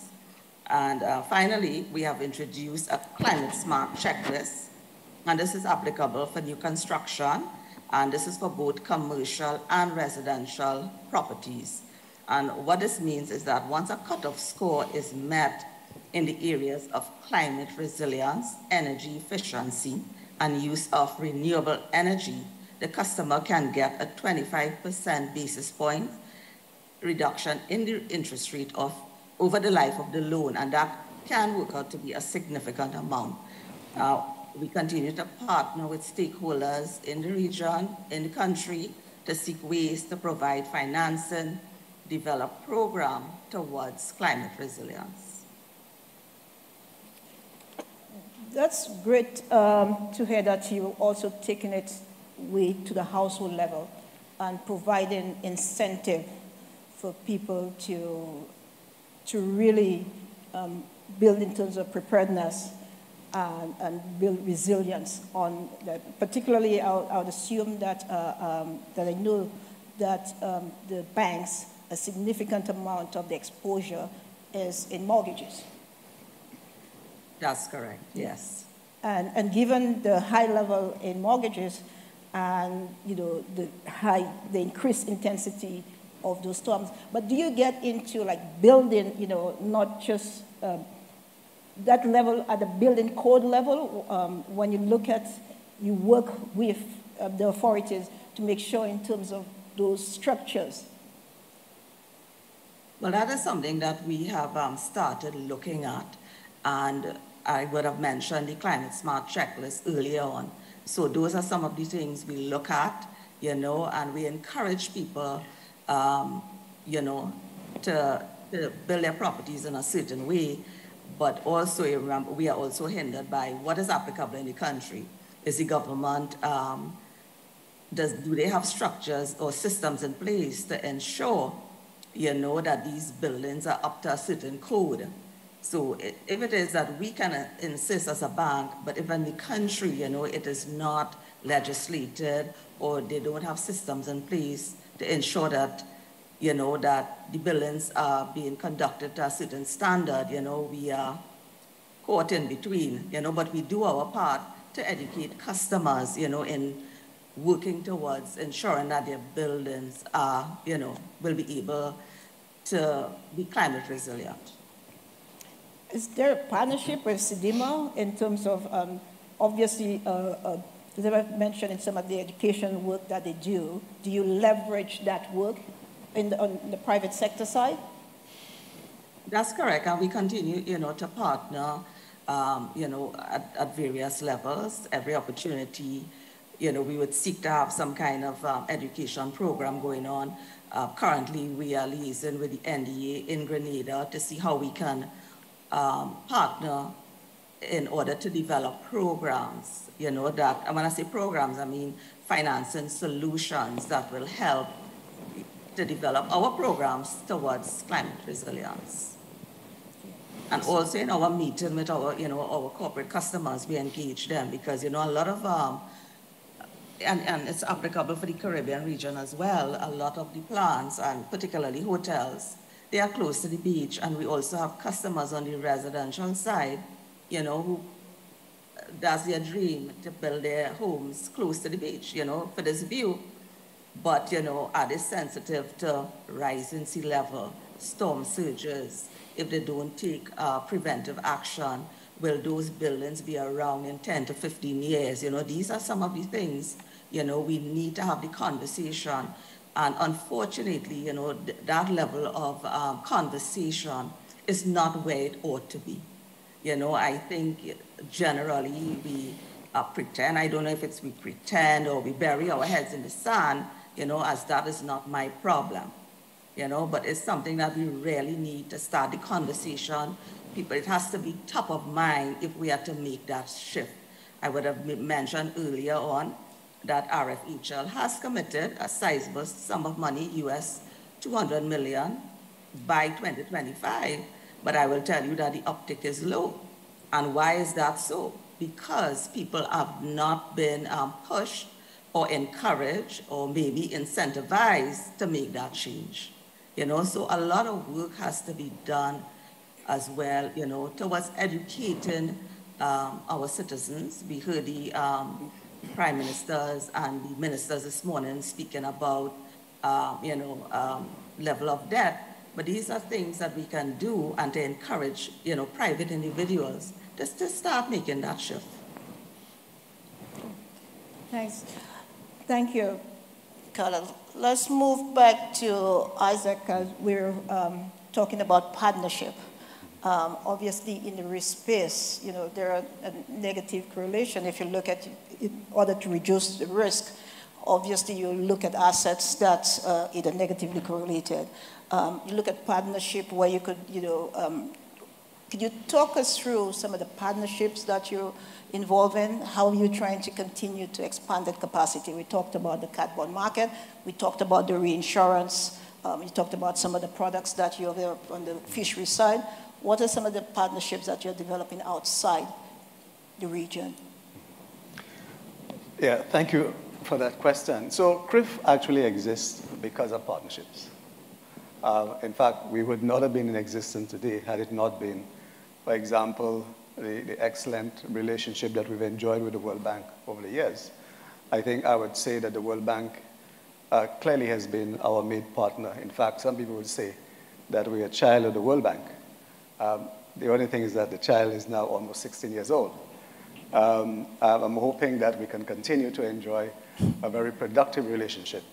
As you know, the World Bank has the ability to summon the required resources to the table, be it technical expertise, financial resources, and so on. And speaking about financial resources, another very important partnership, and again, I mean, CRIF would not have been in existence had it not been for the tremendous support that we got from the donor community. The donors actually contributed $67 million towards the capitalization of CRIF to enable it to operate in the year 2007. And I hate, singling out any particular donor, but since it was revealed this morning, I remember the government of Canada, which actually made the biggest contribution of $25 million, and I'm sure they would say that they have been able to realize the dividends from that type of investment in CRIF. And of course, another very important one that we should really not overlook is the role of the reinsurers, the reinsurance community. People say, I think it's obvious that if we're in the business of insurance, that reinsurers would automatically buy our risk. It doesn't necessarily work that way. In fact, when CRIF surfaced on the market, there was actually some concern because people couldn't quite recognize that creature, so to speak. But, reinsurers such as Munich Re in particular and Swiss Re, had that bit of a blind faith in CRIF. And they went with us. And guess what? After almost 16 years, they continue to play a very important part on the CRIF reinsurance panel, as have other reinsurers. Again, if they did not, for example, put their faith in the particular type of models that we've been producing over the years, we would not have been able to be able to in other words, provide those parametric insurance products to our member governments.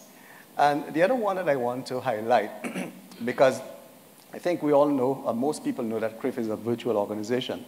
But the other thing that a lot of people don't know is that even before CRIF had any full-time staff, we were 100% service providers. In other words, one would say that CRIF, although it's not the classical PPP, but it is actually based on a public-private partnership arrangement where all our service providers, all our resources really came from, because we are basically relying very heavily on very technical expertise. In order to be able to run an insurance company like CRIF, you need to make sure that you have the expertise in risk management, in CAT modeling, in actuarial analysis, and all these sort of expertise which are considered to be critical for the running of an insurance company.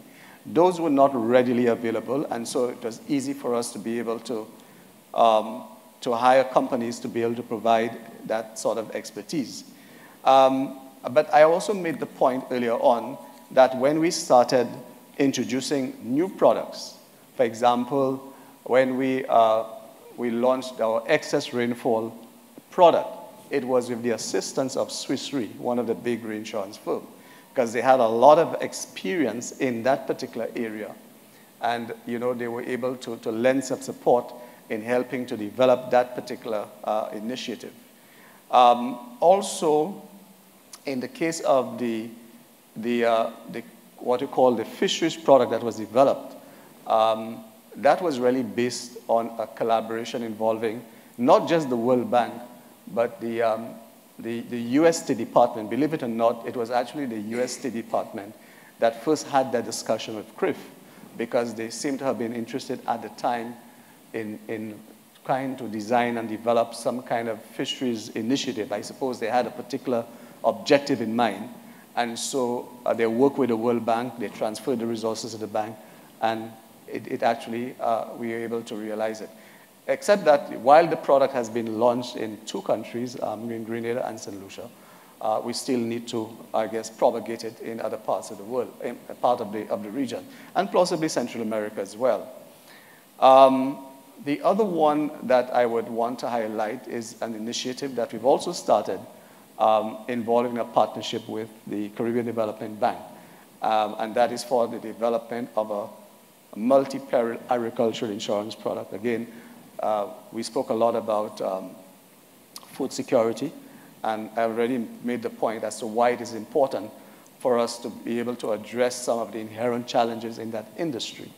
And so making available a product designed for farmers and also for governments, because you must remember that a lot of the supporting infrastructure for agriculture is actually funded by the governments themselves. So when we talk about feeder roads and things of that, those do not come directly from the farmers. They really do come from government. And maybe the final one that I would mention on the product side is the partnership that we've started with the Inter-American Development Bank for the water sector. In fact, by June of this year, we're hoping to launch this product again, what is called a multi-peril product for all the water, the whole area of disaster risk management, disaster risk financing. So in this particular area. But we also have critical partnerships with institutions of the Caribbean community. So all of the specialized scientific information that informs the work of SEDIMA around the risk associated with the hazards we derive from our partner agencies like the Caribbean Institute for Meteorology and Hydrology, the Seismic Research Center, and CARFA, just to name a few, and Mona Climate Studies Group. We have development partners. We work closely with the UN family of organizations who service the region as well. And on the area of response, we have a very unique partnership arrangement at the global scale through our regional response mechanism. So even within our 2022 to 2027 strategic plan that has just been launched, SEDIMA has highlighted the leveraging of partnerships as one of the strategies for effective delivery, because we very much recognize that the SEDIMA coordinating unit cannot be all things to all countries or all things to all entities that we work with. So having partners to step up and take leadership in some of the areas that are expanding as we're facing these very complex hazard situations is going to be very important for this 5-year strategic period. And then finally, I just wanted to say it's also about ownership and leadership. So when we engage in partnerships, we want to see empowerment of those partners to lead the resilience conversation in their spaces. So we have sector partners, for example, under our Coordination and Harmonization Council with entities like HARDI and FAO leading the conversation on the resilience in agriculture. And similarly, we have partners for health, education, etc. So I just wanted to add that piece because this is a very critical aspect of our delivery modalities at SEDIMA. Thanks. Okay. Thank you. And just quickly, Camillo, if you...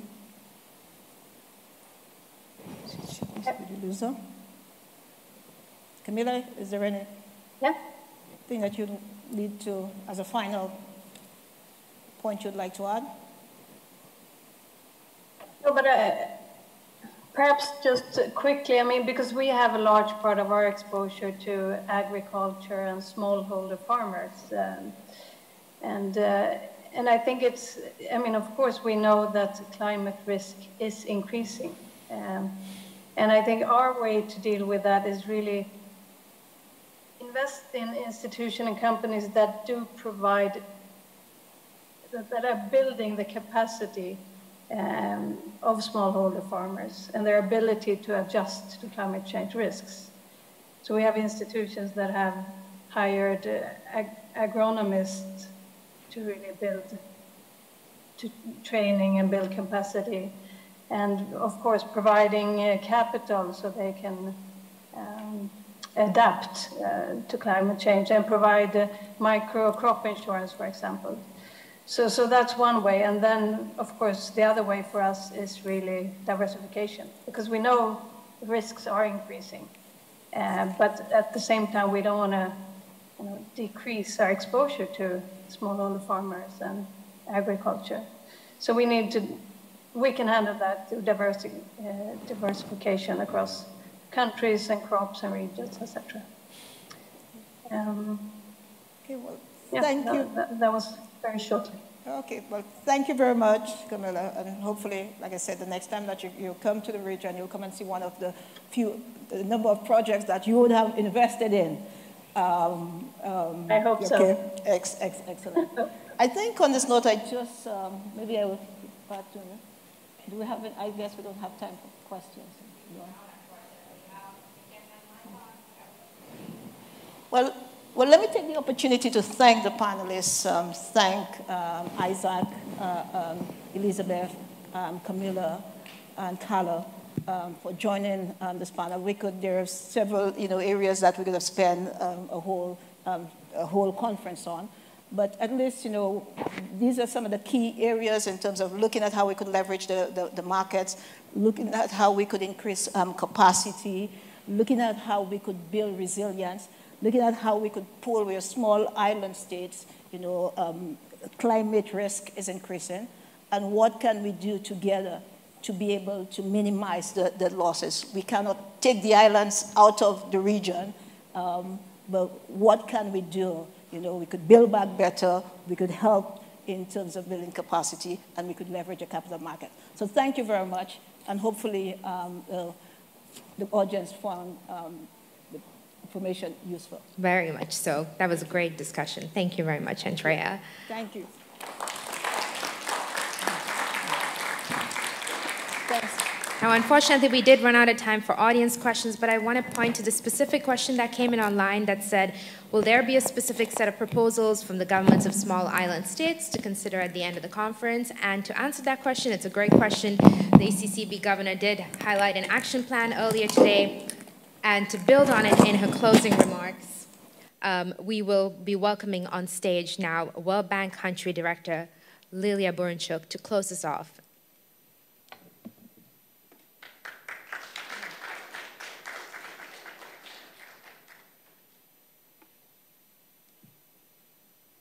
This was a great discussion today. I really enjoyed it, and I hope you also enjoyed it.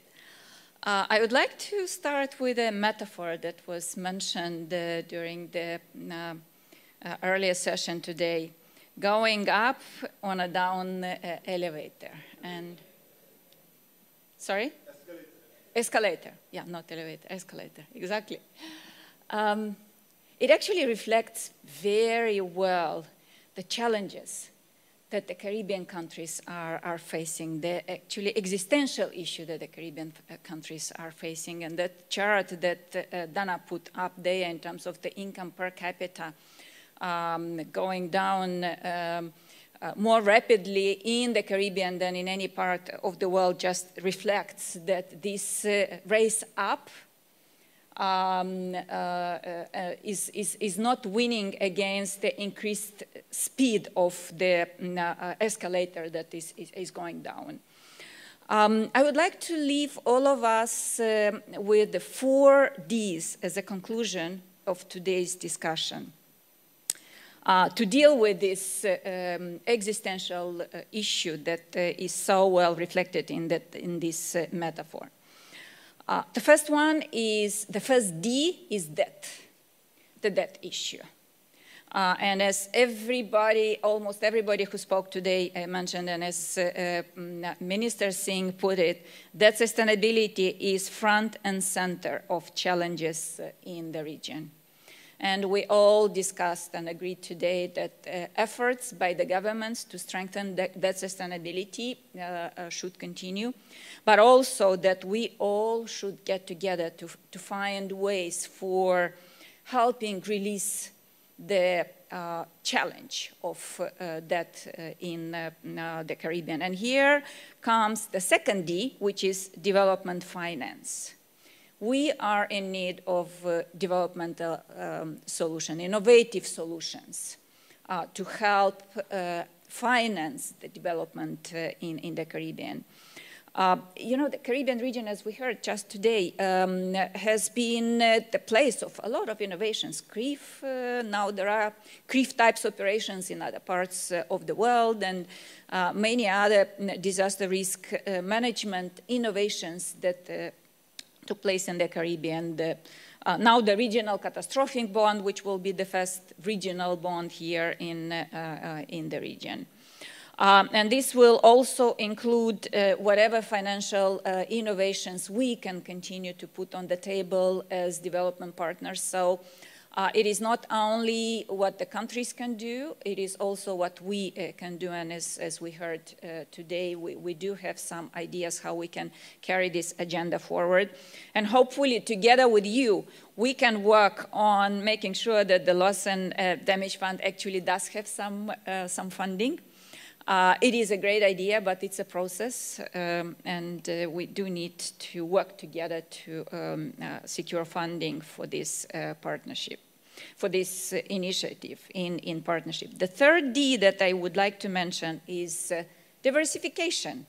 And as again was said earlier today, the lasting solution to the debt issue and development in the Caribbean will not be achieved unless the region can achieve productive diversification, and unless the region can find a solution for making the market bigger, for dealing with the problem of the economy of scale. And here we did discuss today the issue of connectivity, which needs to be resolved at the regional level, and here where the Caribbean governments will have an important role to play, but institutions like the World Bank and other partners will also be supportive in this activity. The private sector will have to play an important role as well. The next area that was discussed is renewable energy. And as we discussed, it's a public-private partnership, and again, it requires a concerted effort. Human capital and digitalization linked to that, but not only to that, is another area where regional solutions are important, and gender equality as part of the human capital that was stressed so well today. And I would like to finish with the fourth D, which is data. As Minister Singh put it, he said there is a middle-income country illusion in the Caribbean. But do we have the data? We are ready to make the case for the Caribbean, and we've been making the case for the Caribbean, but we need to back it with data. And as Marla put it very, vividly on the screen and explained eloquently, the data is really outdated. For example, the poverty data, but it's true about any other data. So we really need to help each other. We need the data to be able to make the case and to be able to know where we are so that we know whether we're moving in the right direction or not. And of course, for the governments to make informed policy decisions and to be able to track progress and make course corrections if needed. Otherwise, we are operating in a vacuum. The last thing I would like to mention is that for all these 4 Ds to work, we need a really close partnership. A close partnership, first of all, among countries in the Caribbean, so that we avoid the race to the bottom in many areas, and we find these regional and innovative solutions and we put them in place. A partnership with the institutions like the World Bank and IDB and CDB and EU and so on, and others. And a partnership with the civil society and with the non-governmental actors, because they have an important role to say, and they will be the barometer to tell us whether we're moving in the right direction or not. Thank you, and I look forward to our continued work on this very important agenda.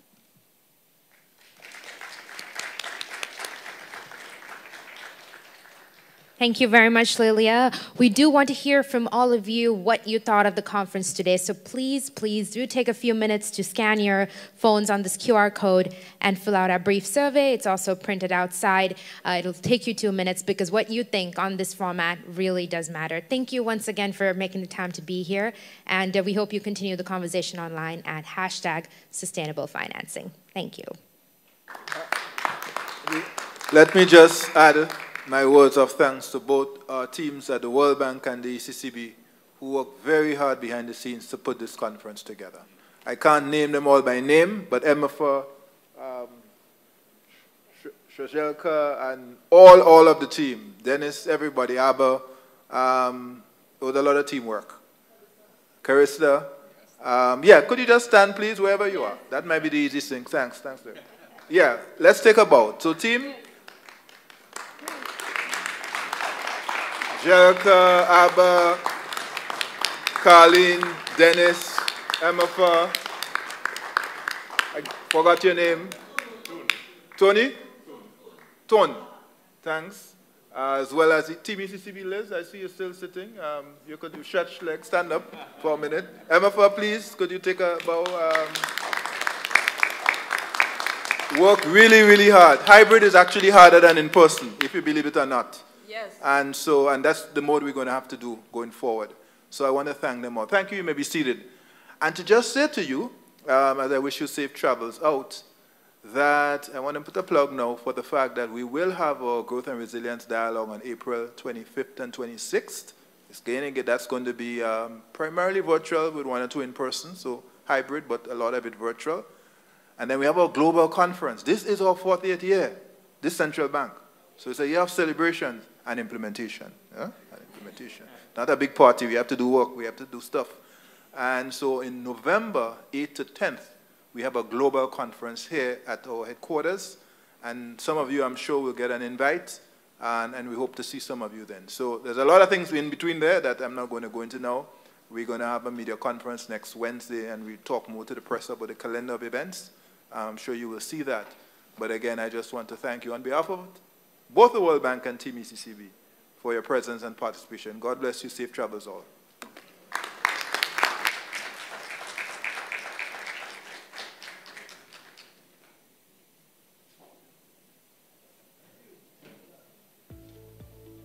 Sustainable development requires sustainable financing. This means financing that is transparent, well-managed, and well-coordinated. One source of such financing is borrowed money. When used wisely, debt helps countries invest in their futures and shared prosperity. But in developing countries, debt levels have been on the rise at alarming rates over recent years. And unsustainable debt builds risks and stunts development.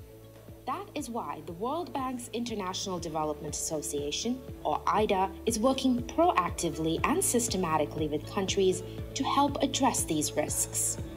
IDA works to protect and empower the world's poorest people.